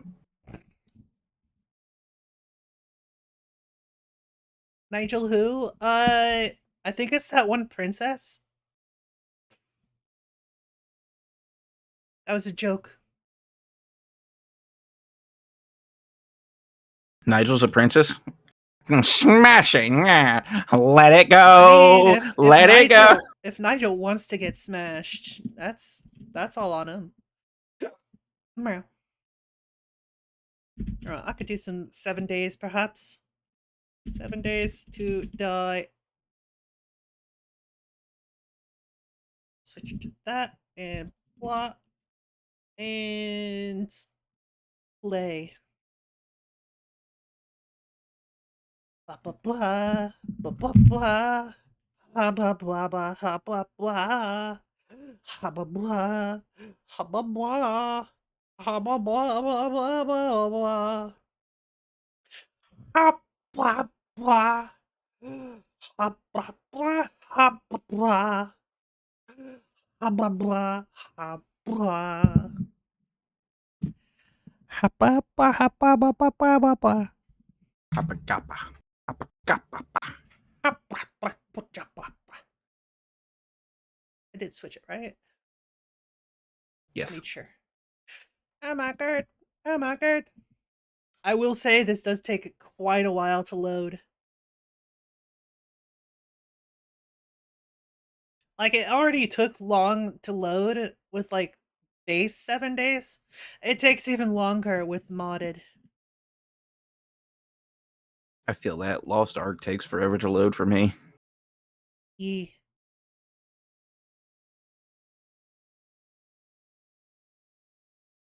Ah, bah, ah, bah, ah, bah, ah, bah. Oh, by the way, do you still play Warframe? When was the last time I played? Let's see. It's been a while. Not since September. Oh, wow. Okay. Yes, I last played it September 11th of last year. Feel that New World takes even longer to load for me? Yeah. My god, all of a sudden, like, I see a bunch of shit that needs to be updated. 10 things scheduled for updates. What the Oh, fuck? wow. I haven't played New World since Yesterday, release. there wasn't shit to be updated. What the fuck? What the fuck?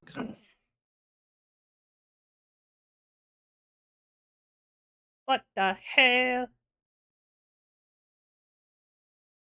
This shit about to cause emotional damage. Hiya. Oh, it's so quiet. I'm not used to the quiet because I've been playing this with podcasts on in the background. Yeah. Yeah. Ugh. You about to send 7 days to die to Jesus? I will send you to Jesus. Jeez, I wonder which one of us will load up first.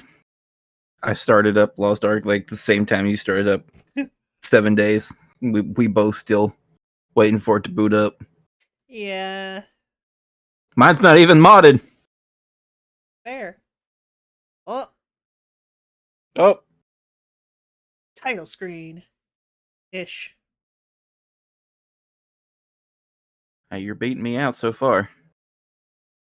That's not all I'm beating. Oh. Ooh. Alright. New game for stream. There we go.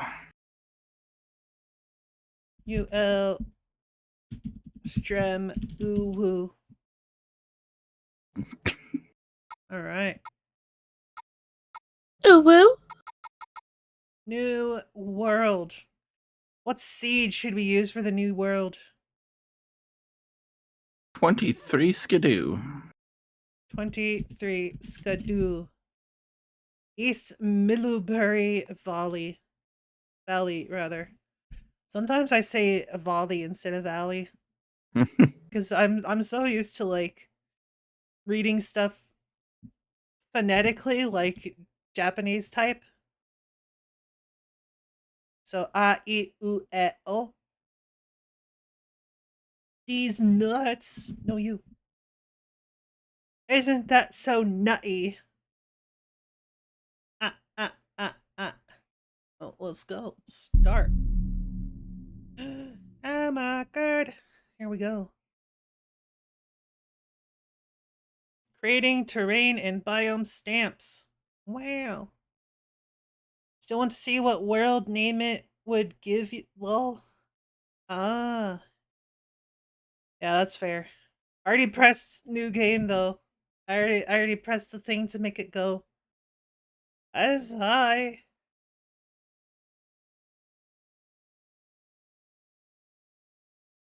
It does make a difference also if you do capital or lowercase, as well as numbers and symbols.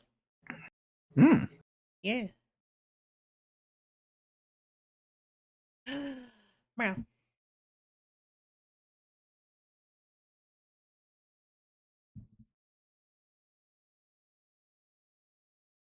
Well, now that I actually know what I'm doing with this mod pack, it should be a bit easier to get started. Because one thing I didn't know when I was playing it before is that with most objects and most containers, like you can actually just straight up pick those up as long as they're empty. You can just pick that shit up.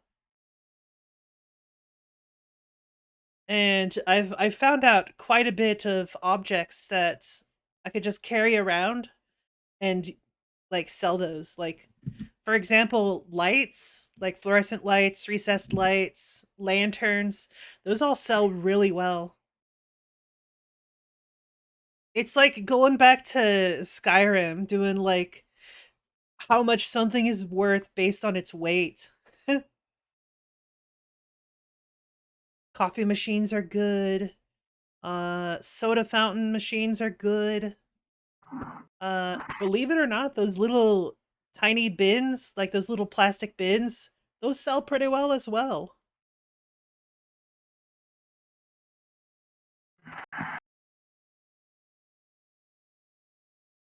There's these like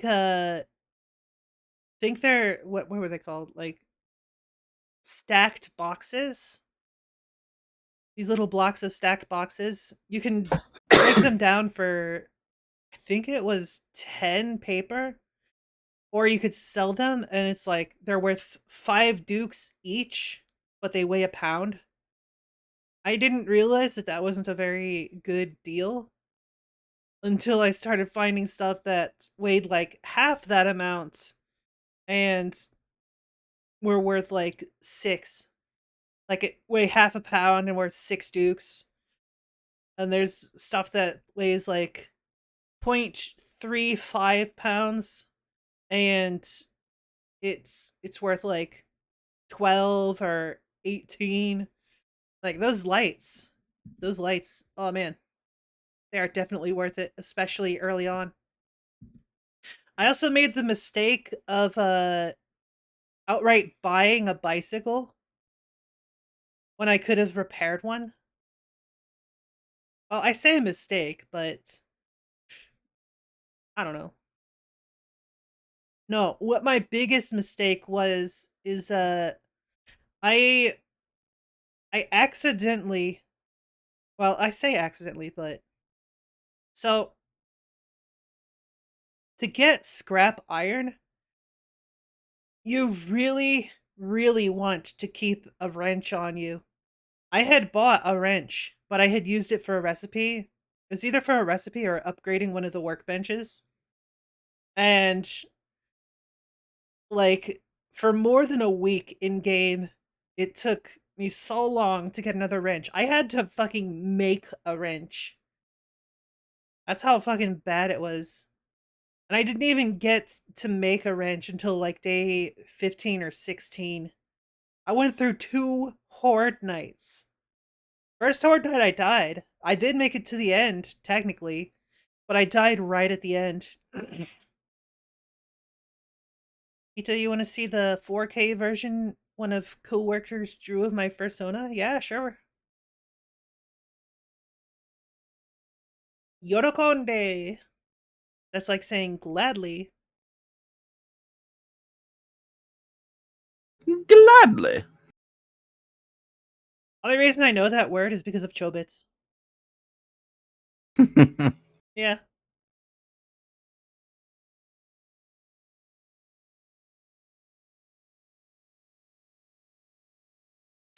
Me over here being a filthy, stinking weeb. Yeah.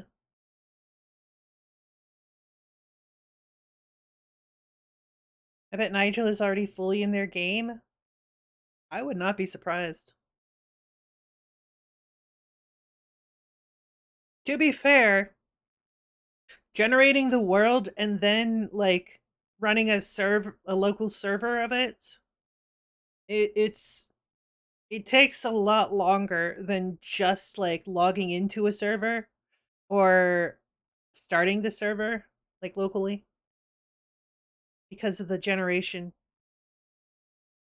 I will say though, the generation does seem to be a lot quicker than it used to be, because in previous versions of 7 days, it would take upwards of like 20 minutes to generate a world, which was not fun. Was not fun at all. They drastically reduced that time. I don't know if that's like a vanilla thing now, like how they do their world gen, but whatever the case, it's so much quicker now. Plus, downloading the actual worlds is quicker. Well, I guess to be fair, that part also has to do with my internet, because my internet is significantly faster than it used to be. You sent it. Oh my god. Oh shit, that's cute as fuck. Yo. I like it. I like it. Beautiful. Why is this a black screen?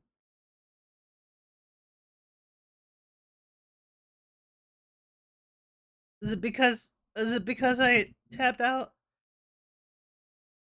Uh-oh. Killed it. I'll just let it sit. See if it sorts itself out.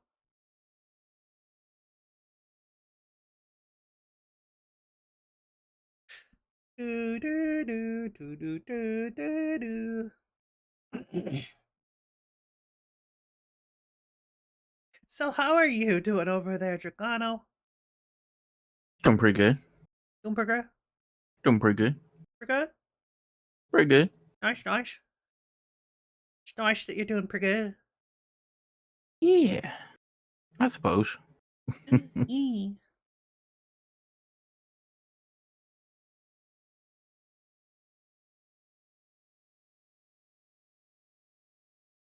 Brr, brr, brr, brr, brr.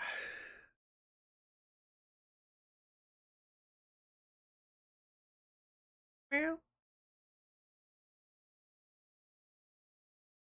Meow. Meow. Meow.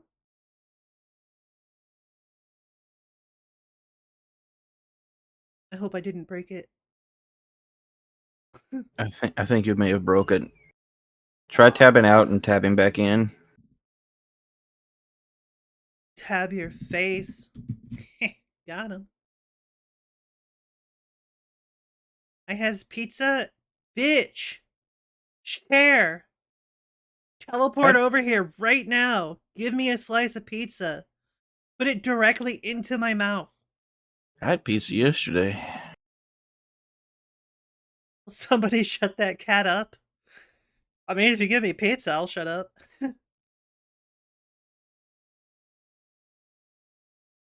Was it yesterday that I had pizza? It was either yesterday or the day before I had some pizza. It wasn't a normal pizza, though. It was a cauliflower pizza.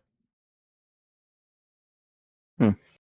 Yeah, it had the cauliflower crust. It was just a cheese pizza with cauliflower crust. It wasn't bad, per se. But it wasn't great. It was okay. Definitely would have been better if I put more peppers on it. Like, it was made normally, like, cooked in the oven. But I put jalapeno peppers on it.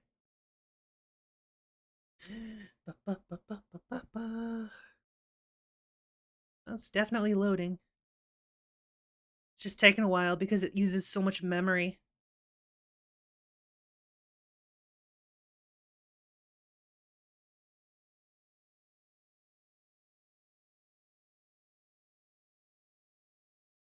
It's fine, probably. Have you ever had cauliflower buffalo wings before? I have not. I generally don't really like cauliflower, but if it's disguised to be something else, it might be alright. Ish. I don't really mind cauliflower myself. I don't think it really has that much of a taste. It takes on the taste of how you cook it really well. Fair.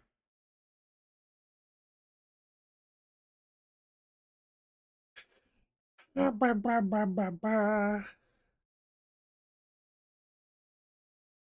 I have enough memory for this. Oh, I see a hand. I see a hand. It is loading. It's trying its best. Oh my god. Stuff's popping in. What's it doing? It's best, screen. damn it! Oh my god, I'm in. Woo? I am in.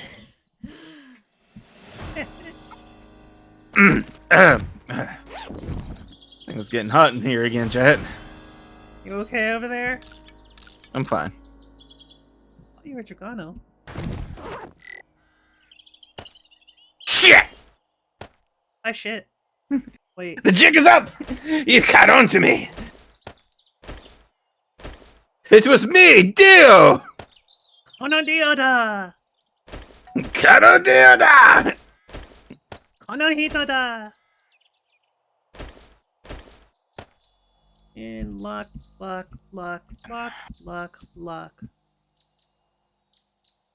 I love that you can lock inventory slots. Alright.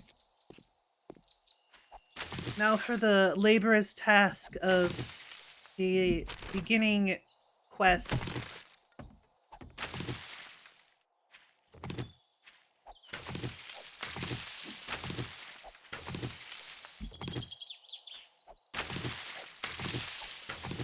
Ah, yes. The beginning of any survival game.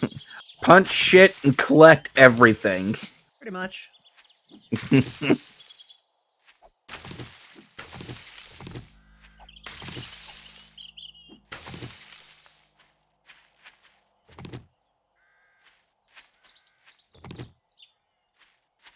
Gotta treat these plants like your ex-wife.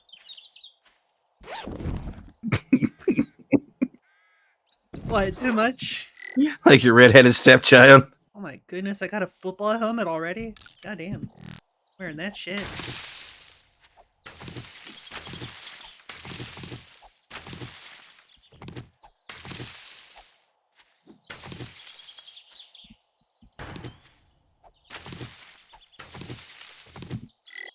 Stone axe, let's go.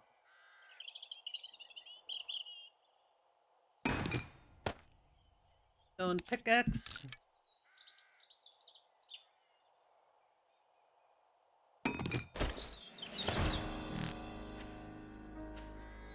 Alright.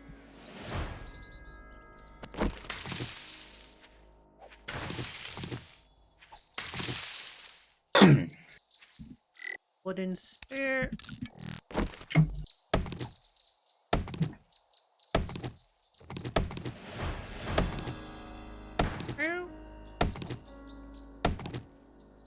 Turns out cauliflower soaked in buffalo sauce topped with fresh parmesan is pretty good. Oh. You know what else is pretty good? You are. That's right. You thought. Nerd. Alright, this is the annoying part. Gathering scrap iron.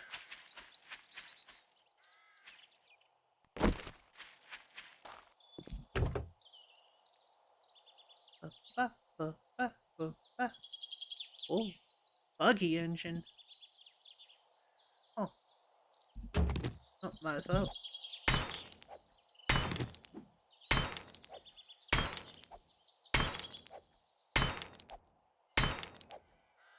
It's barely doing damage.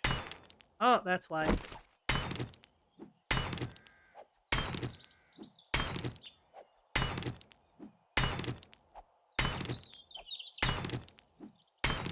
I'll use a pick on metal stuff.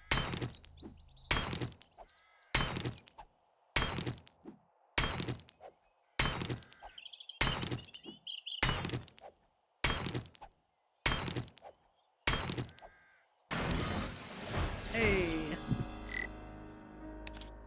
Workstation, let's go.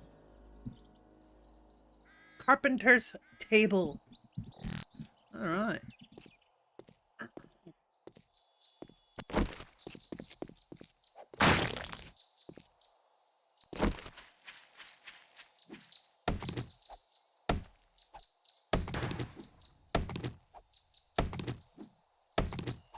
Meow.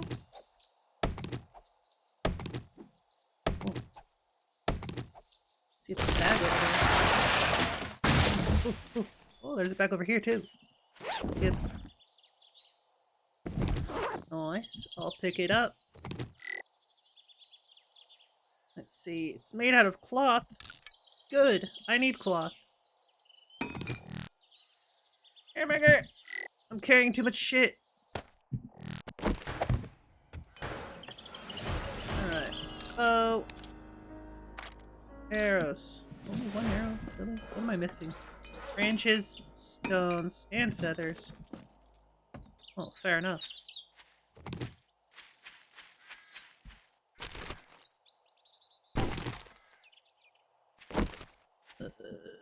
That's coal. Coal story, bro. Get it?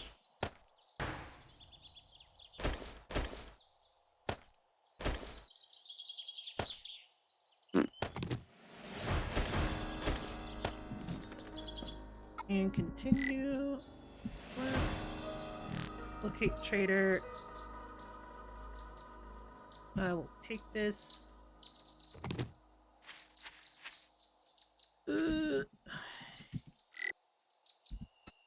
Spending skill points. You know what? Let's go strength first.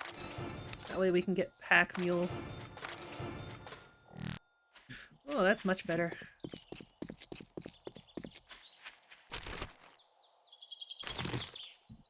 It's my escape.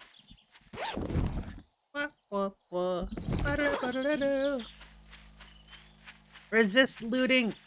Resist looting. Oh my word. Alright. I thought you were saying resist looting at first. Like, Well, why? It's very easy to mistake looting and looting.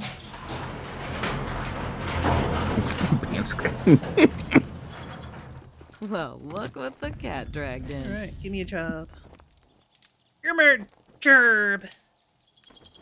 Gerb.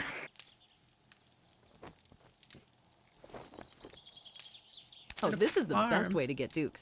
Oh, I would kiss you, but, you know, apocalypse hygiene and all. Let's see, can I sell this? Oh, I can. Oh, no wonder I'm weighed down. It weighs 45. Alright, well. What else can I sell? Painkillers are worth stuff. Vitamins, duct tape, feather, egg. I don't really want to sell any of this stuff.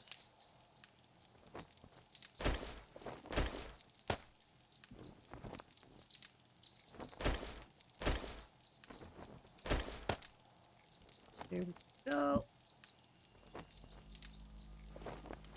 Only got 160 dukes. Lep button 76. Huh?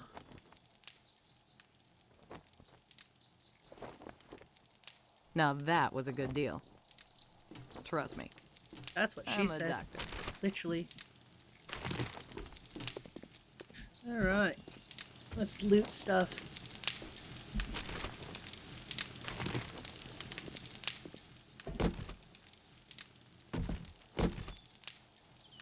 Oh, you're downloading 76? Nice.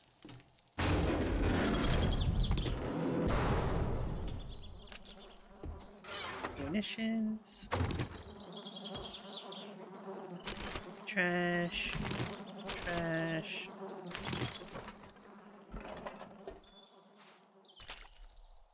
Right.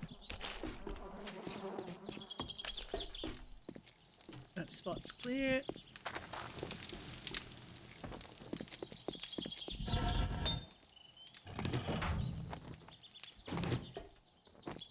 Ba-da-ba-ba-ba.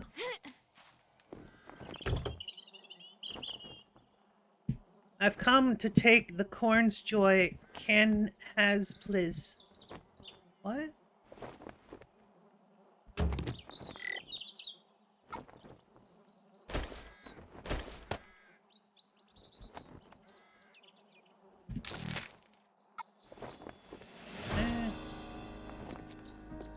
Do I have any empty? I do.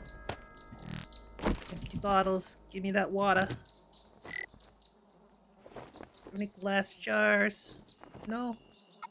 I do not. That's a shame.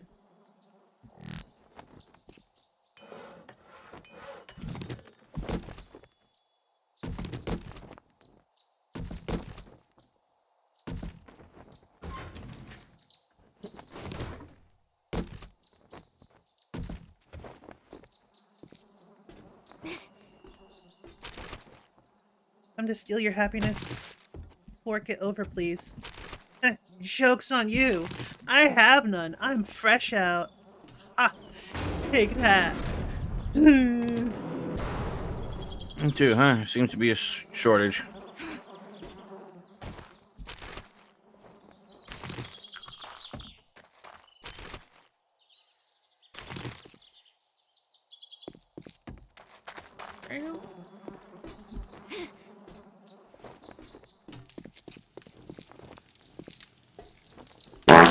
Well, You Mimic. again. Well. I'm starting to think you like Dr. Jen.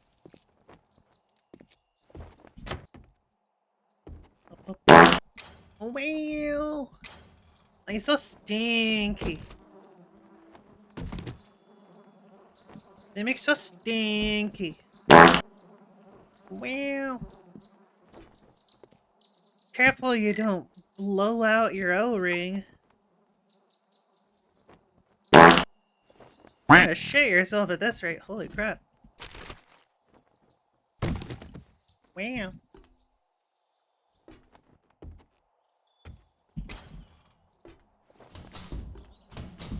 Right. Beep-a-dee-beep-a. Habba-da, habba-da-ba-da, habba-da-ba. Oh. Cool. Meow.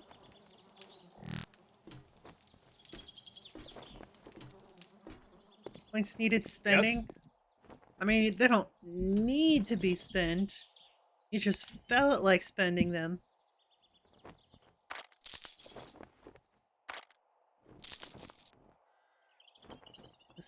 Grass.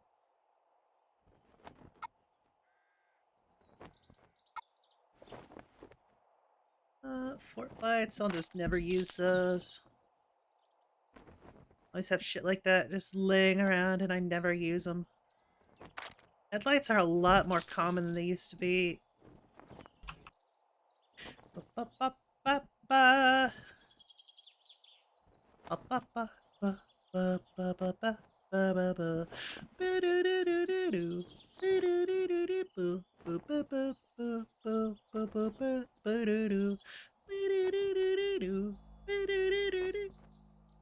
Take your time. Why take my time when I can take your time? Heck you, nerd. I should probably be streaming this to the Discord. I'd probably be intelligent.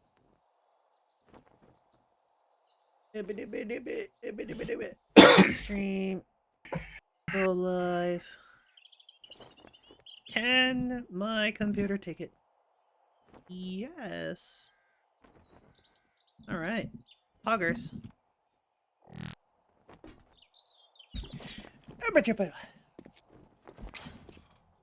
All out of time. Oof.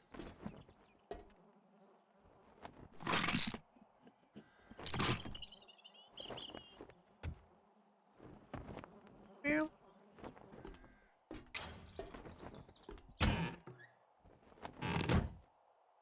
Oh. Hot plastic bottle. Very nice. Ooh.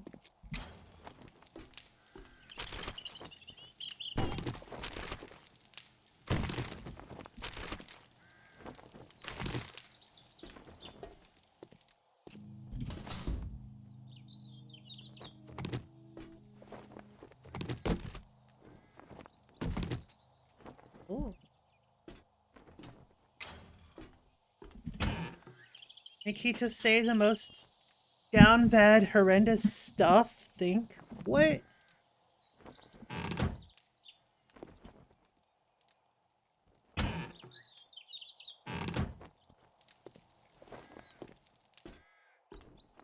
If I wanted to say something that made me seem down bad, I'd be like, hi, my name's Mimic. Got him!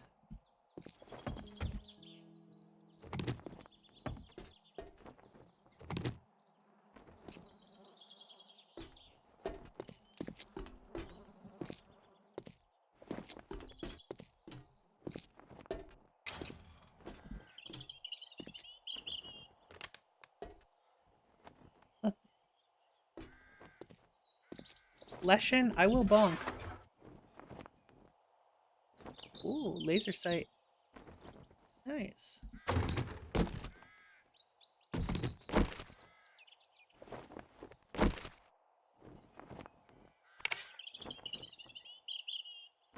Let's see. How many arrows do I have? 22 iron arrows? Nice. Nice, nice, nice, nice. Rusty barrels, that's for fuel. I don't have a fuel thingy.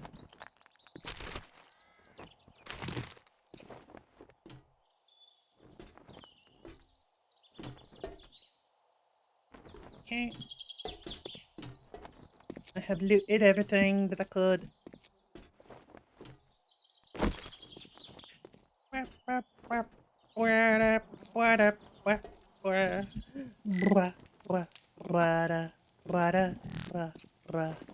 If you got the dukes, I'll make the time.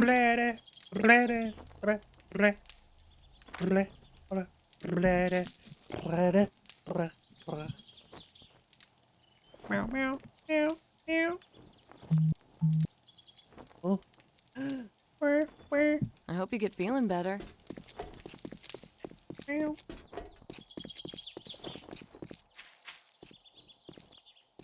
Bunny! Where you going, Bunny? Actually, shouldn't be hunting yet. Should get a place first. After I raid this place, I think I'll just make that a temporary home.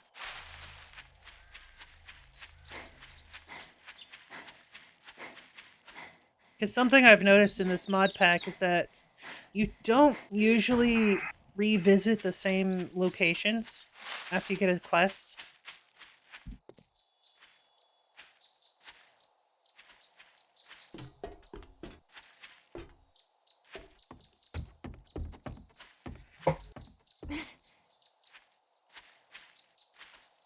Right, so it's this place.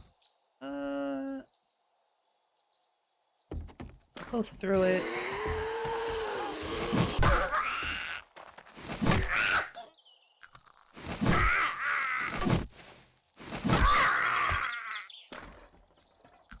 Right.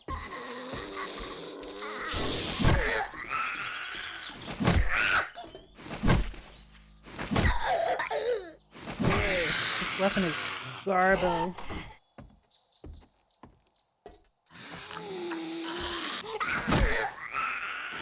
I'm Garbo. Oh. No me. No me. No You're me. awesome. No, you're awesome. Nope, I'm Garbo. You're awesome. No, I'm Hito. You're awesome. You can't spell awesome without Hito. That is factually incorrect. Who said we're dealing in facts? Your mom. I deal in truths. Yeah, and it's a truth that you're pretty poggers. Nope. Lies and slander. No. Yeah, yeah. No.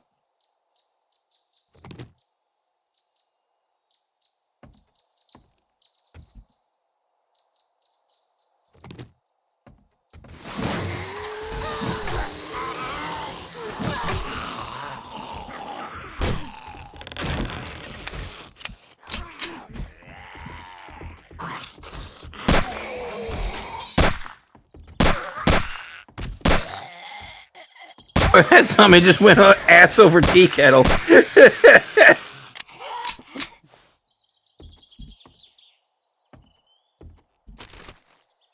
Zombo's up in here doing tricks and shit.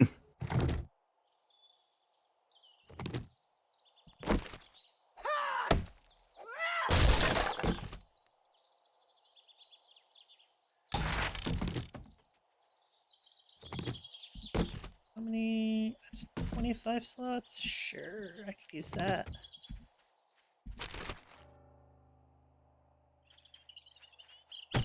That up.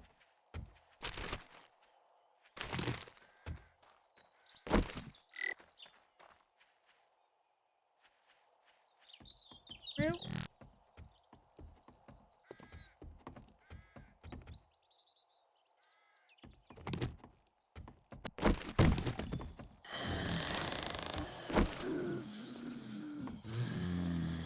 Oh.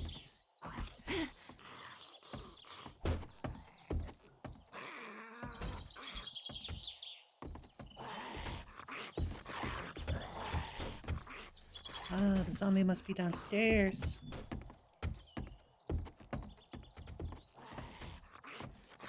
Yeah, jumpy, jumpy, jumpy.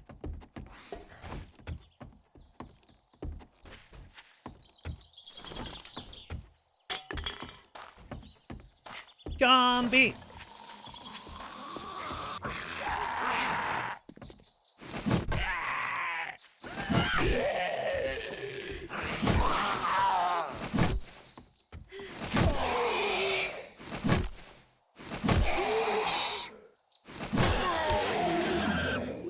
There we go.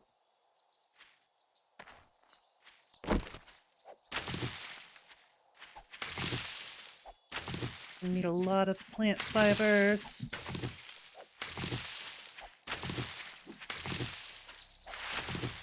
Right.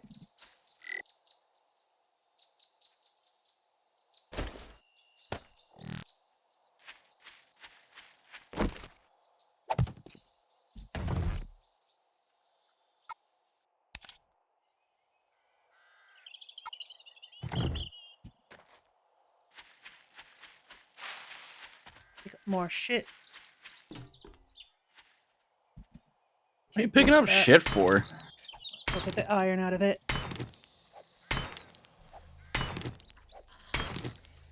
picking up shit because, you know, sometimes you just gotta love yourself some more.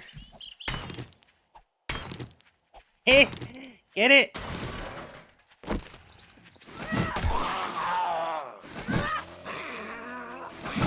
No. Bad.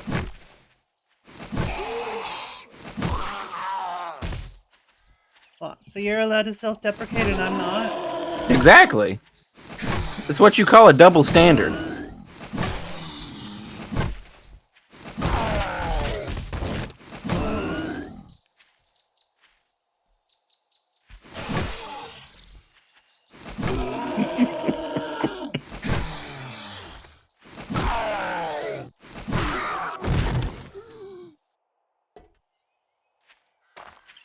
Well.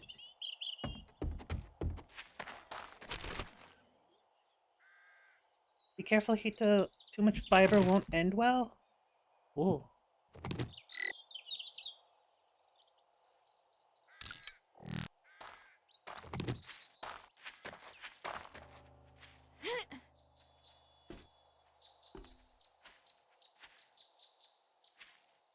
This field, I think this is for cotton.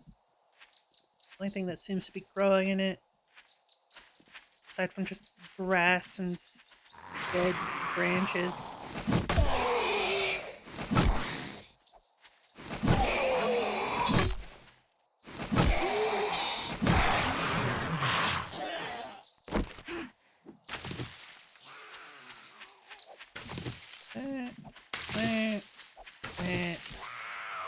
What's up, bitch? Oh.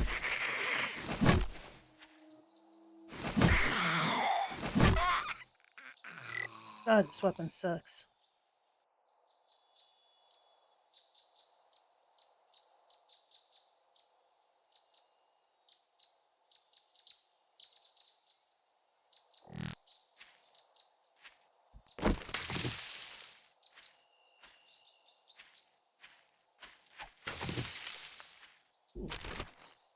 Egg. Eggy weggy.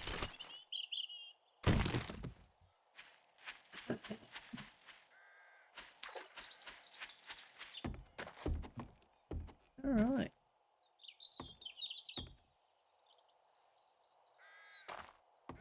Beer barrel. I could just take that.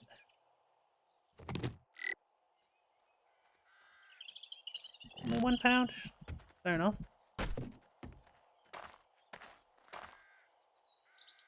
Get another one. Oh, that's a bunny. Goodbye, bunny.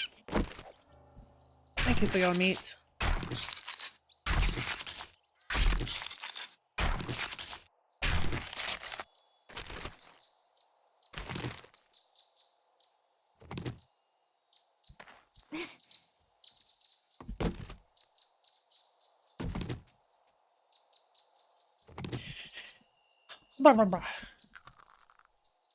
Take that. Got a torch now. Nice.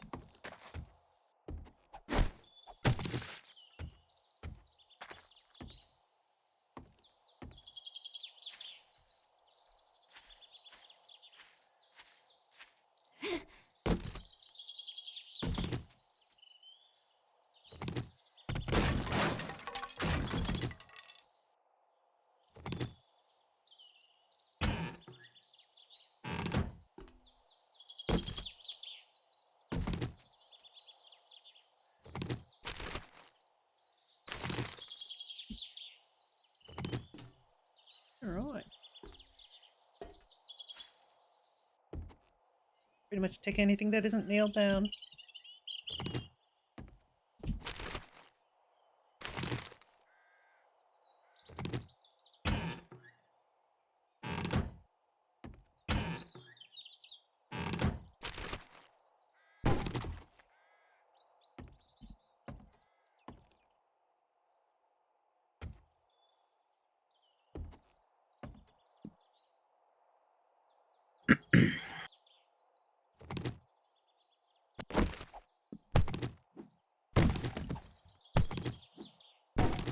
This is a good source of nails. Anytime you see a sofa, Get that shit out of here. Some Fuck good your nails couch. out of it. Just got 36 nails from one couch. Yeah, Undead Legacy. You two up in here with all the big brain tips for 7 days. Specifically Undead Legacy.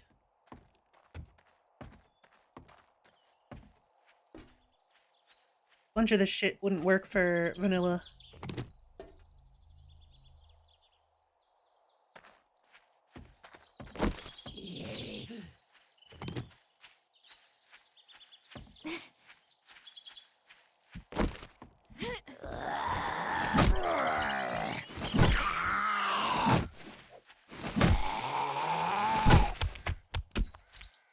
Really nailed that? Oh, you're right.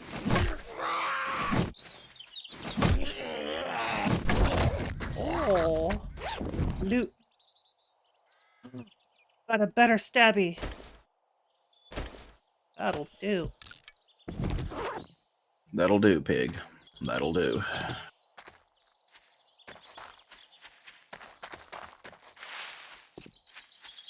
Ooh, eggs.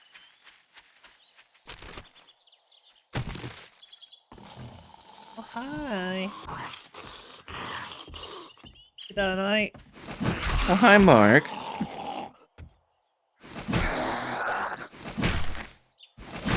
Oh, man. For a second there, I was just like his ex-wife. You know, a backstabber. Yeah. Hey!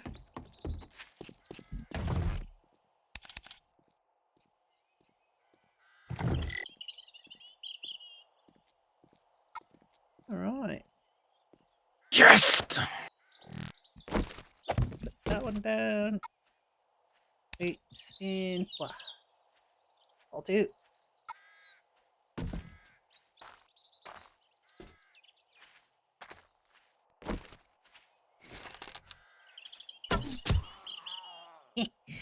Get got, nerd. Oh. Put away the iron arrows. Where are they? There it is.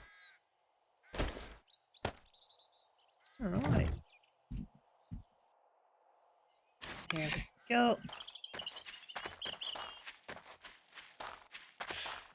Alrighty then.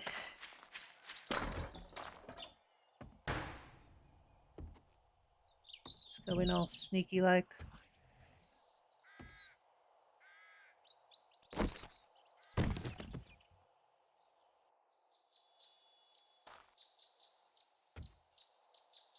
The loot can wait. Oh, just saw me.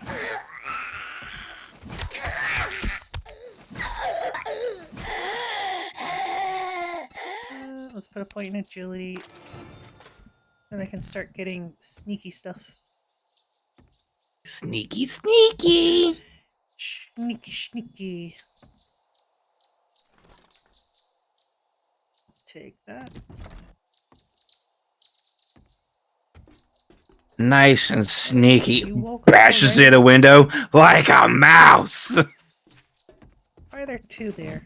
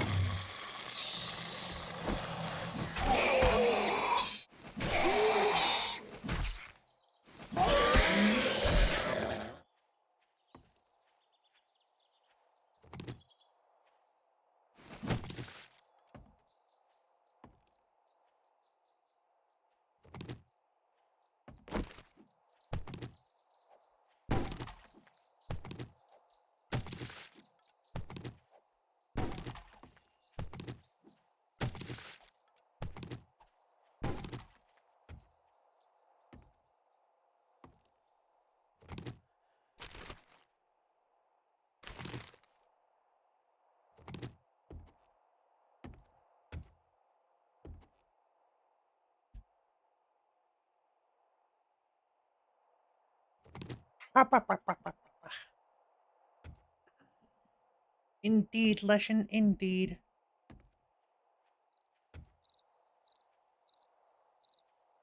See, Leshen too speaks cutie. I mean, he learned it from me, so...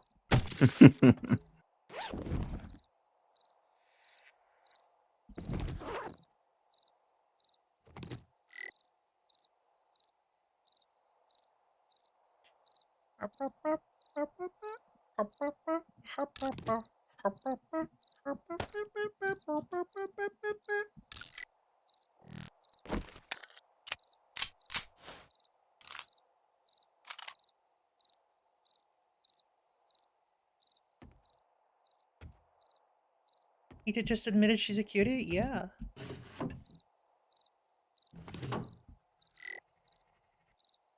That's like He'd been doing that for a long time. Ice is cold. Are we just gonna keep stating the obvious?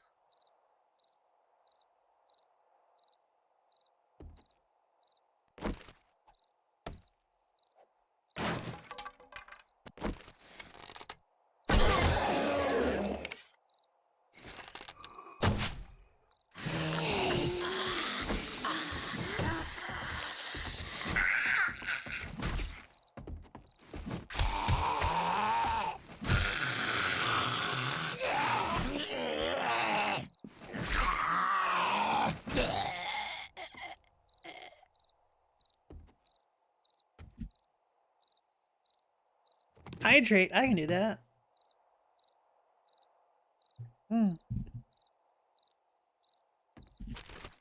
Y'all better hydrate before you dehydrate, folks.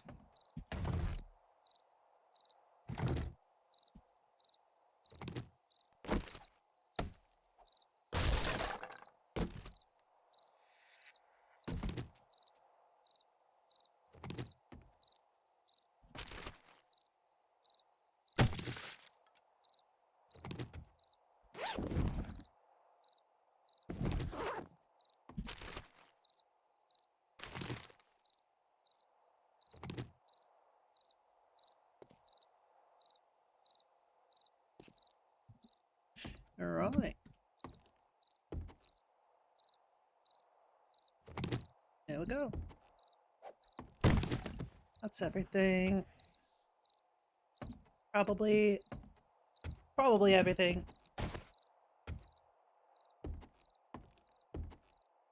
I can use this room, probably. Yeah.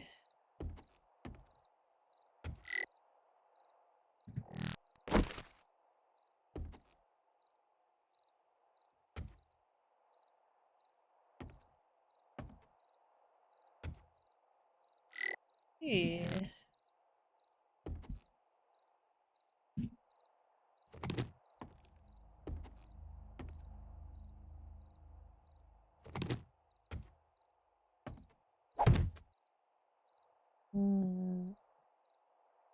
Let's change that. stack boxes. Why is that so?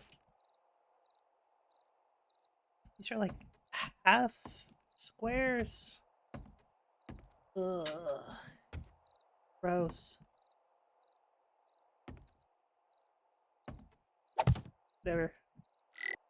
Do it like that. Broadcast. Broadcast.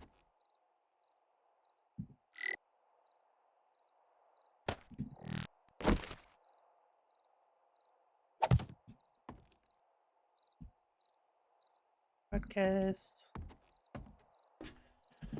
All right.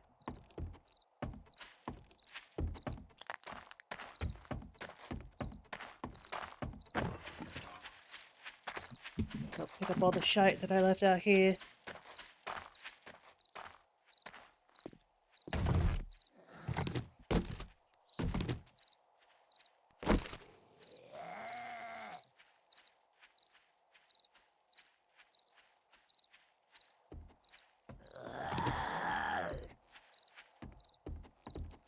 There, mate.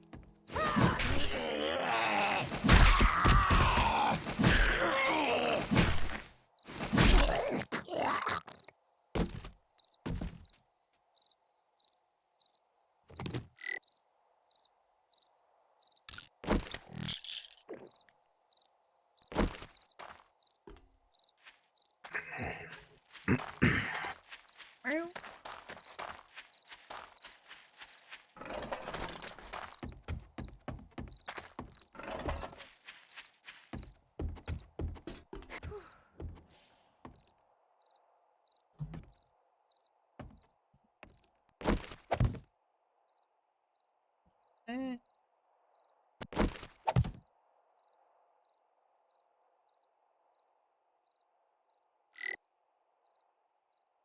Go.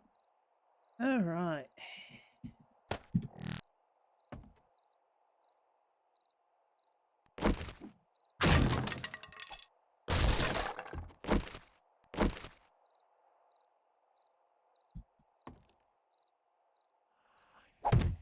There we go. Carpenter's table. Oh.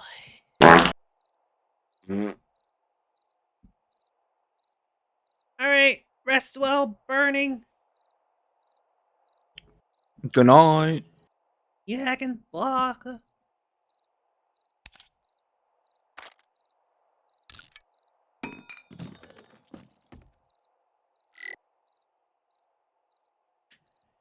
see. It's got 15. Storage 25.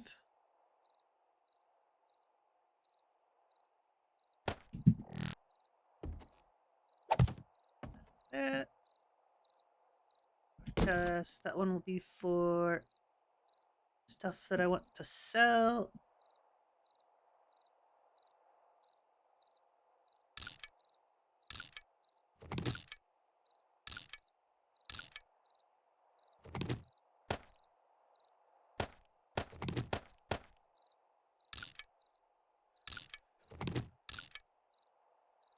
There we go. Really need one beer barrel.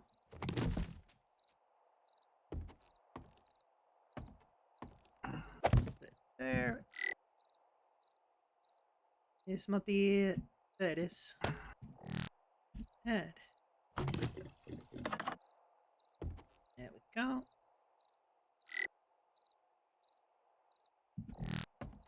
Well, I need a campfire.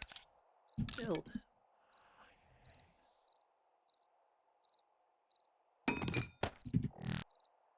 Alright.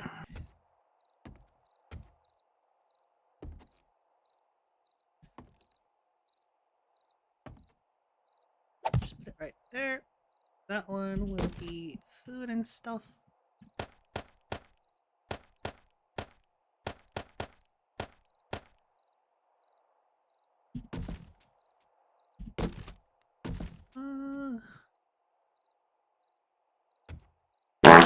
Well, Mimic.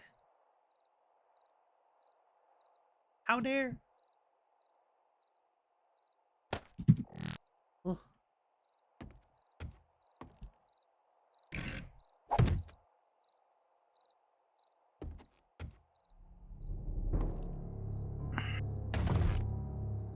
this be weapons and ammo.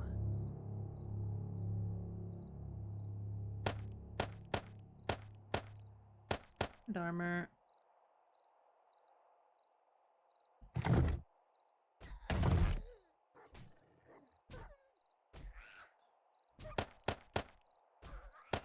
Oh, bobby pins. Gotta keep those. Bobby pins are basically lockpicks.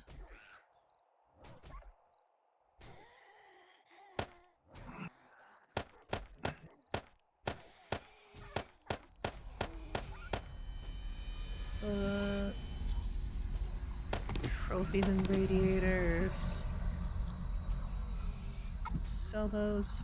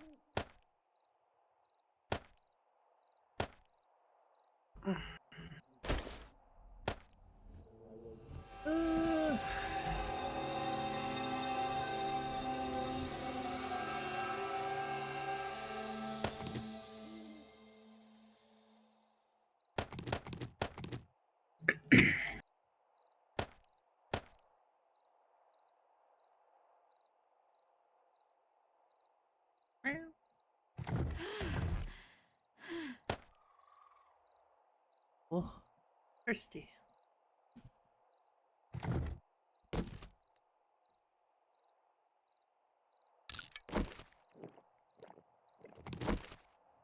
You.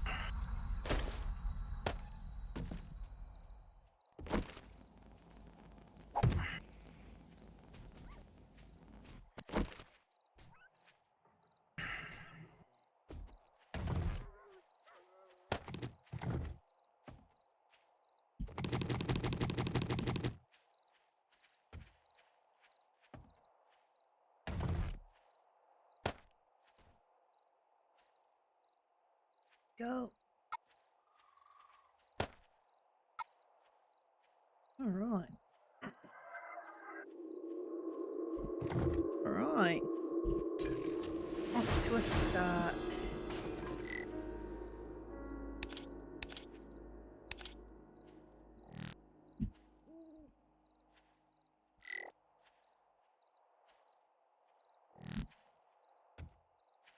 Trader's already closed. To go out and do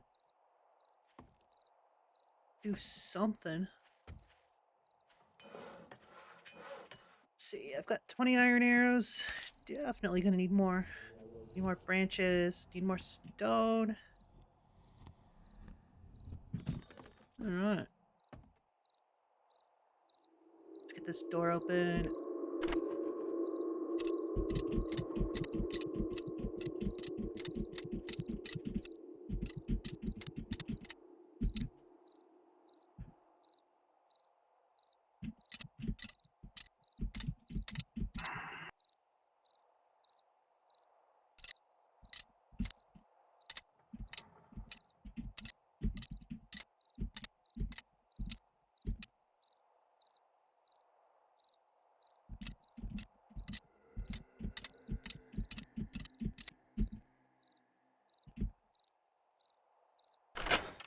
There we go.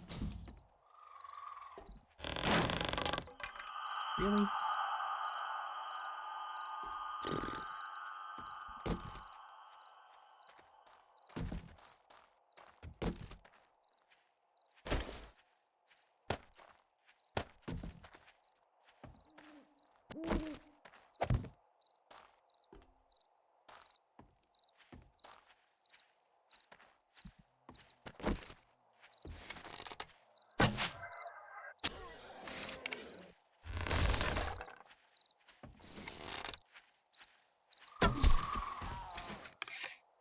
That was a feral.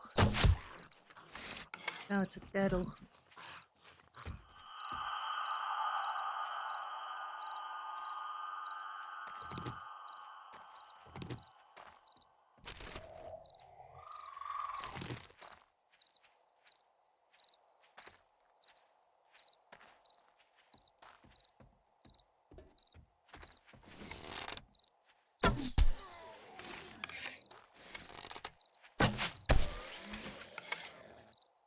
Go.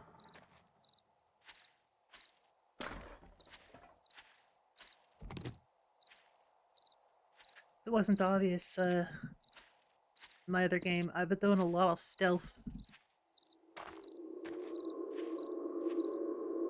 Stealth's usually the way to go in a lot of games.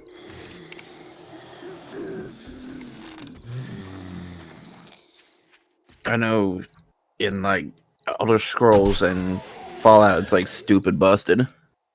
Well, the reason I use it in this one specifically is because there's significantly more zombies than base game. I see. So it's especially useful at night. Yeah. And sneak attacks. Like one arrow, one kill. And I found that for your firearms, it's best to just save the ammo for Horde Night. Right. Yeah.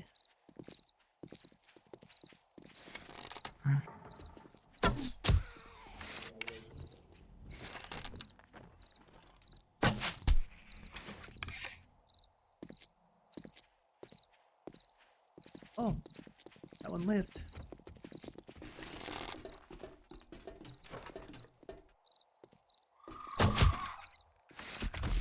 To increase my sneak attack bonus.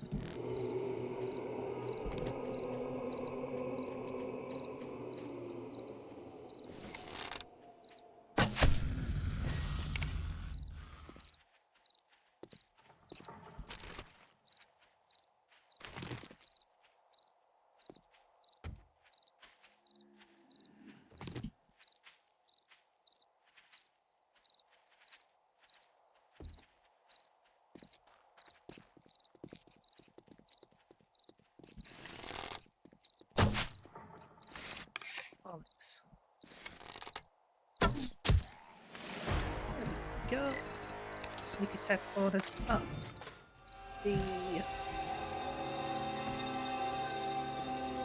Alright.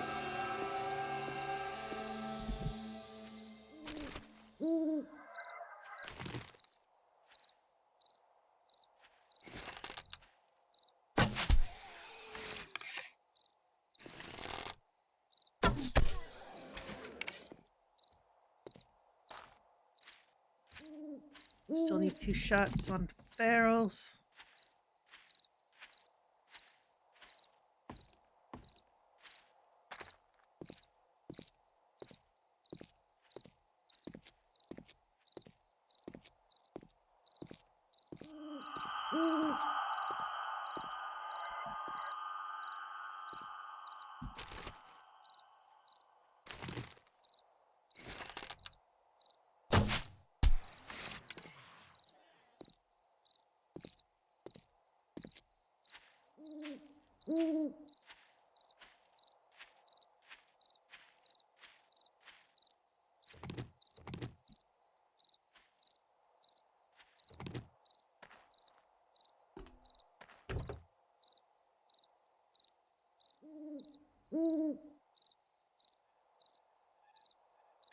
Ooh, old paddle. Hell yeah.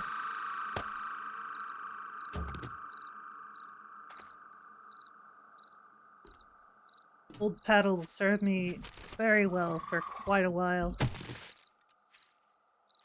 It's actually what I'm using in my other game. Granted, I had it upgraded in the other game.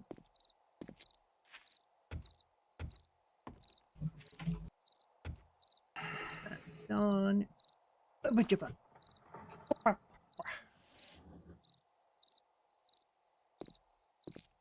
Oh, oh, oh, oh.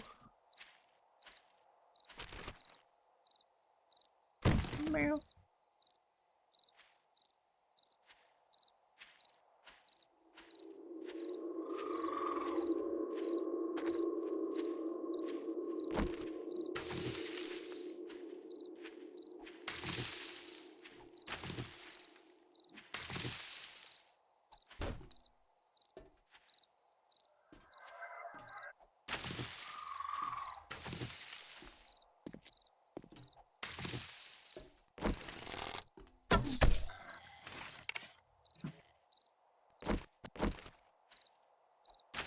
Oh, Mimic, you're a big ol' hacking cutie pie.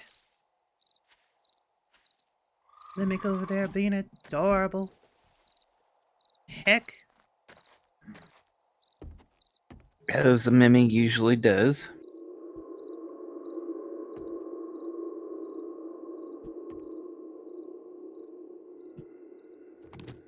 Oh well.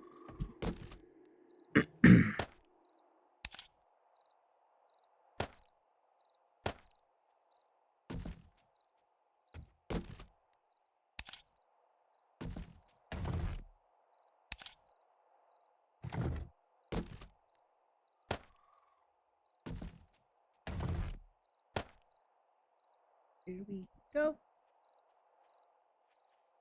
Meow, meow, meow.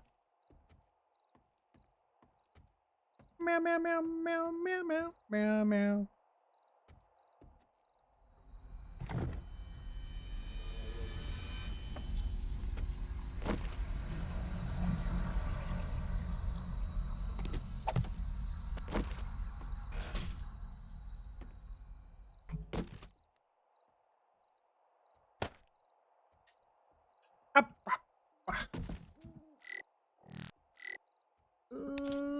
Meow.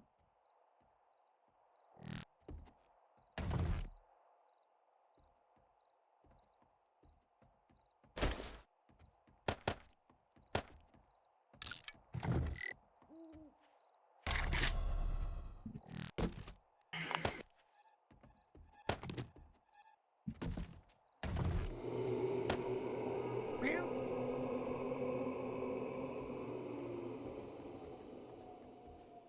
Only 8 branches. Whoa.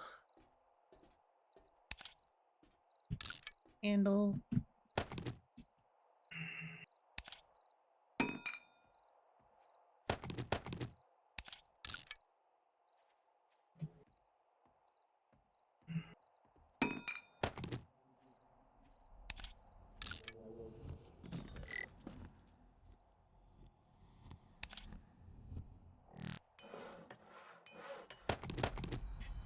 Another one.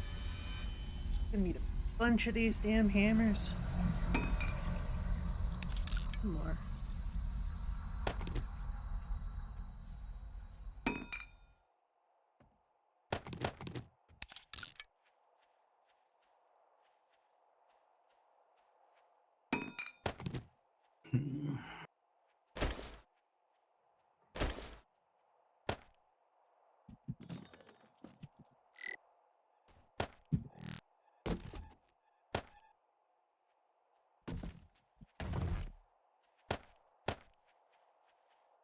Meow.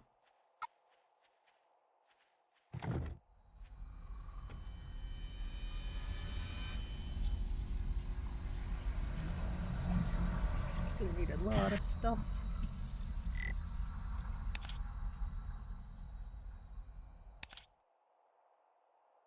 Okay, paper.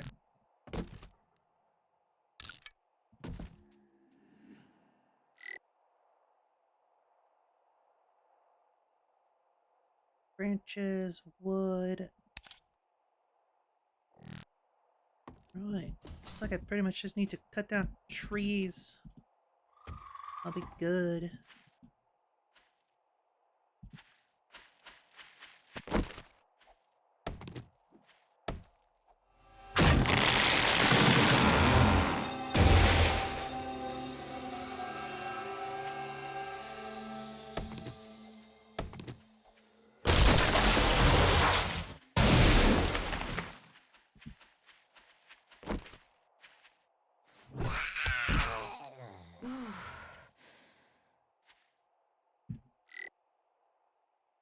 Thirsty already. Balls.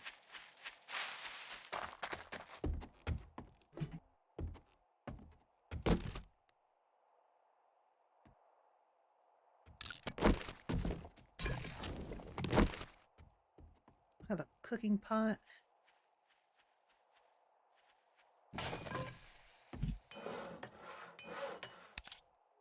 Bunch of firewood.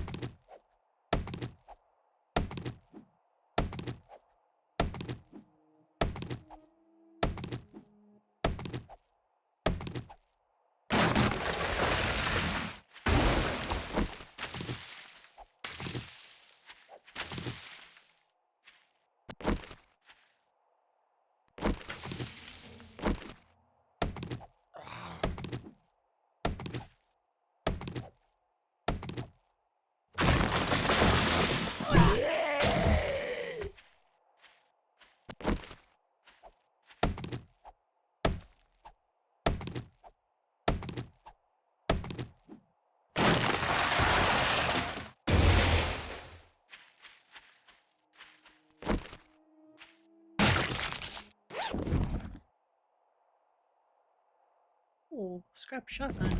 Nice.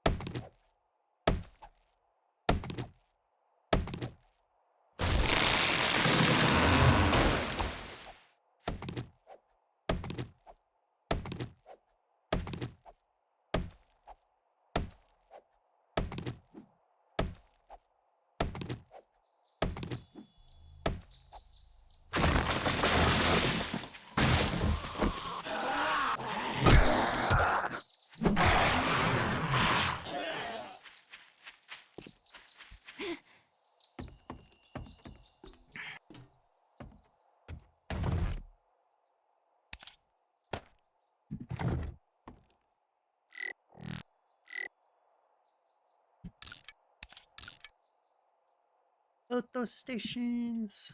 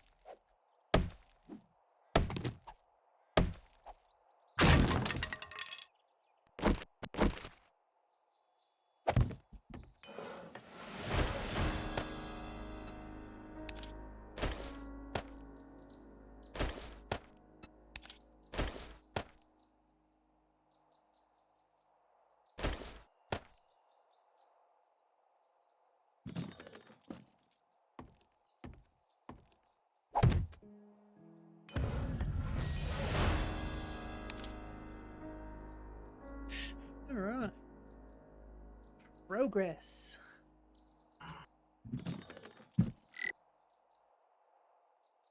My 3 basic stations. Now I need to learn the new ones. Alright. I'm getting there. I'm getting there.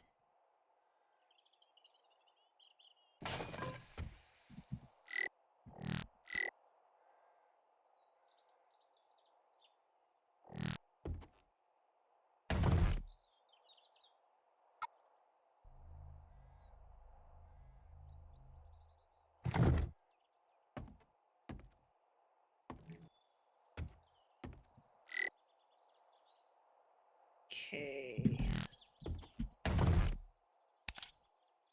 That away.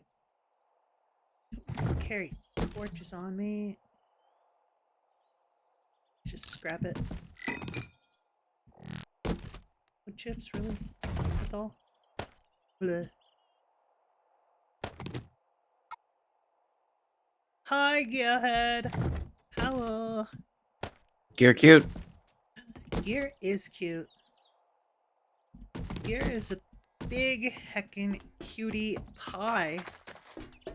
That's right, he's made out of pie.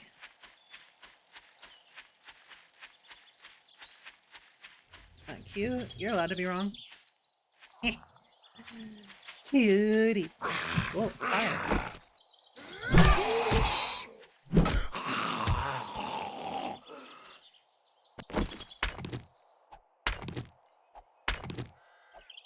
How are you today, Gearhead?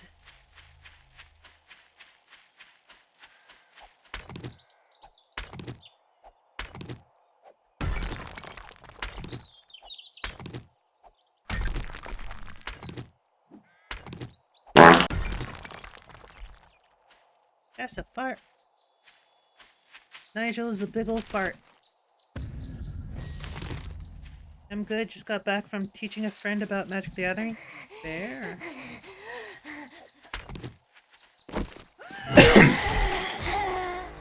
Hell yeah.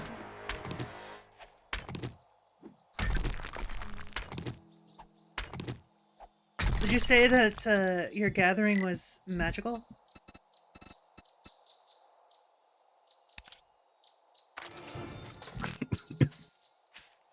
Was it a magical gathering?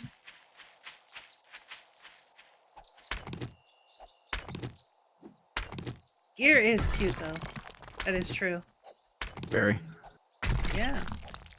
And I'm not just saying that because there's a redeem to say gear cute. That's just fact. I have no reason to lie. So alcohol and magic tends to be a fun combo. Fair. Amazing! I hope you like your reward. Weighted head. Let's go. Any jobs? Gas station, ranch house. I don't have gas cans yet, so we'll hold You off look on like the you gas can handle yourself. station. Okay, be careful and try not to get yourself killed. What if I want to get myself killed?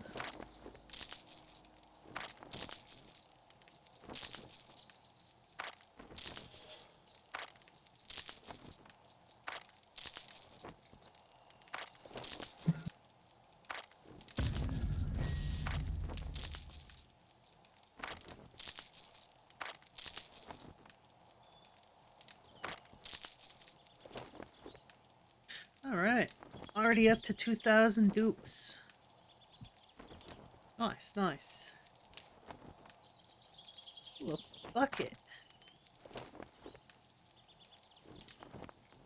Can be used to transport water. I'll buy it.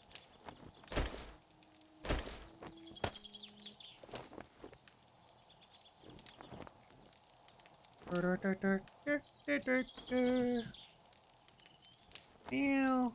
Leshin. Leshin's cute. It's not even a redeem. That's just fact.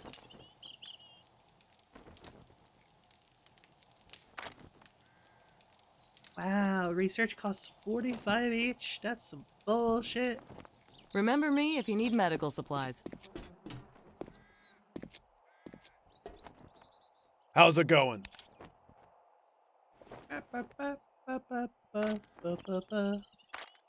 Oh my word. That's some expensive shit. Bruh.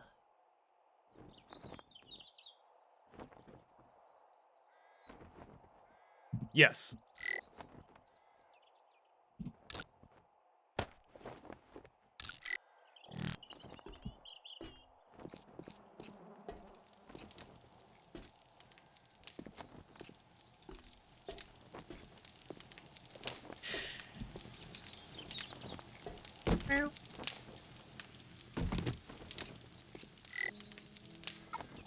Alright, let's go to the next place.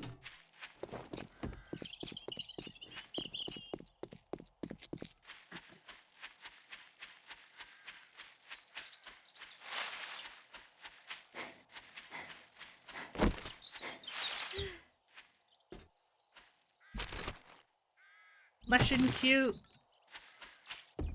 True facts. Nigel is also a cutie. Cutie, a tootie. Nigelator, more like cute-gelator. Got him. Cause he's a cutie. Dragano's also a cutie. Yup. Yup.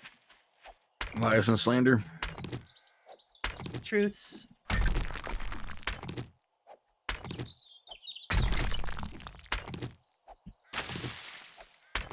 Here is a amazing Waka.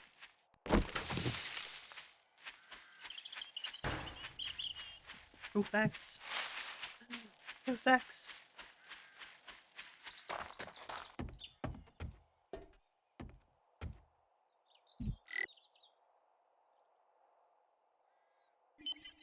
Save this as home.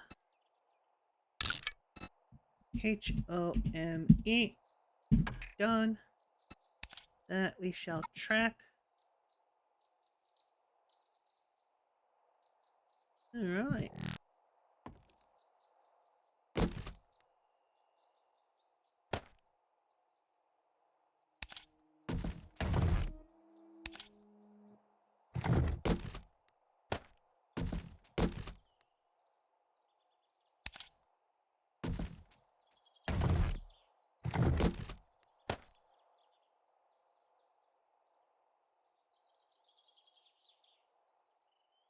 Gert, Extreme Elements, so much stuff. Whoa.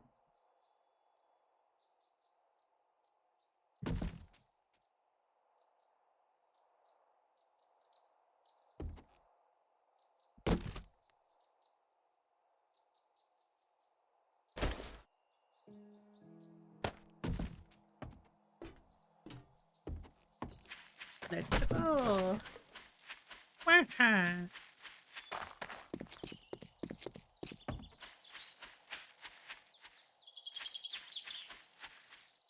Alright, I guess you go in through the front door. I'll take that.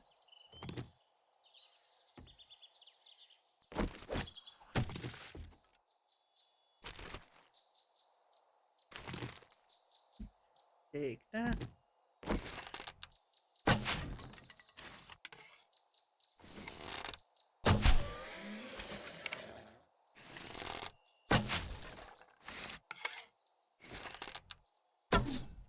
Oh, aimed a little too high there. But there we go. I'll take this.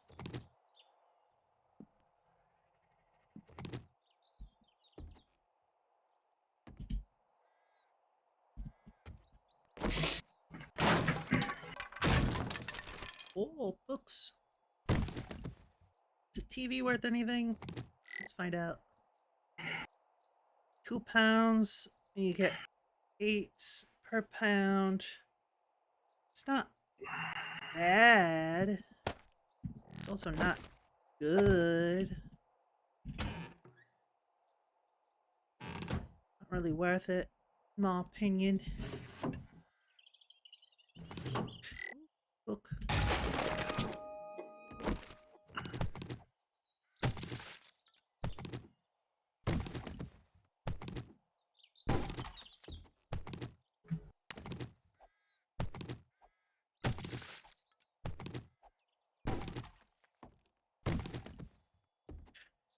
Here we go. Got these radiators.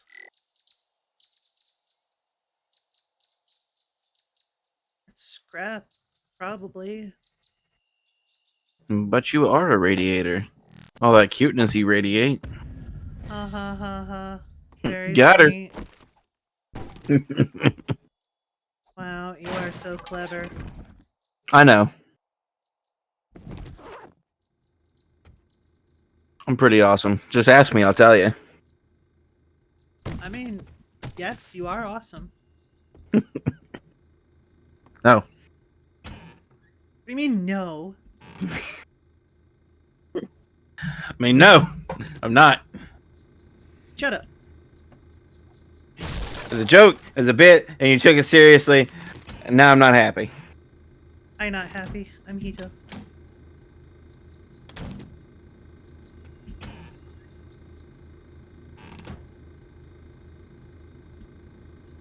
I'm not a soon.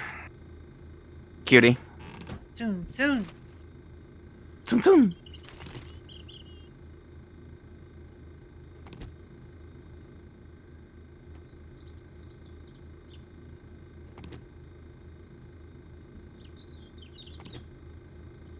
Well, I missed a light.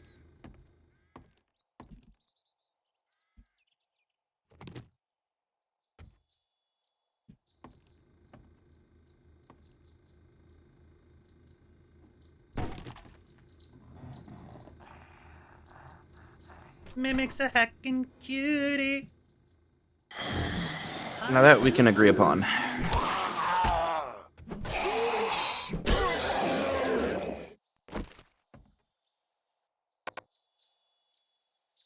Not enough to fill up this item. Oh. Not enough to fill up your mom. Well.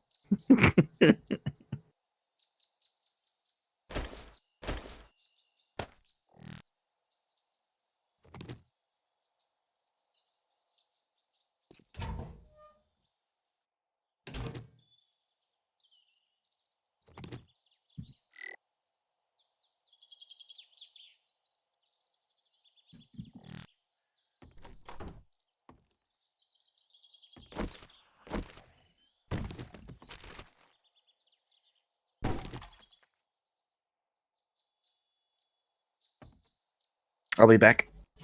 I'll be Hito. Okay.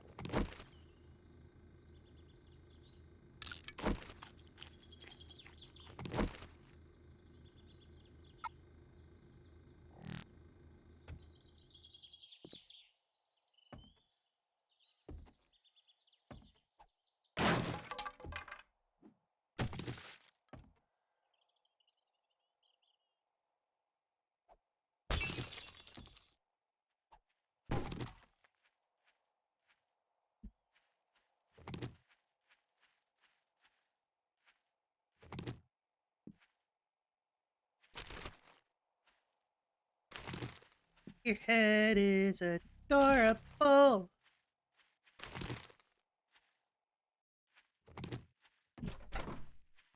Why, hello there.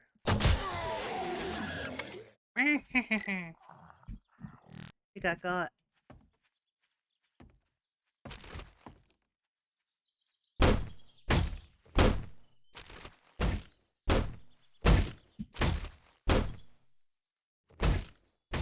Oh, there you are.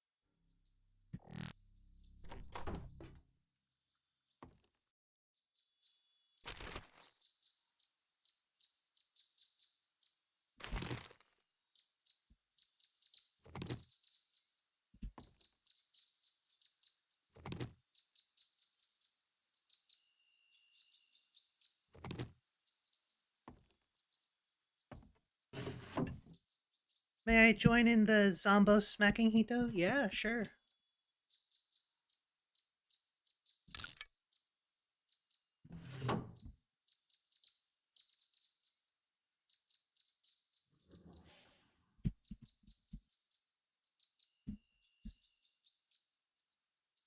Thought we were friends on Steam. Are we now friends on Steam?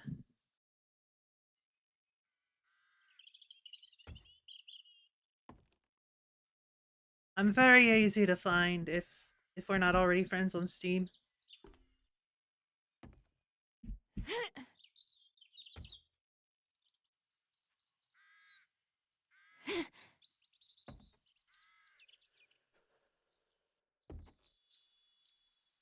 Wonder how much is this worth?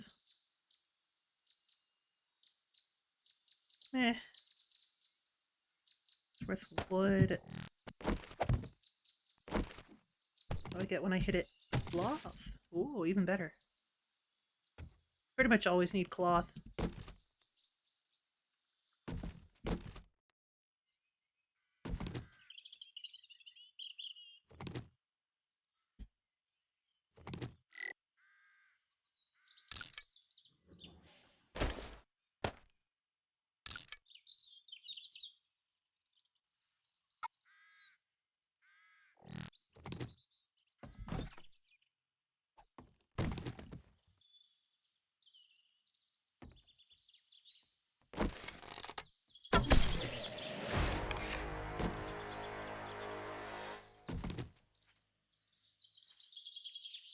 Nigel added me to their friend list. Oh my god.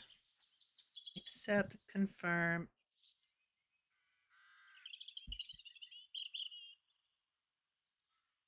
Invite.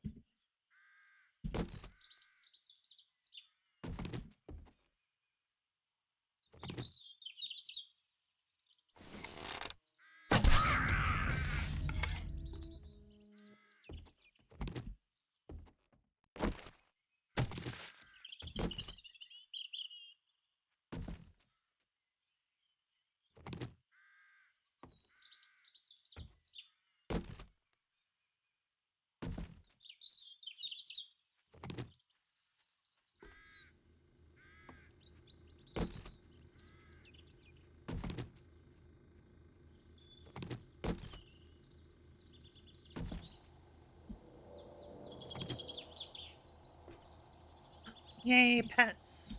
I heckin' love pets. Hell yeah.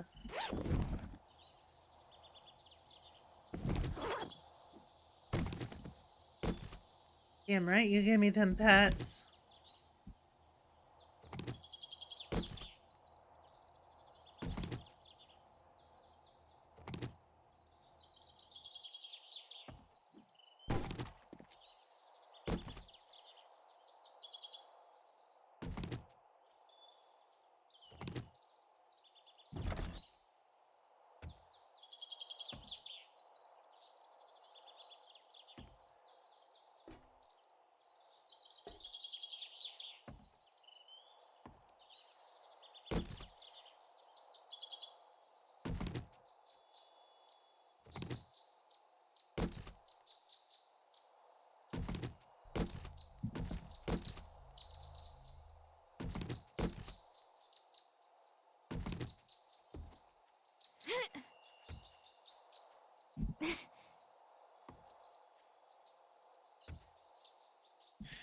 Right, where does it want me to go from here? That's the question. Oh, probably over there.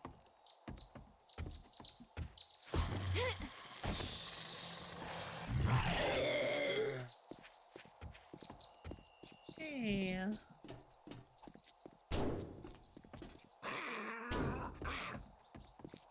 Why, hello there.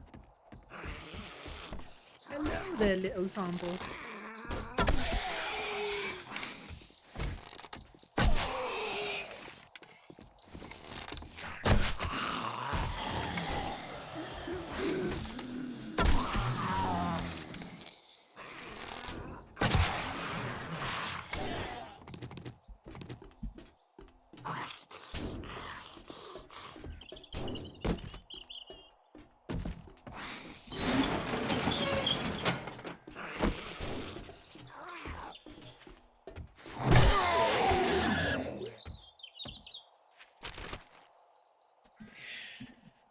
Alright.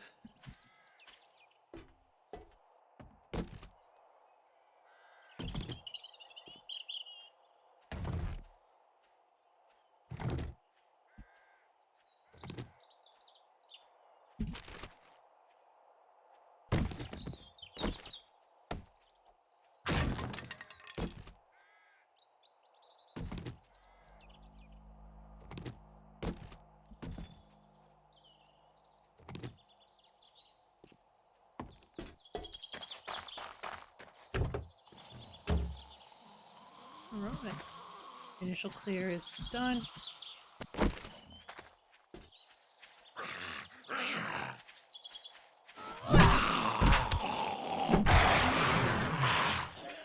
Since the house is super close, I could just drop off the stuff there.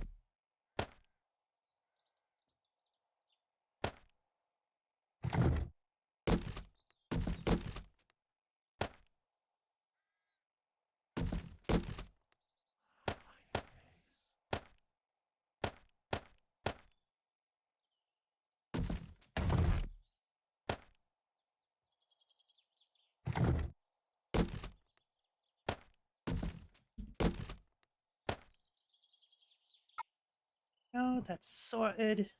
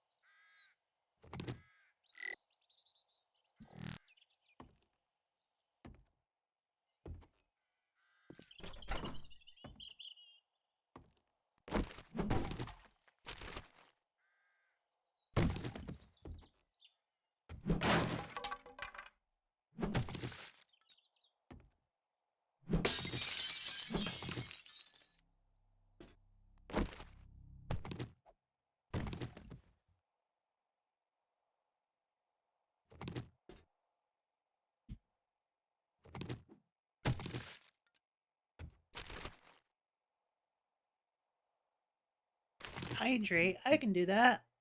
Y'all better hydrate before you dehydrate, folks. No, I got back just in time for the hydrate. Welcome, Bizzle. Thank you.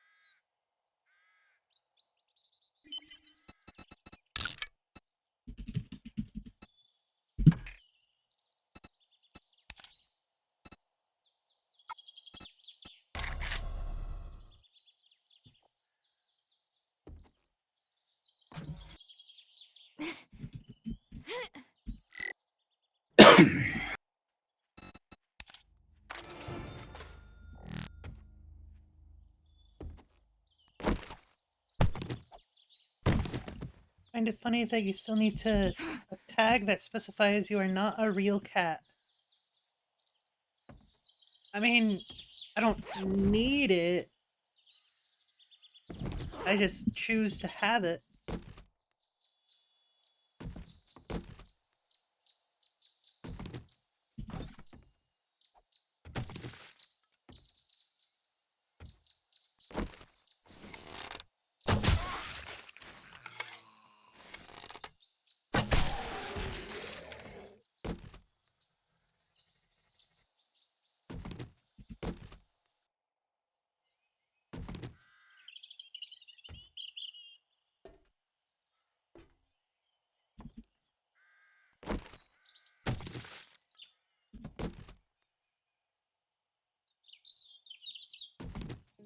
Well, a kittycorn is cat adjacent.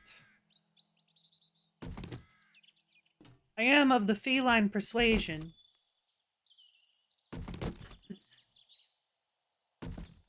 But not a common house cat. That's right, I'm not a commoner.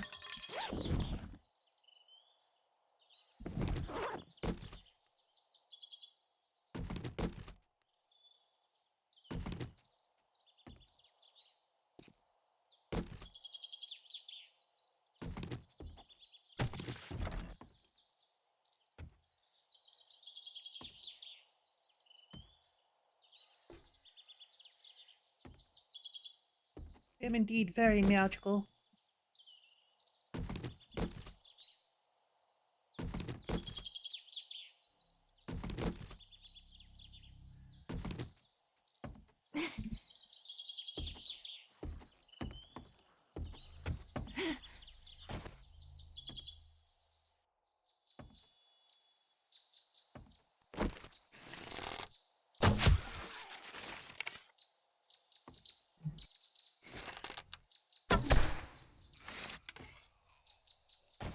There we go. And that is why I like using stealth.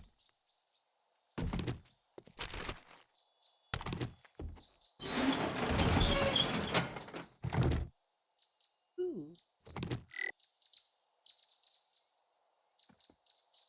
Nice.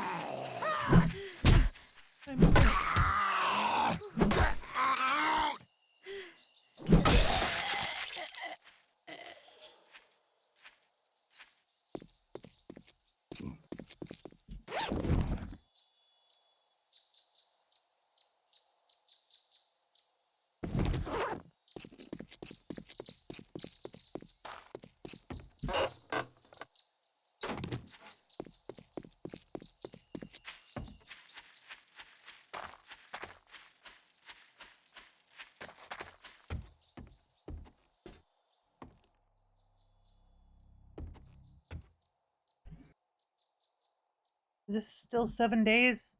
Yeah.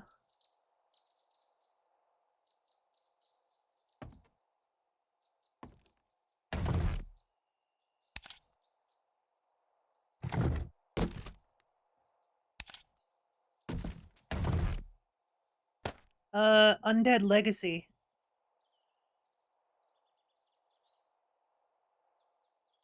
That's what mod it is. Mod pack, rather.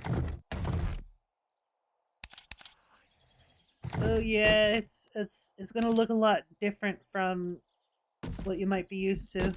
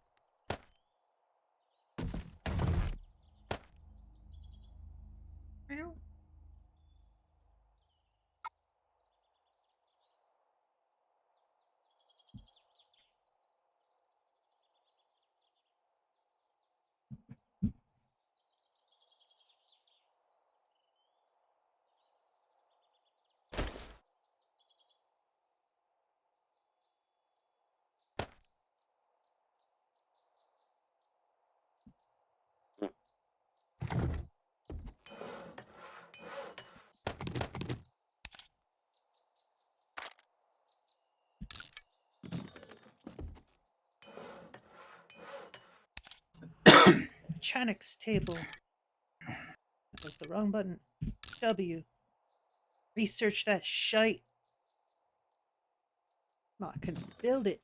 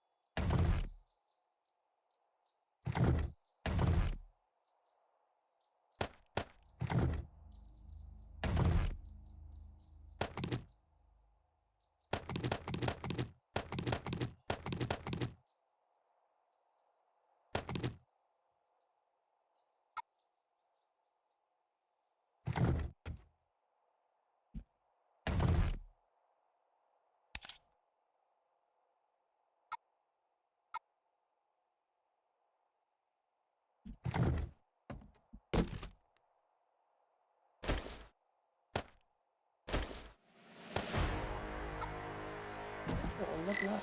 Nice.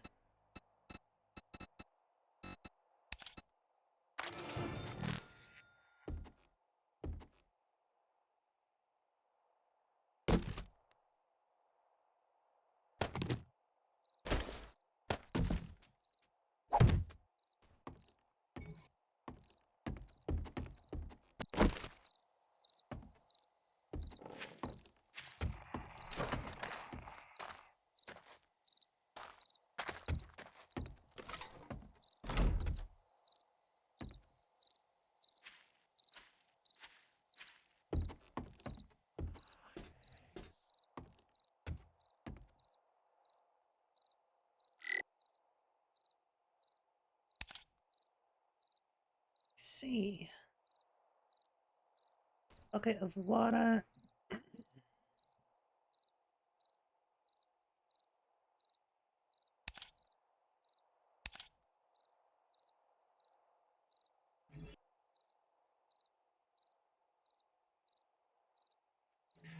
Dumped into an enclosed structure or hole in the ground to store it.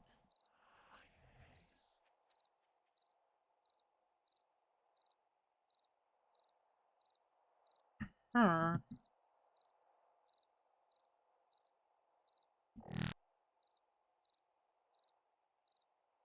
Well, whatever. Return to the trader before he closes. Ooh.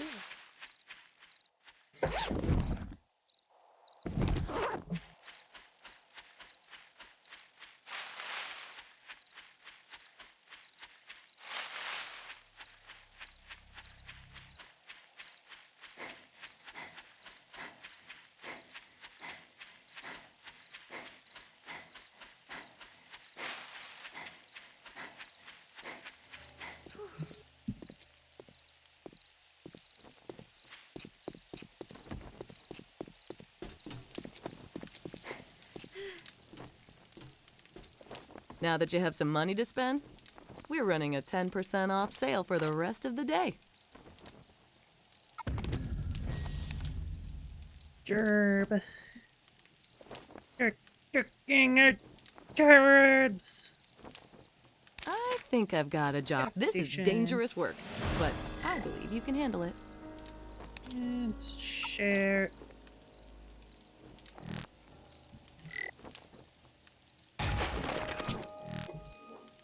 You don't restock until the 4th. Oof. Oof. I have a go-kart, but I'll never be able to afford that. That costs 30K. Bruh. Really? I don't have enough shit to sell to you to Well, okay get then. 30K.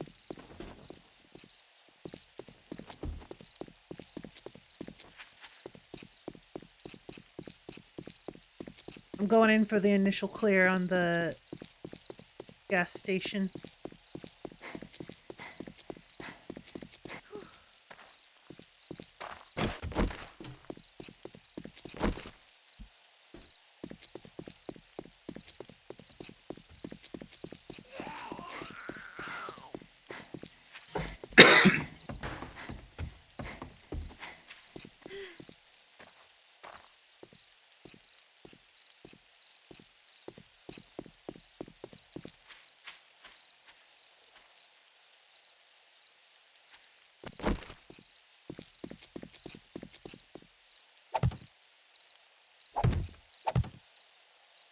Just in case I need to throw some shit down. I'll do.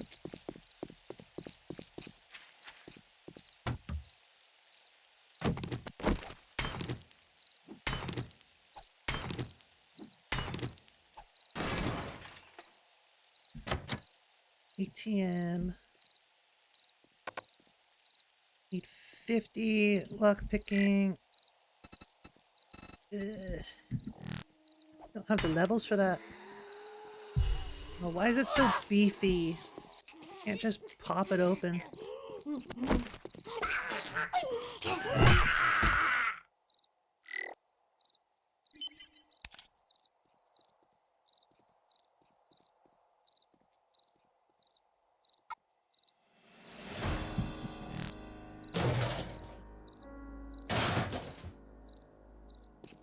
There's gas in the pumps, but I don't have a gas can. It's fine. Probably.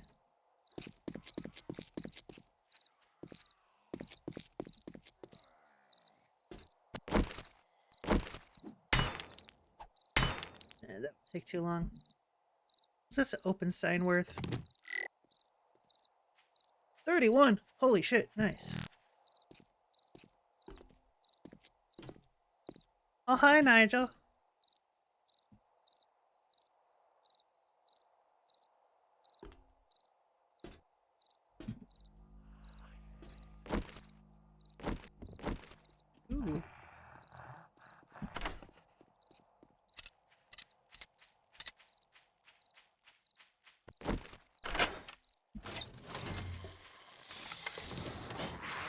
Oh, hi.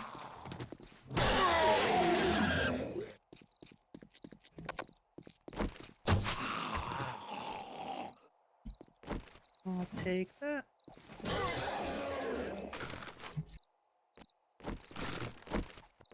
All these seats can go.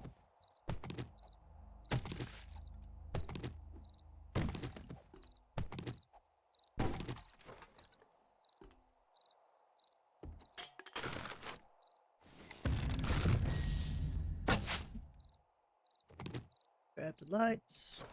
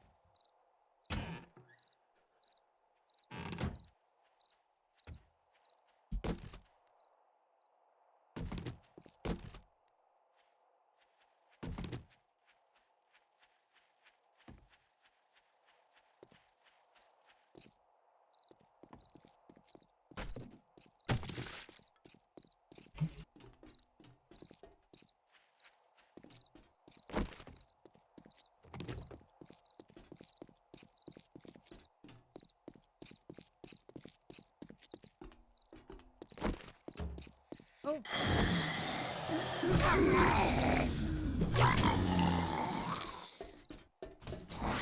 Hi.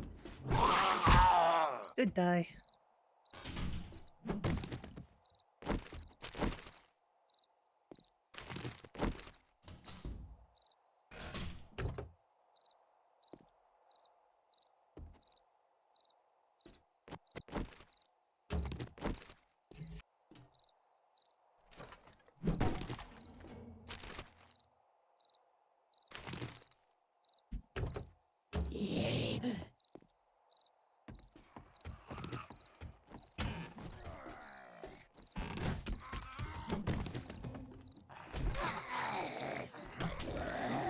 Bicycle. It's wheels, scrap iron, ball bearings, and iron pipe.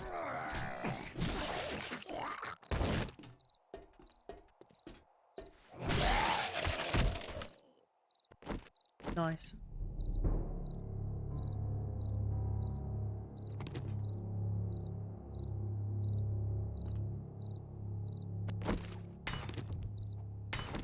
I could get some scrap from this.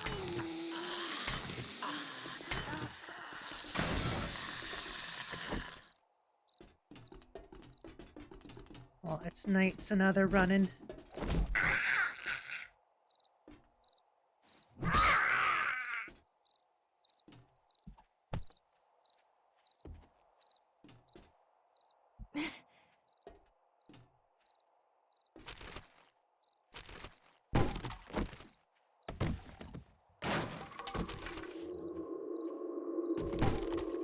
Ooh. Recipe for carpenter axe. Nice.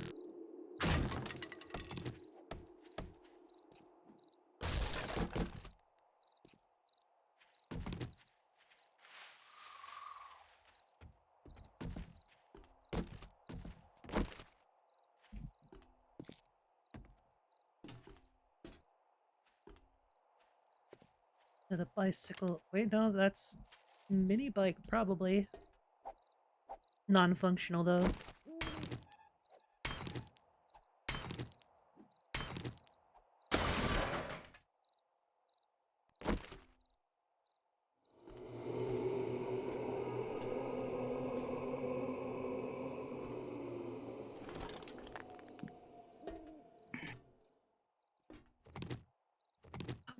Chemistry station.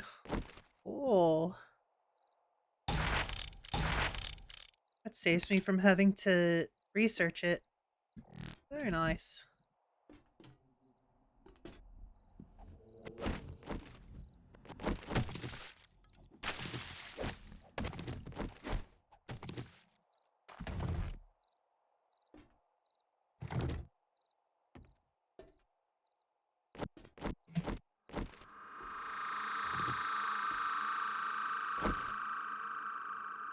Take that crate. That's all? I guess that's all.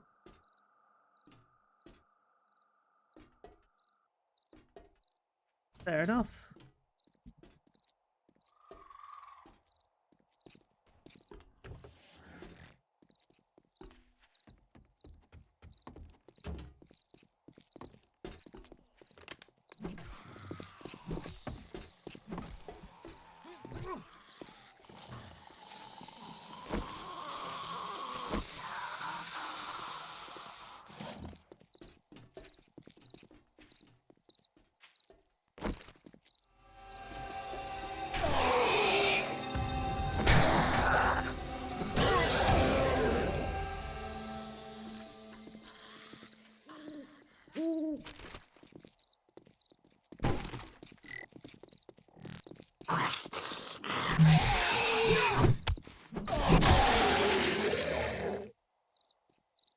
All right. I think that's everything. Don't need to dump, so... Oop.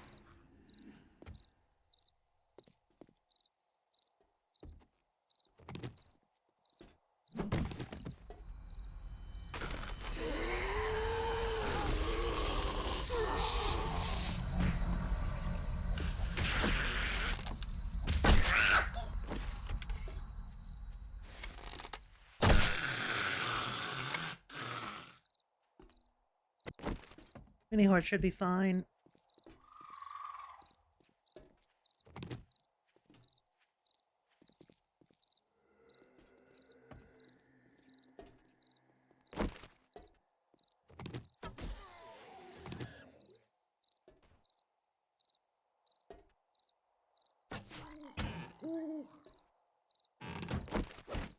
Oh, good. A cooking pot, finally.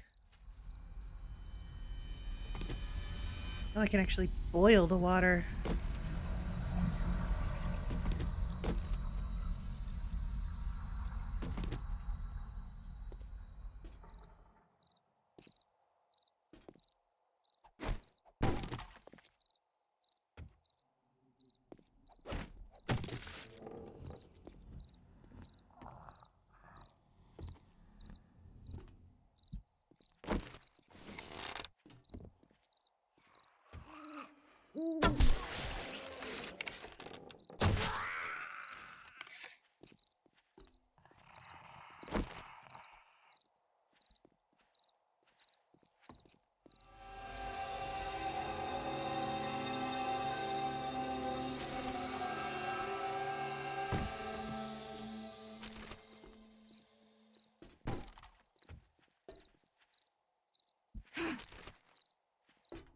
Still says to clear.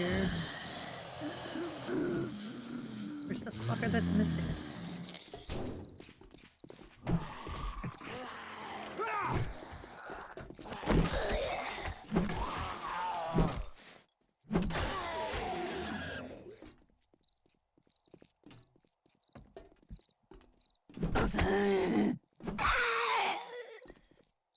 All right, there we go.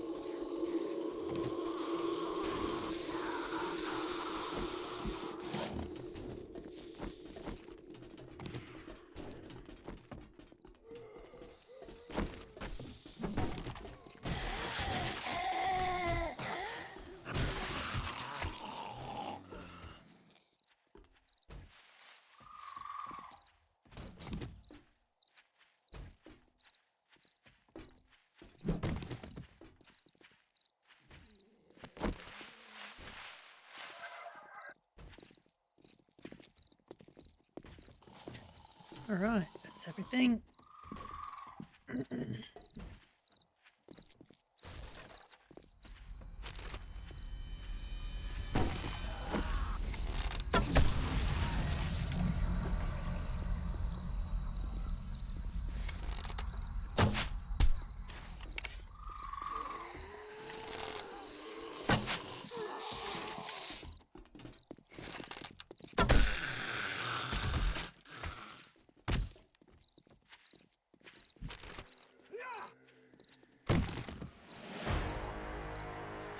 Out of arrows. It's fine, because we're going to be going back anyways. Alright, back home we go.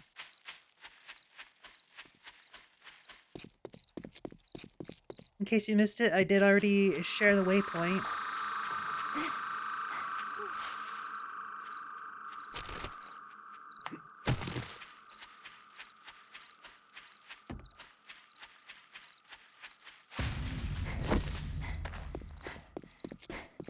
Alright, cool.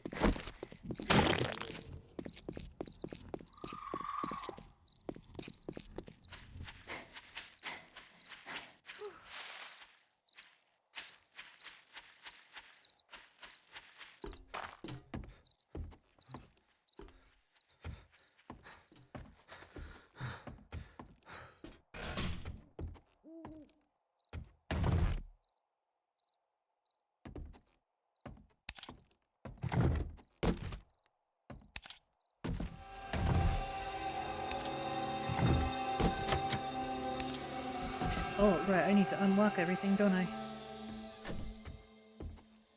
Are they already unlocked? I guess it's fine.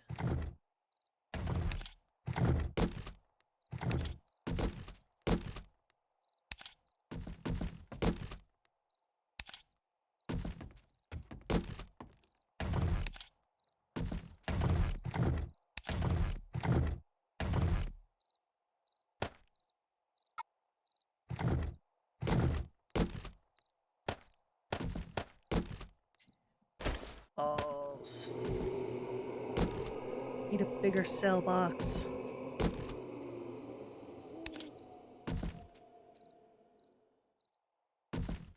Secondary cell box.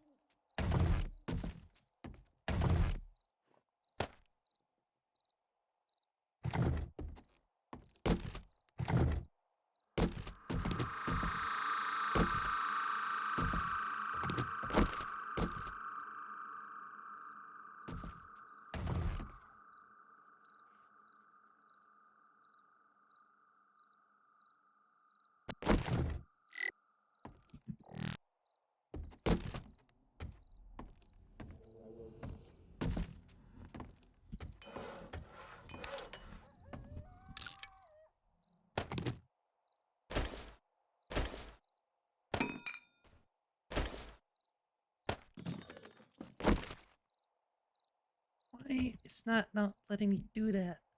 Motherfucker. Read.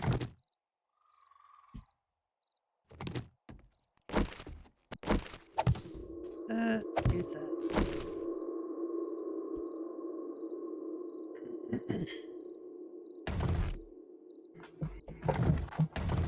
There we go.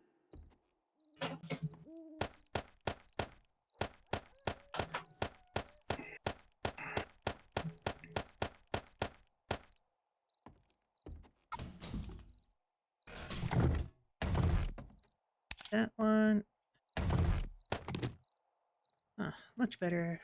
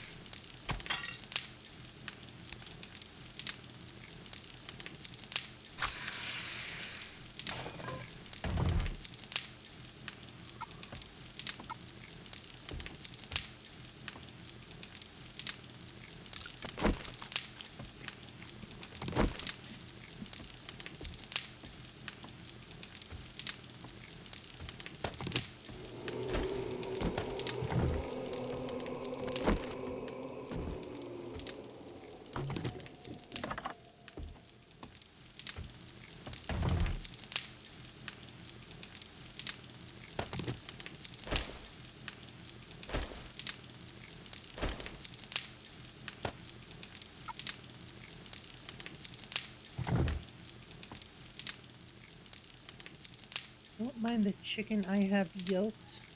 What? What are you talking about? Oh shit, you picked up a chicken. Chimkin. What in the world? I don't even know how to get a chicken. Fair enough.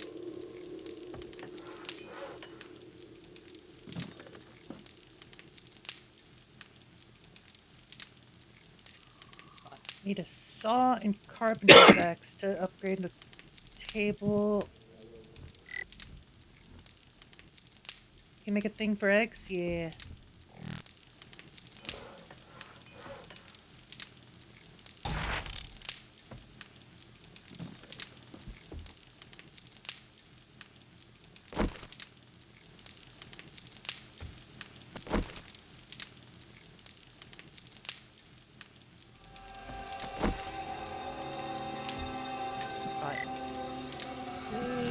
What?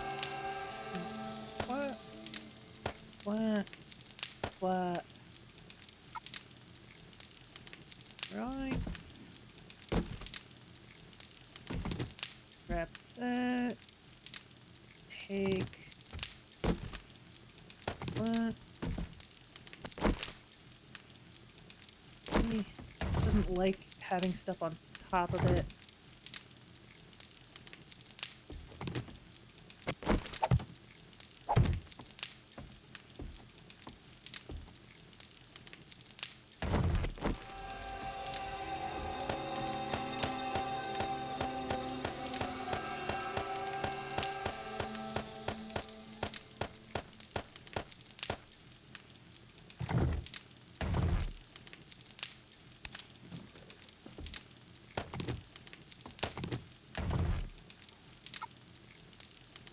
Honeycomb.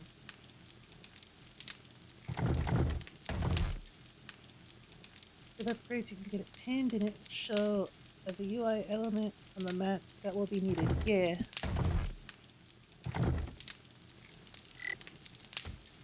I am indeed aware of this. Oh, I can make a mechanics table. Let's go.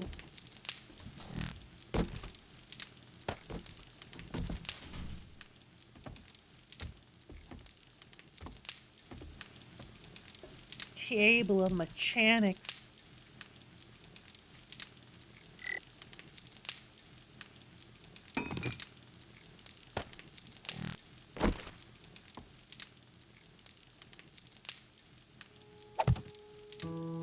Right.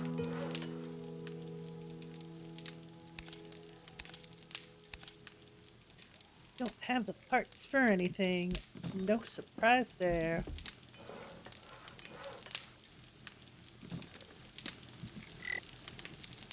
Alright, it's officially morning. I'm gonna go turn in the trader stuff.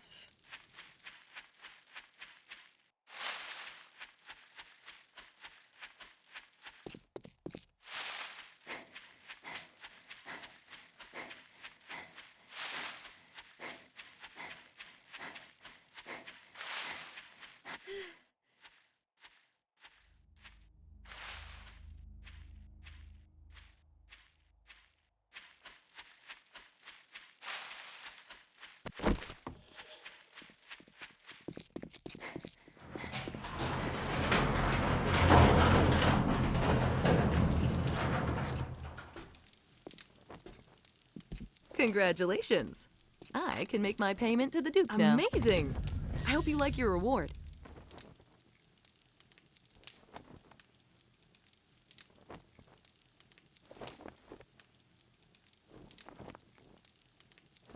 I've got just the job for someone with your talent. This is dangerous work, but I believe you can handle it.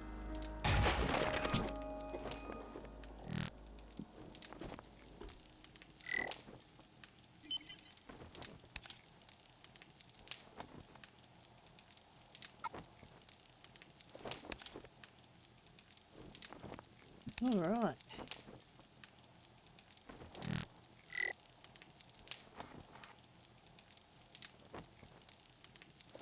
Sorry, but I've never heard of a stim pack. Stim pack. All right. They're not really in the same direction.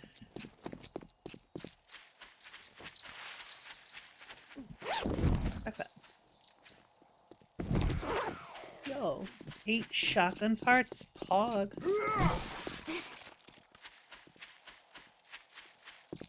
Oh, oofle bag.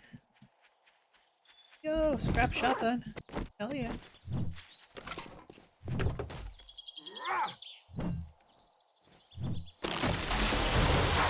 I'm gonna hop out, Hito. I'll holler at you later.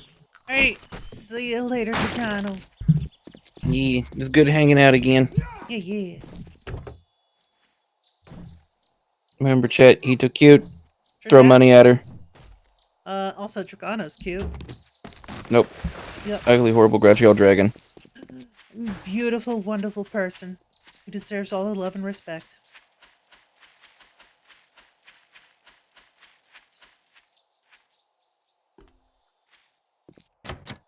Oh, locked.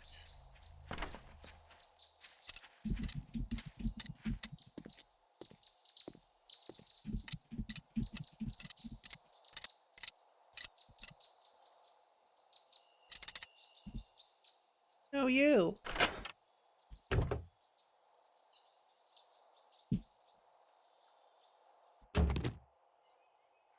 Alright. I've cleared most of the zombies here. Oh shit, you've already been here. Hug. Shame I don't have a gas can.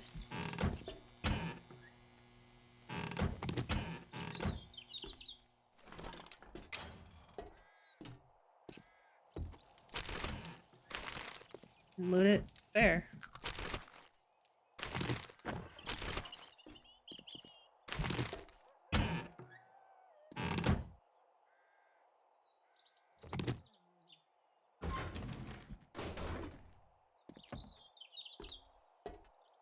Oh, you got one?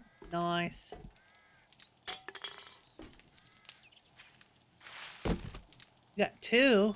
Oh shit, nice.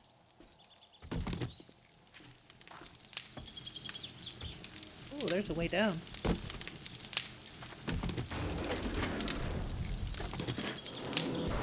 Yeah, cause like we're already at a gas station. It might be a good idea to like fill up gas tanks while we can. I'll leave that. That'll take.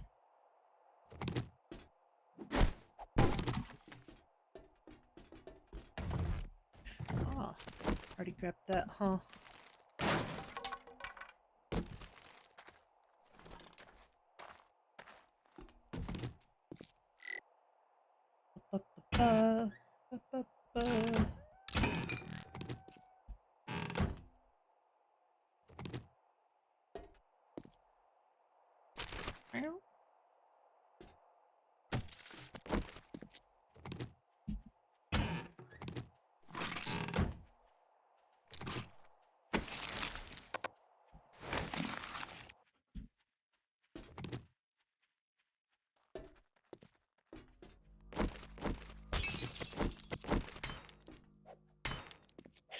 Alrighty then. Take that.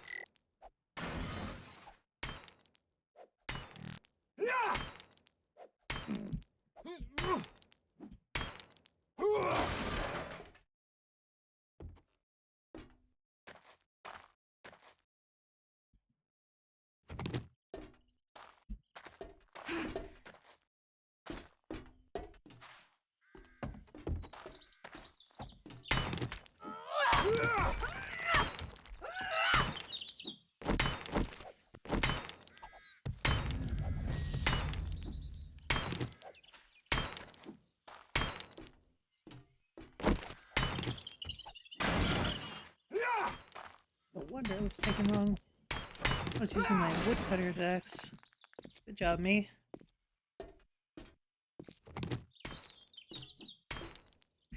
Ooh. I'll take that. And I'll take that. Nice.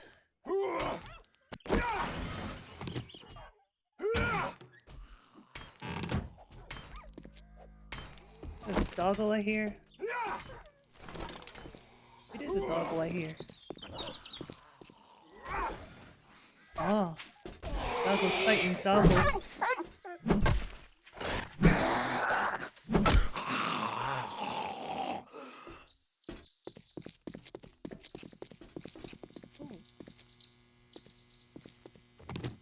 Hey, do you want to see a cute pupper? Always.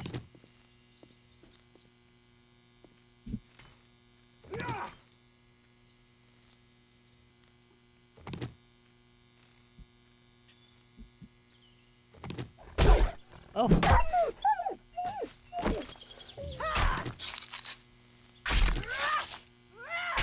Just give me your flesh.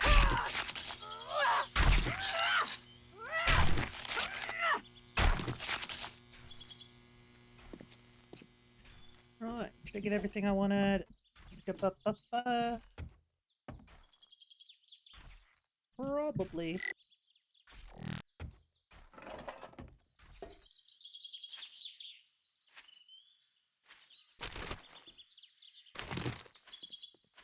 Ooh, ice machine. I'll take that.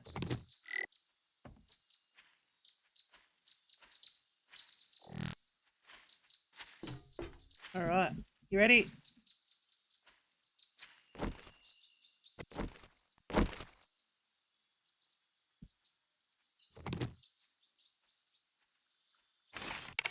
Yeah? Okay.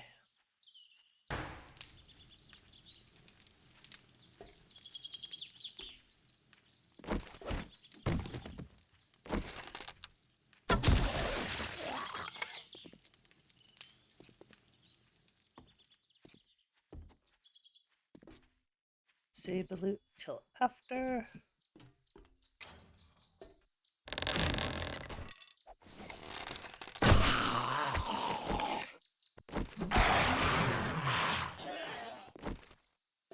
Right.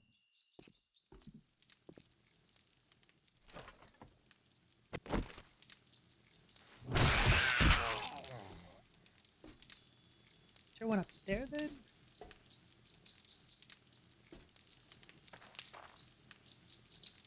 Must be one on top.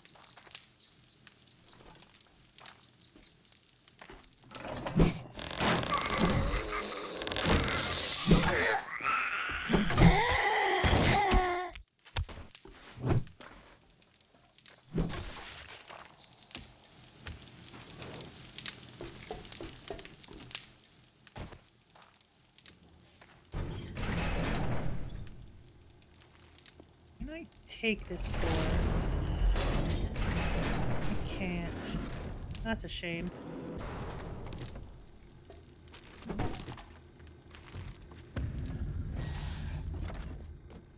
There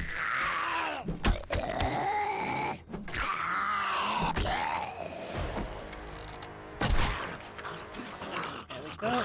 Yeah.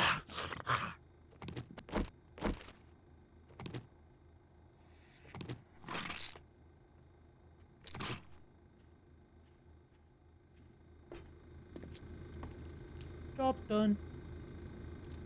Do a microwave.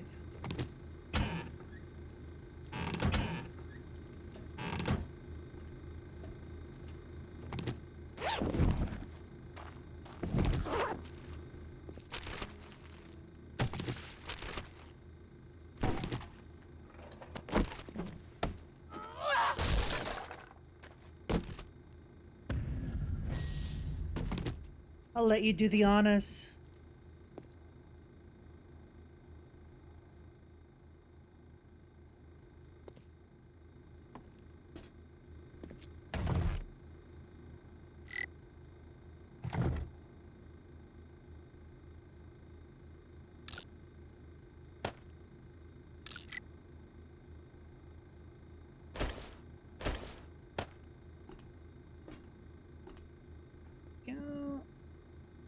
Okay.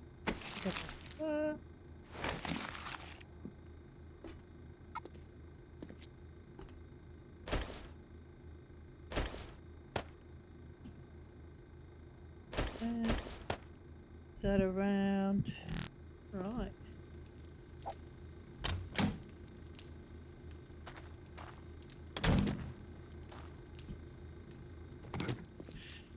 Just loot the rest of the stuff.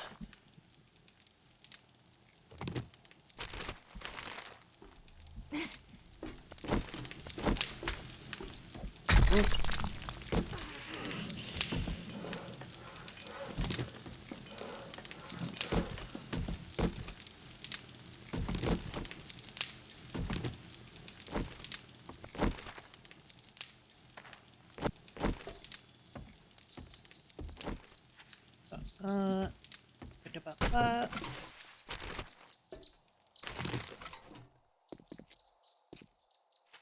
That.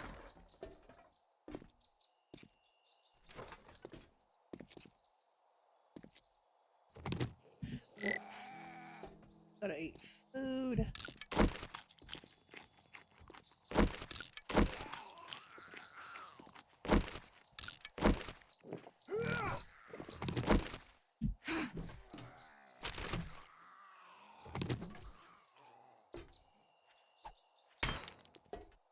Oh.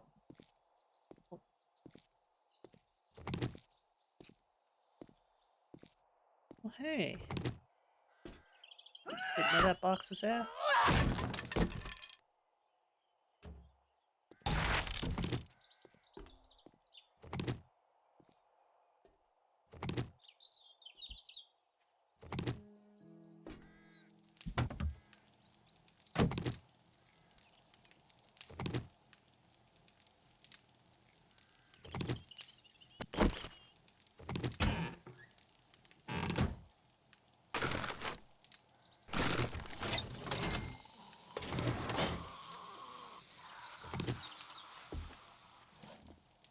We going to the other quest for the pre-clear? Alright.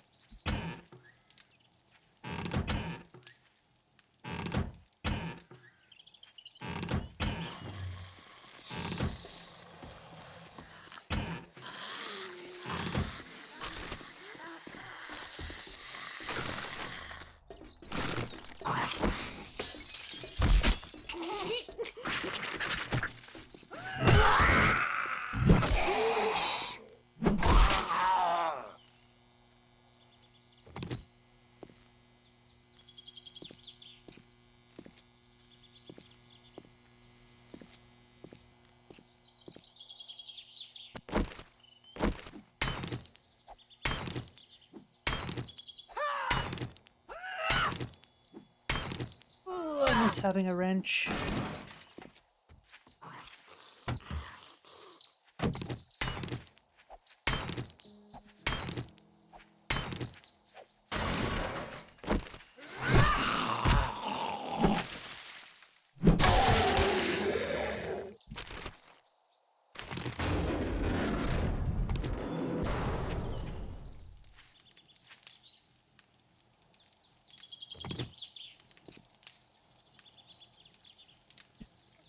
That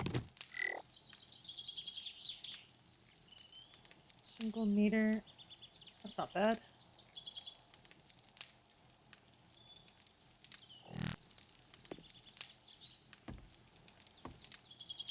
Not bad at all.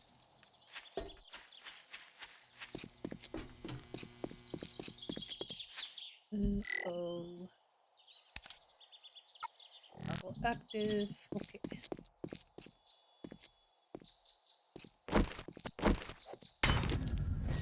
What? I'll ignore that. Oh.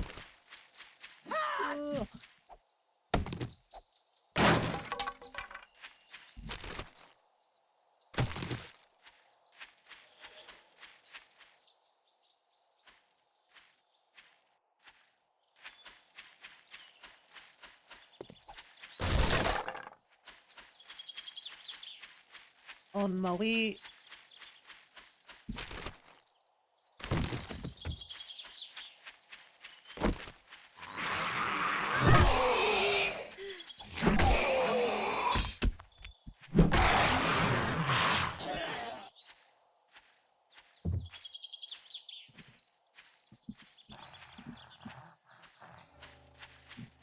Oh my goodness, already 3 in the morning. This honestly looks like a fun mod pack, so I may have to give it a go one of these days. Yeah.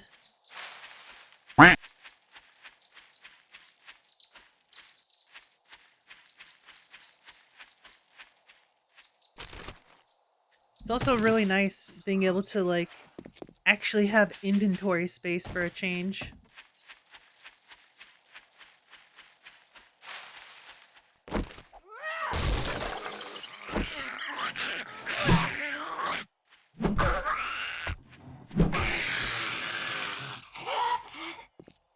Good graphics? Yeah.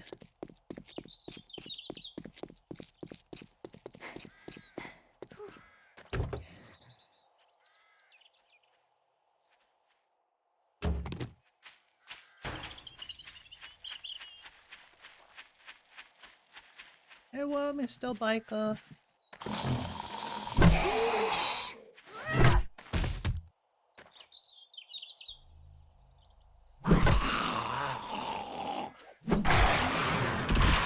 It's getting late. May have to try and get some sleep here soon. Alright.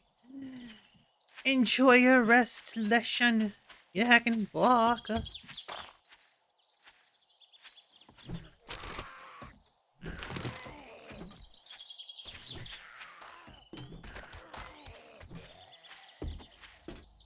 Oh, it's one of these places.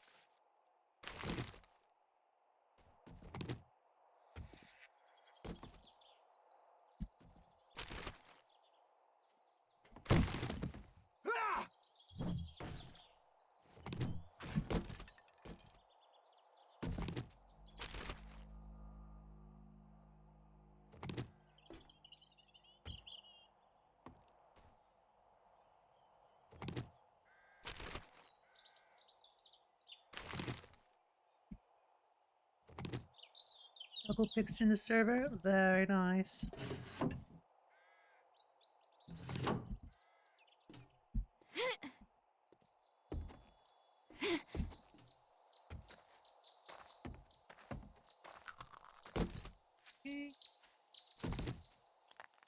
Good.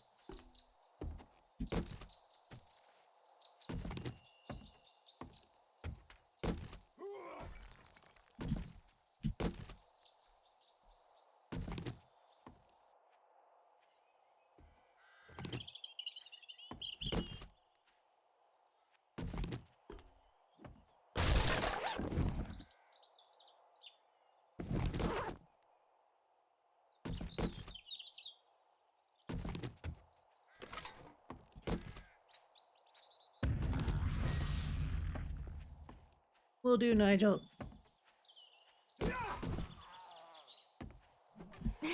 Should be out shortly.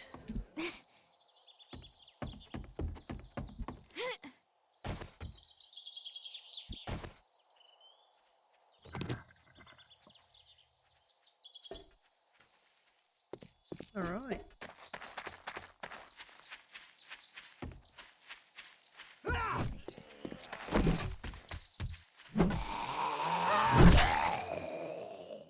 Well, hello there. Oh, mailbox. Okay, we're good. Hubba dubba.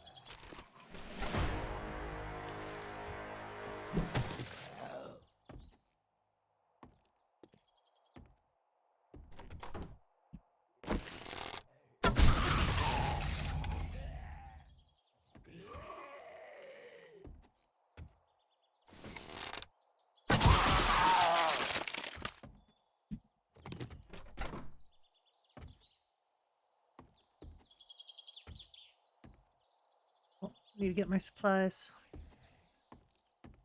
How are you? What's this one?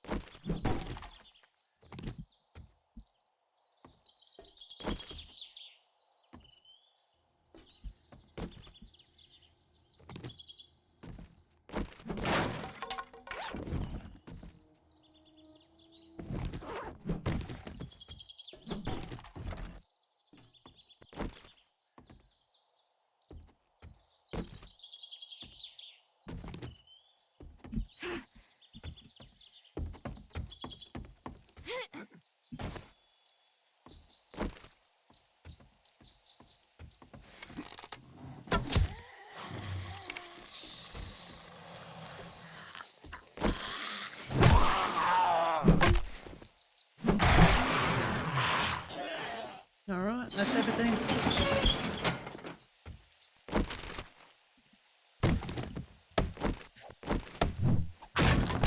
Ooh.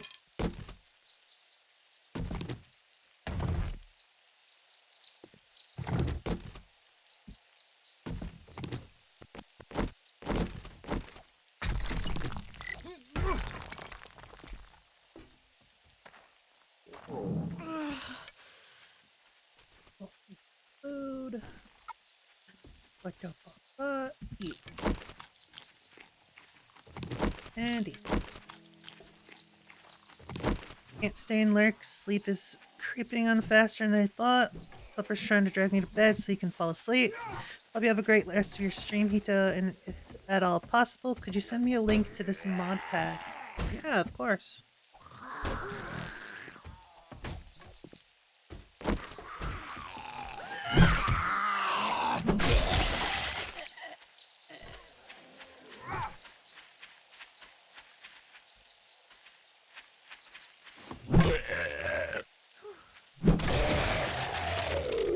You need help running? I've got some steroids.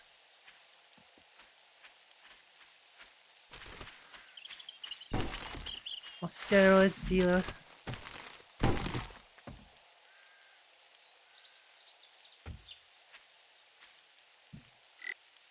I've got 8 steroids on me.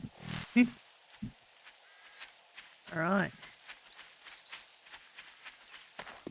Might as well stop by home on the way.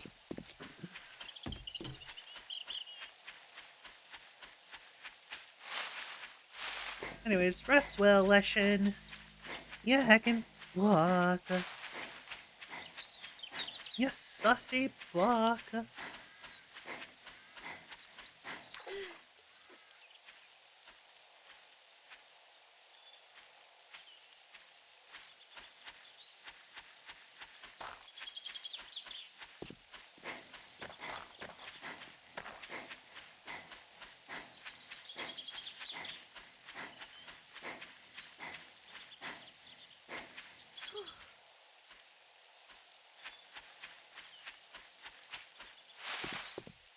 I don't know what this place is, but it's fucking massive.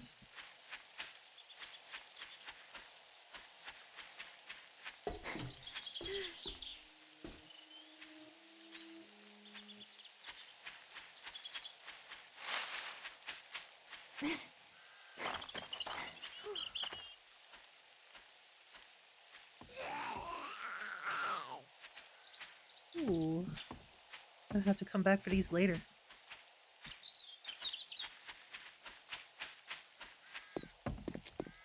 Later when I have the good harvesting stuffs.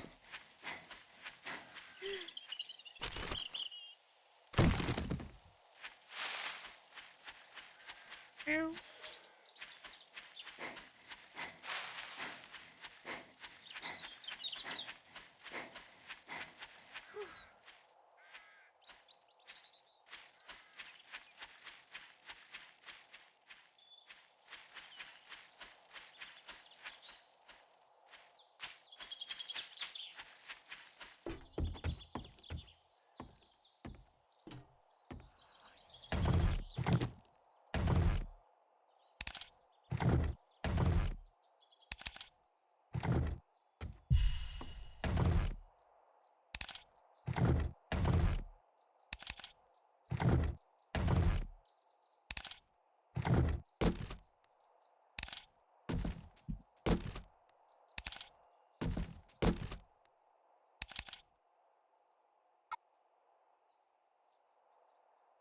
Ooh, cooking grill.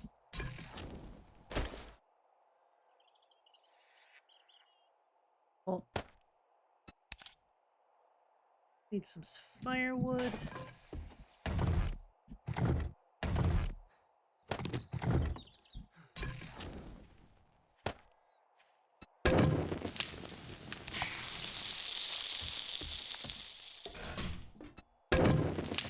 We'll have to wait until after it's done cooking.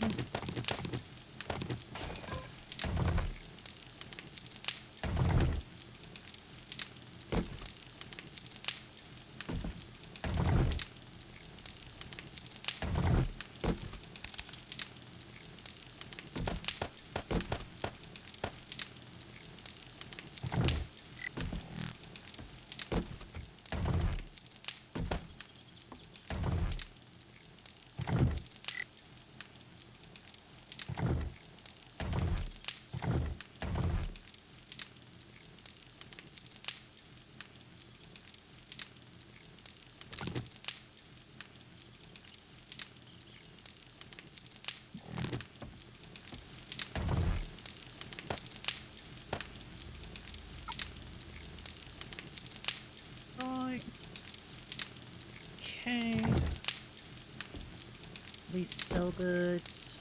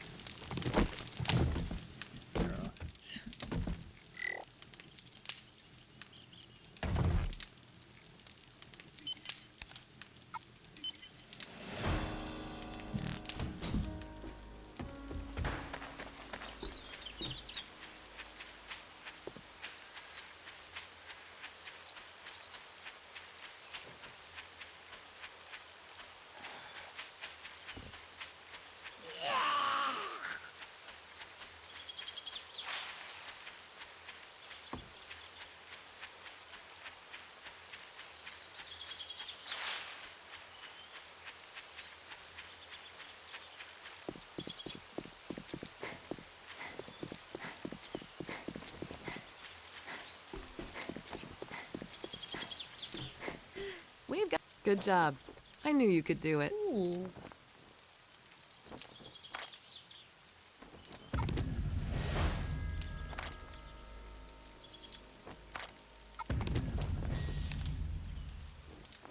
Jorb.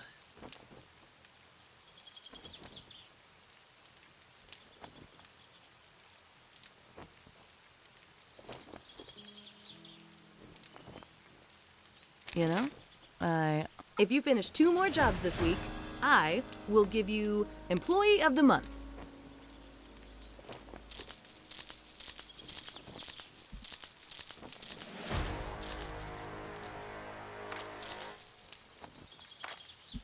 I hope you come back and see me sometime.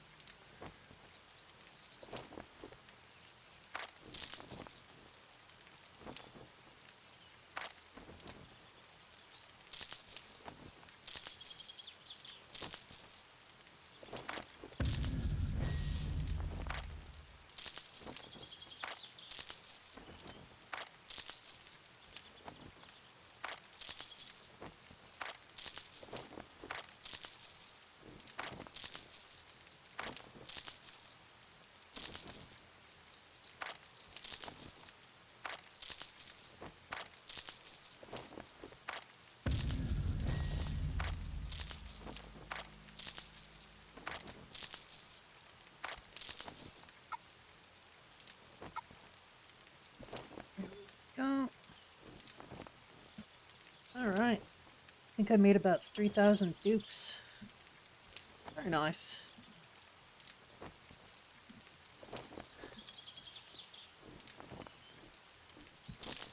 Still not even close to enough for a go-kart.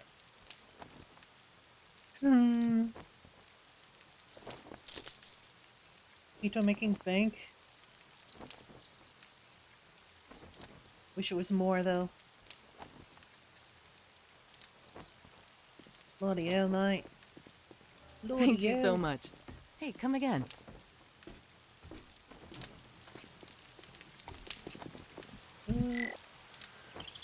And share. Looks like our quests are pretty close to each other.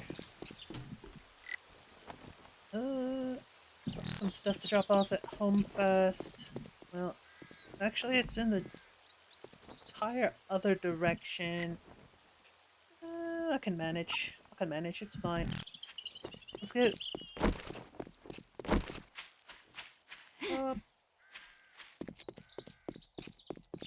Ew. Ooh. Go to the fire one because the one I got is close by the home? Oh.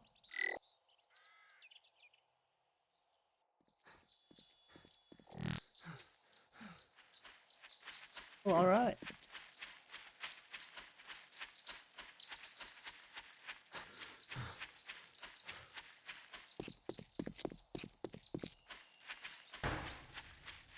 Oh, what a familiar looking place. Oh. This zombie just dropped dead. Oh, weird. Oh my god. There's a repairable mini bike. Shame we don't have any of the stuff needed for it. This is the one we looted, right? Yeah, it is. Alright.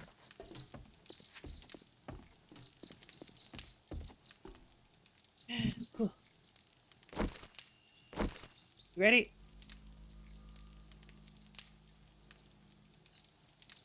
Alright, cool. In we go.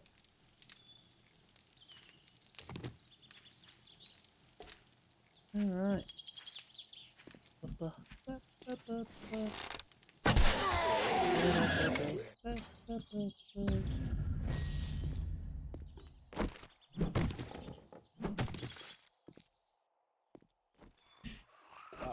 It's gonna be one of those where they're in the ceiling, of course. Well. Pick up, you dumb dog.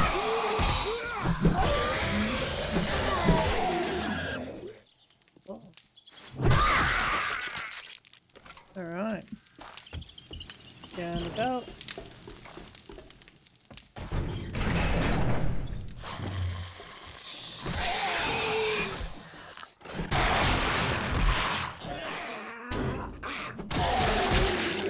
Right. And clear.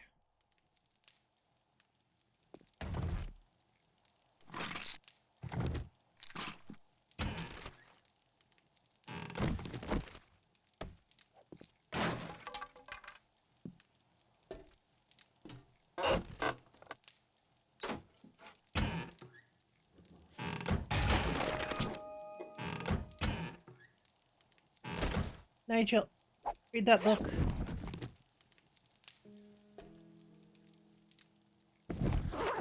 This is definitely one you want to read.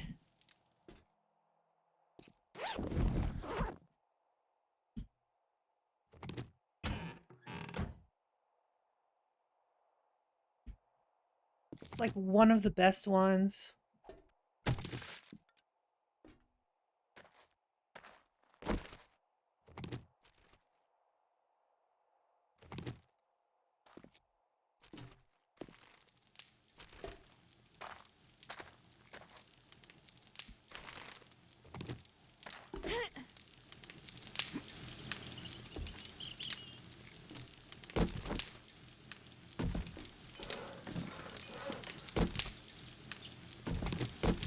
Oh, it was a nice quick clear.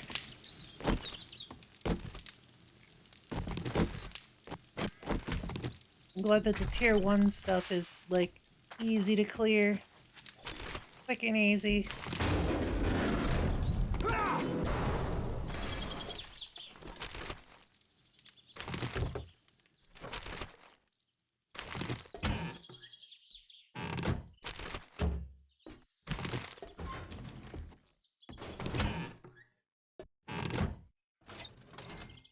I'll take that.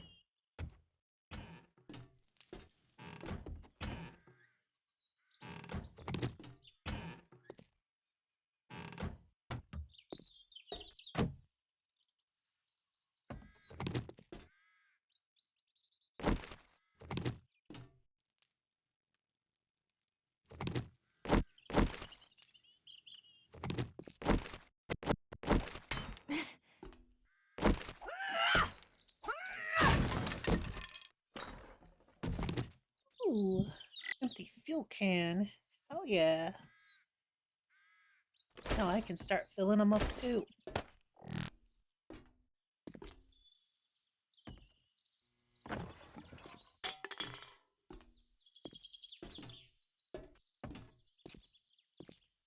Very nice. Shelf. Shelf.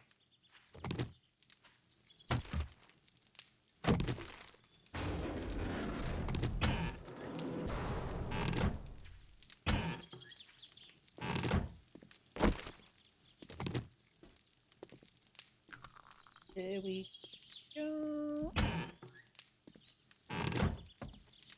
Alright, I think that's everything. Oh, that's right. This is worth a bit.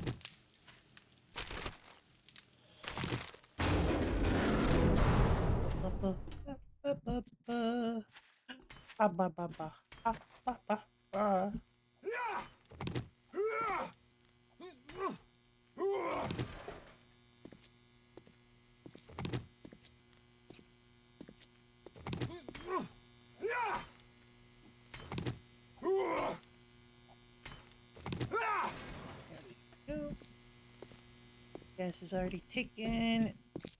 Got these empty. Okay. Looks good. And track the other one. Alright. Oh. It's right by the house. We could just go to the house first. Offload. Well, actually, it's 19 already. So it might be better to turn in first, then go to the next quest.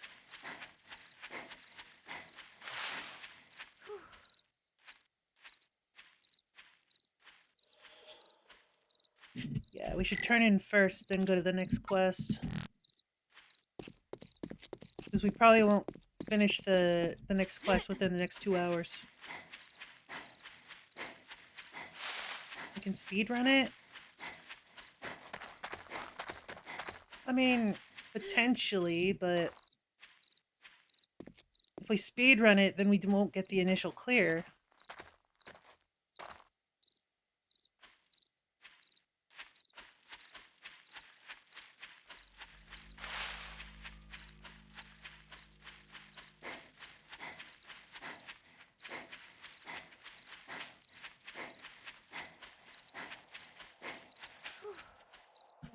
Egg. Eggy. Egg. Eggs. Egg.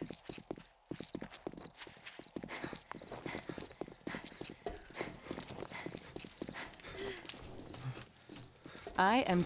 Wow, I didn't think you had it in you. Good job. Don't spend it all in one place. But if you do, make sure it's here. We're always looking for some adventure. Do hurry. I have a protection payment coming up soon. Alright.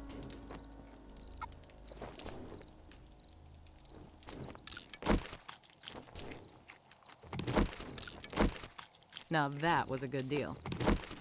Trust me. I'm a doctor. Trust me, I'm a doctor.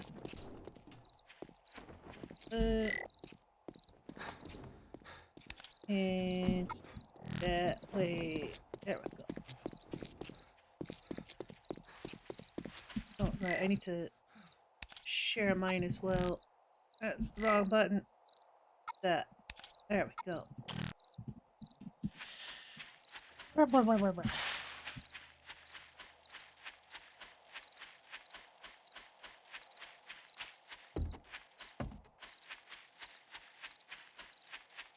Right. Drop stuff off at home first. That way we can be sure that we won't be over-encumbered.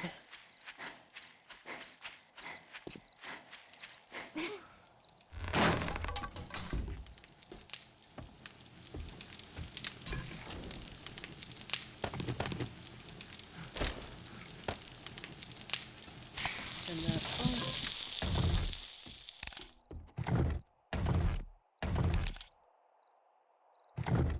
I can put that in.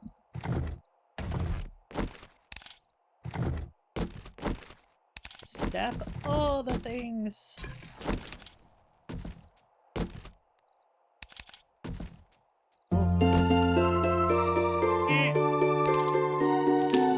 Done it! Thank you so much for the resub. Oh my god. Hitosh Chibi Pat Hitosh Chibi Pat. Thanks for the hip pats. Oh my god. How you doing, Donald? Hope you're doing heckin' great. And if you're not doing great, I hope you're at least doing good.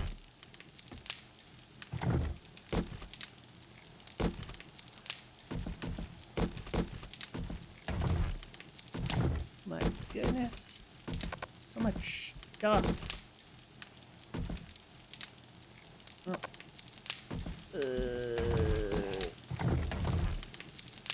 Let's see. Oh. So I'll add another crate. Stuff that I can't currently stack.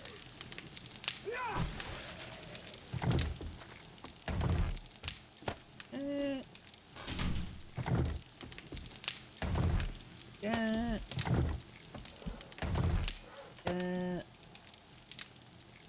Don't need to carry around multiple fuel thingies. Hands, that's the word. That there. Alright.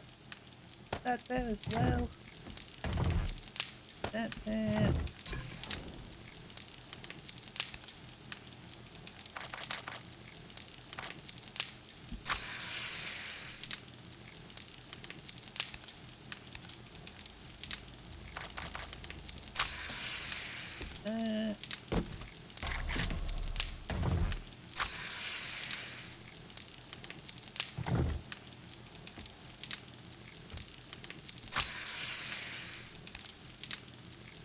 Honey.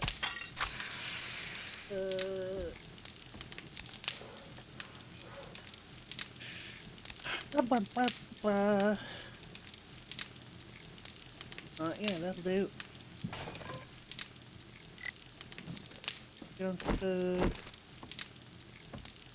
Set drink. There we go.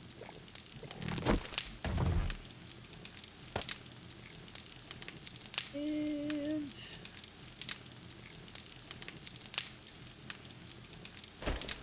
grab some goldenrod tea. And some bacon and eggs.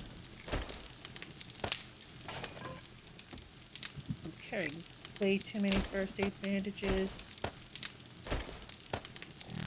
There we go. Much better. Alright. Off we go. Oh, it's that house. I've already cleared it once. Twice, even. Just like this stuff. Ooh. I'll take your light.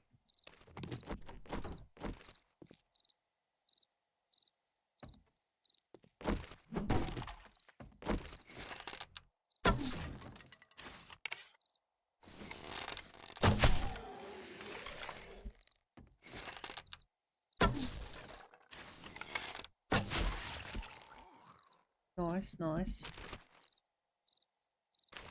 Alright.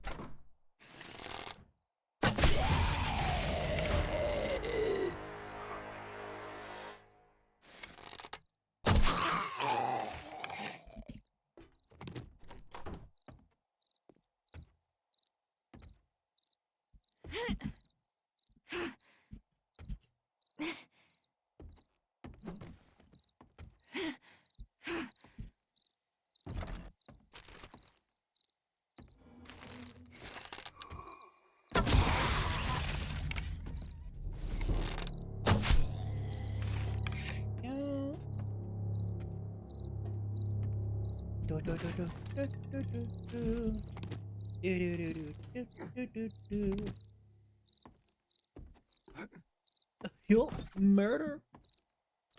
I killed him. Yo. Alright, last place.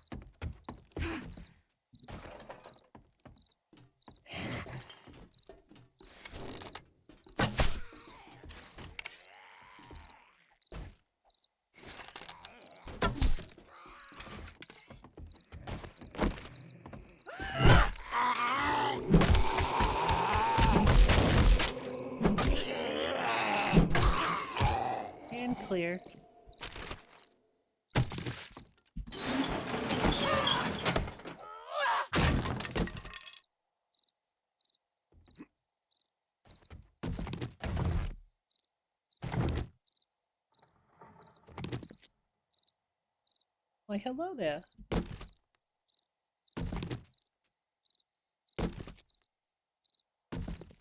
Alright.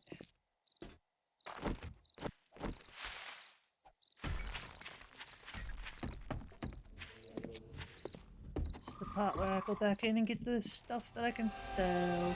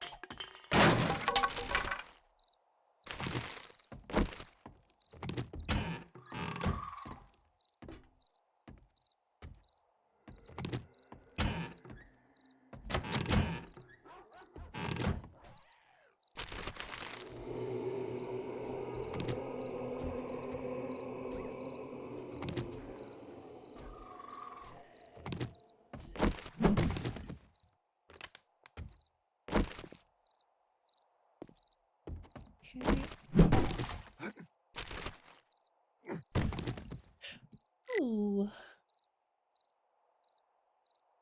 Weightlifting books.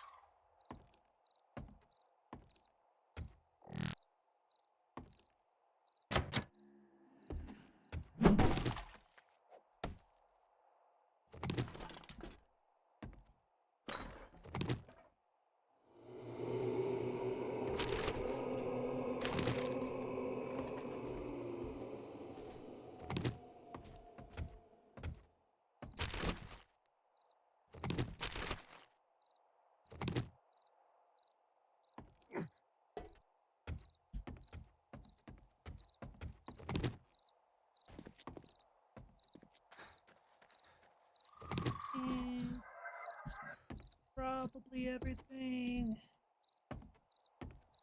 Yeah. Well, except for that. There we go. Well. Here.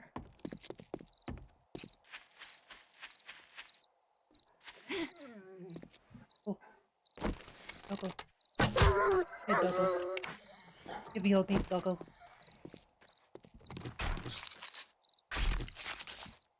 Man, I need a better knife. This knife is shit. Oh, man.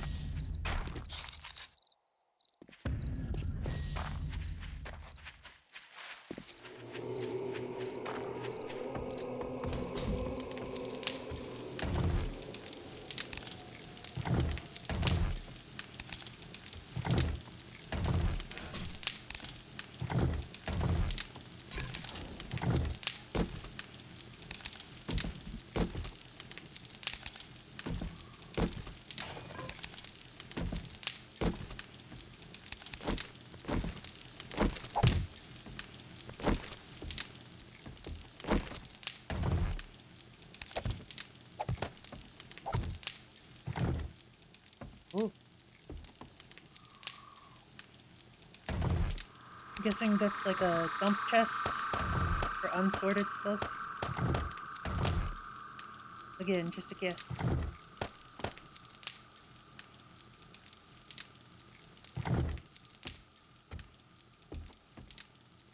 There. You can have one of these, since there was two. Weightlifting.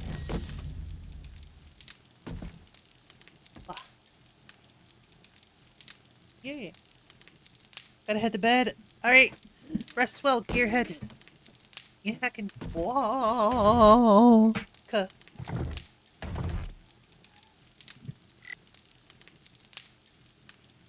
Walk. Walk. Yeah, Gear is a cutie. That's true.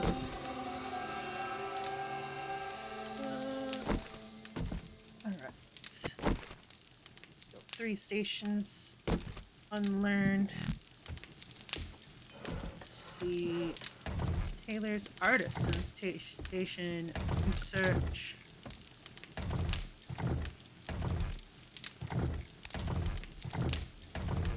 Still need some more research data so we can get another thing. To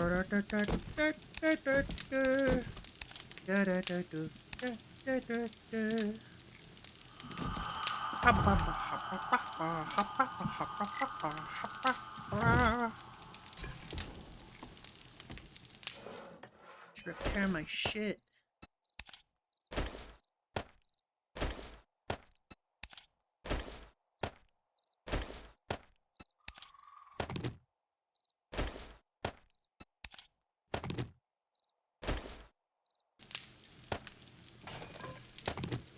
Repaired that.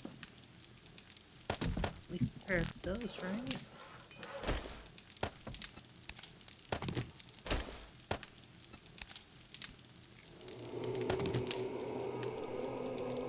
Yay!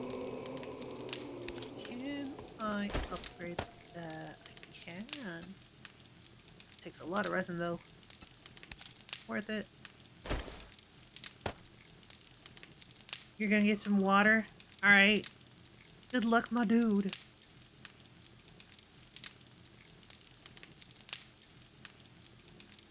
Meow. Is that the incredibly adorable Lucy? Oh my god. She's so cute. Hey, Lucy. Hey, girl. How are you today, Lucy? Good morning. No, you. I don't know why I'm saying no, you, but no, you.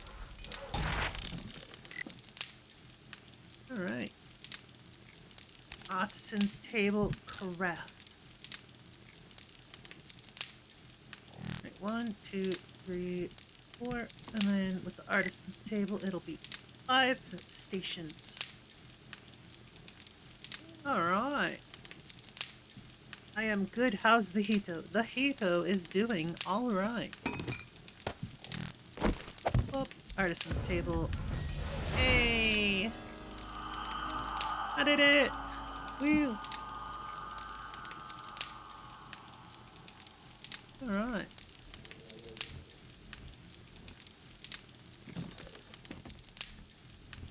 Ooh.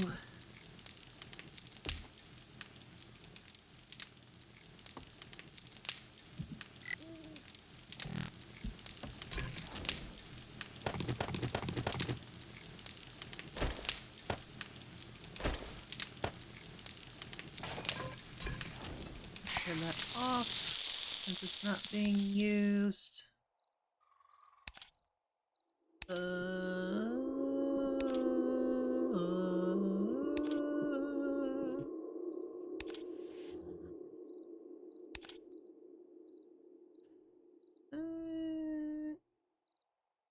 It's fine.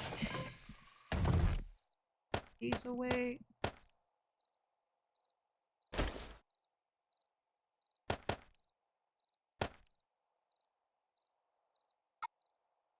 Oh. Hey, there we go. Why did I put honey in there? That's not where the honey goes. Honey goes in this one. There we go. Alright. Nice, nice.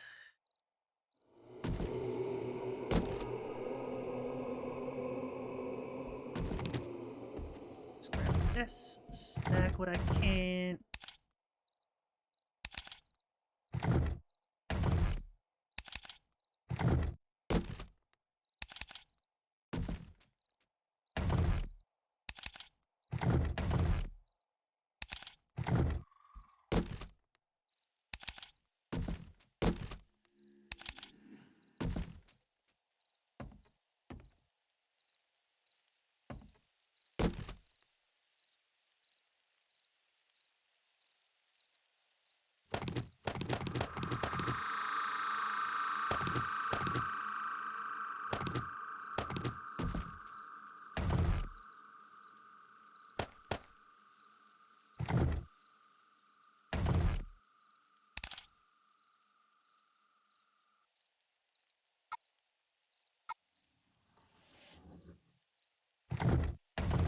No, Hito's not amazing. Hito is stinky. Hito smells like a baka. Just like Eren Yeager.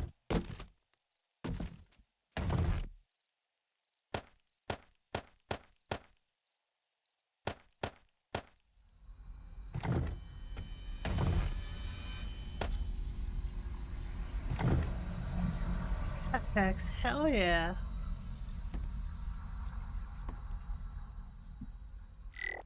Alright. Okay. I think after we turn stuff in the morning, that'll be a good time to end it for today. I'm gonna do some late night lumberjacking.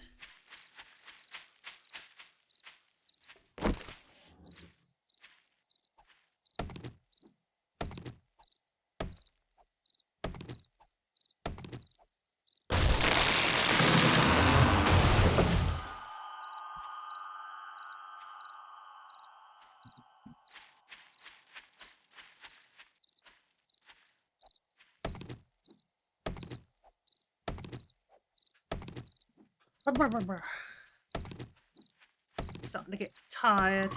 That's why I say we're gonna call it. If it weren't for that, I'd be like, yo, let's just keep going. But nah, the Hito is getting tired.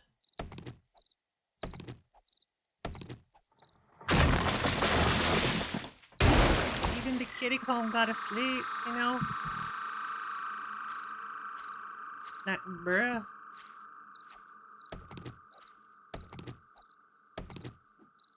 Impromptu 24-hour stream? Nah.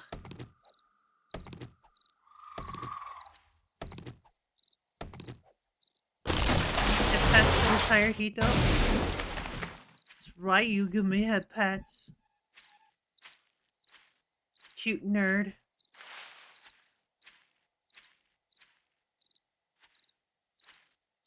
Eggs. Gimme, gimme, gimme. Aw, no eggs.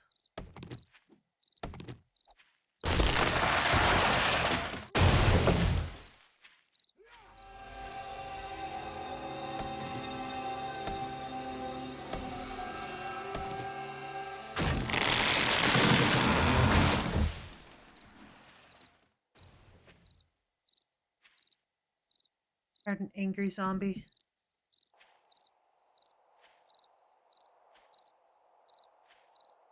No? Angry zombie not going anywhere?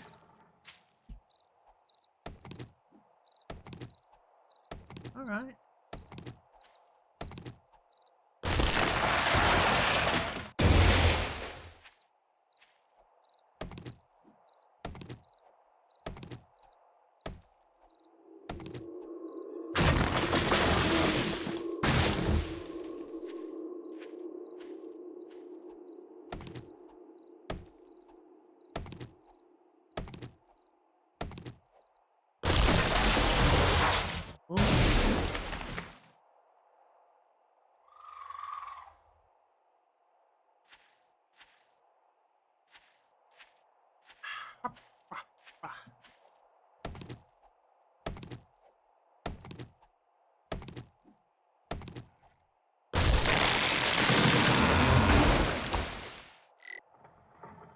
See,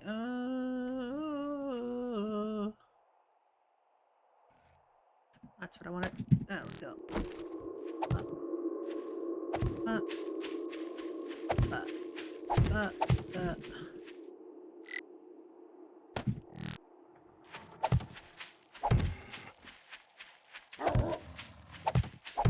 Oh, I hear a doggo. Oh, that's a big doggo.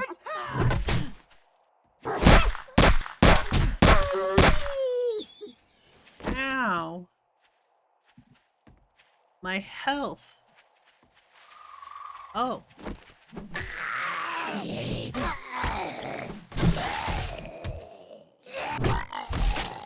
Okay.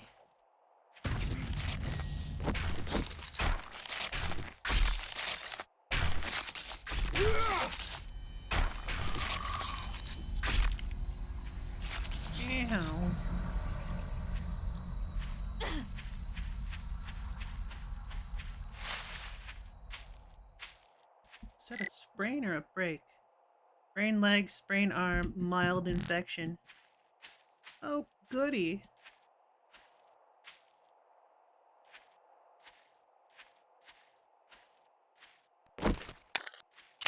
It's a good thing I had a gun on me. If I didn't have a gun on me, I'd probably be dog food. Oh, speaking of dogs.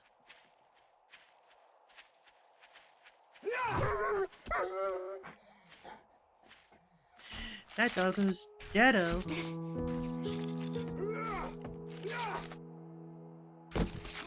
And Stinky was the doggo. Oh, Lord.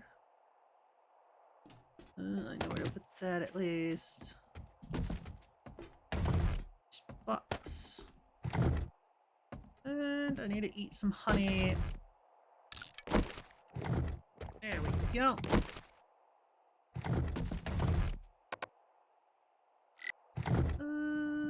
Around.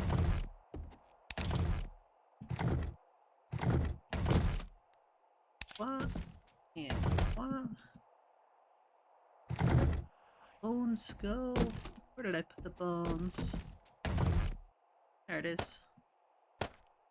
Alright. That'll do. Now we can just visit the trader.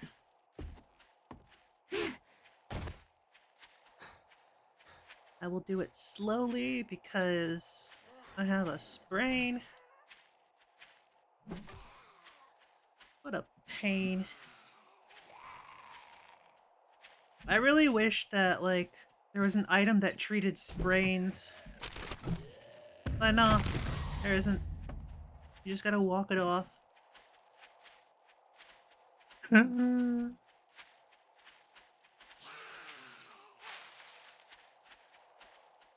Ooh, eggs.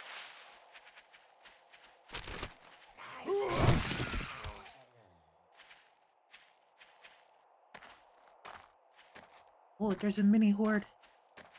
I can pick them off.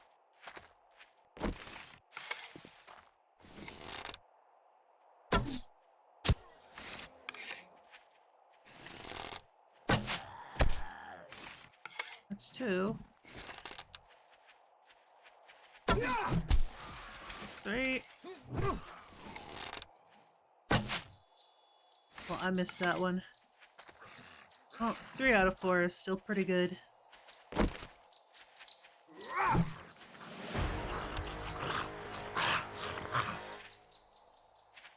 The arrows I can retrieve. Science point to know. Oh well.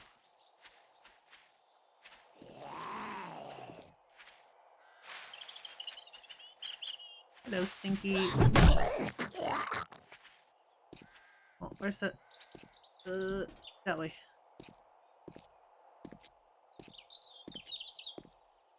There's a chicken!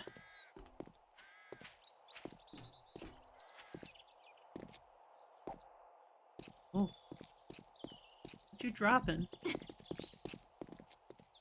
An engine? Oh shit. You were just randomly carrying an engine? What the fuck?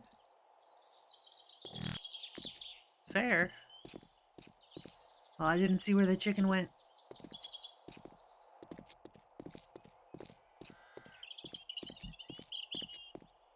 Only reason I'm walking is because I have a sprained leg.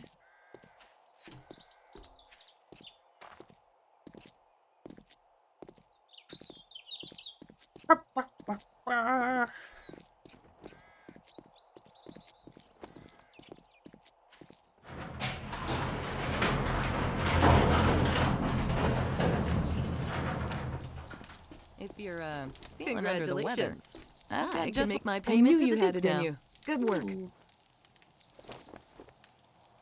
Do 10% more damage to wolves? Yes, please. Oh, shit! That was just enough quests. Thanks for letting me take care of you. Word. Bicycle And tell your parts friends. bundle, let's go. Special jobs, I can do that If next you time. do this for me, I had a good feeling Nice. about you. Good luck. Let's see if I'm lucky. Bicycle parts, let's go. 2 wheels. And a frame. Oh wait. A wheel. A schematic for wheels. Schematic for frame. Alright, so if we get handlebars, I'll be able to make bicycles. Nice. There's an extra bike wheel. Nice. It's too bad I couldn't help you. Well, We're maybe missing next handlebars though. If I had handlebars, that'd be just enough.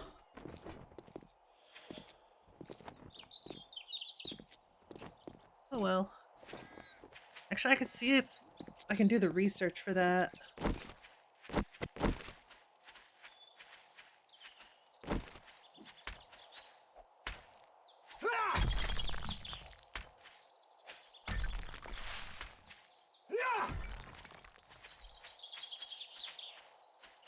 Sprains are the fucking worst. Well, second only to, broken bones.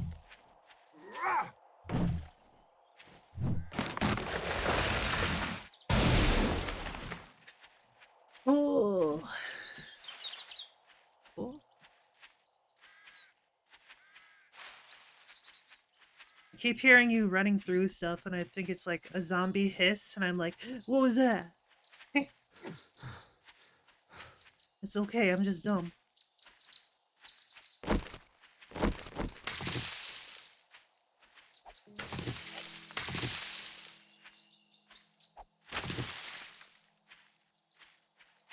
You're Hito?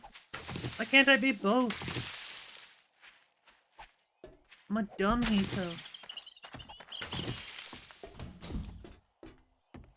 Da da da da da da da da da da da da da da da.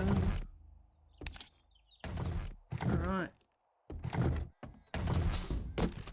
Vehicle stuff. That can broadcast. That's fine. That away. Alright. Oh boy. Now yeah. Oh man. That was a good session. That was a good session. Thanks for letting me join. Yeah, of course. You can join tomorrow as well. I say tomorrow, but it might not actually be tomorrow. Alright. If we get more pipes and research data, we should be able to get that pretty well.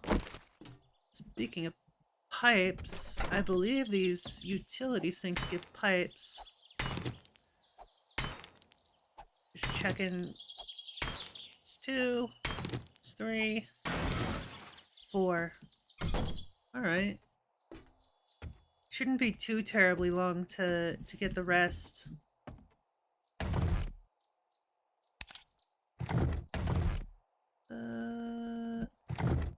Is it this one? Yeah. Alright. That'll be it. Exit.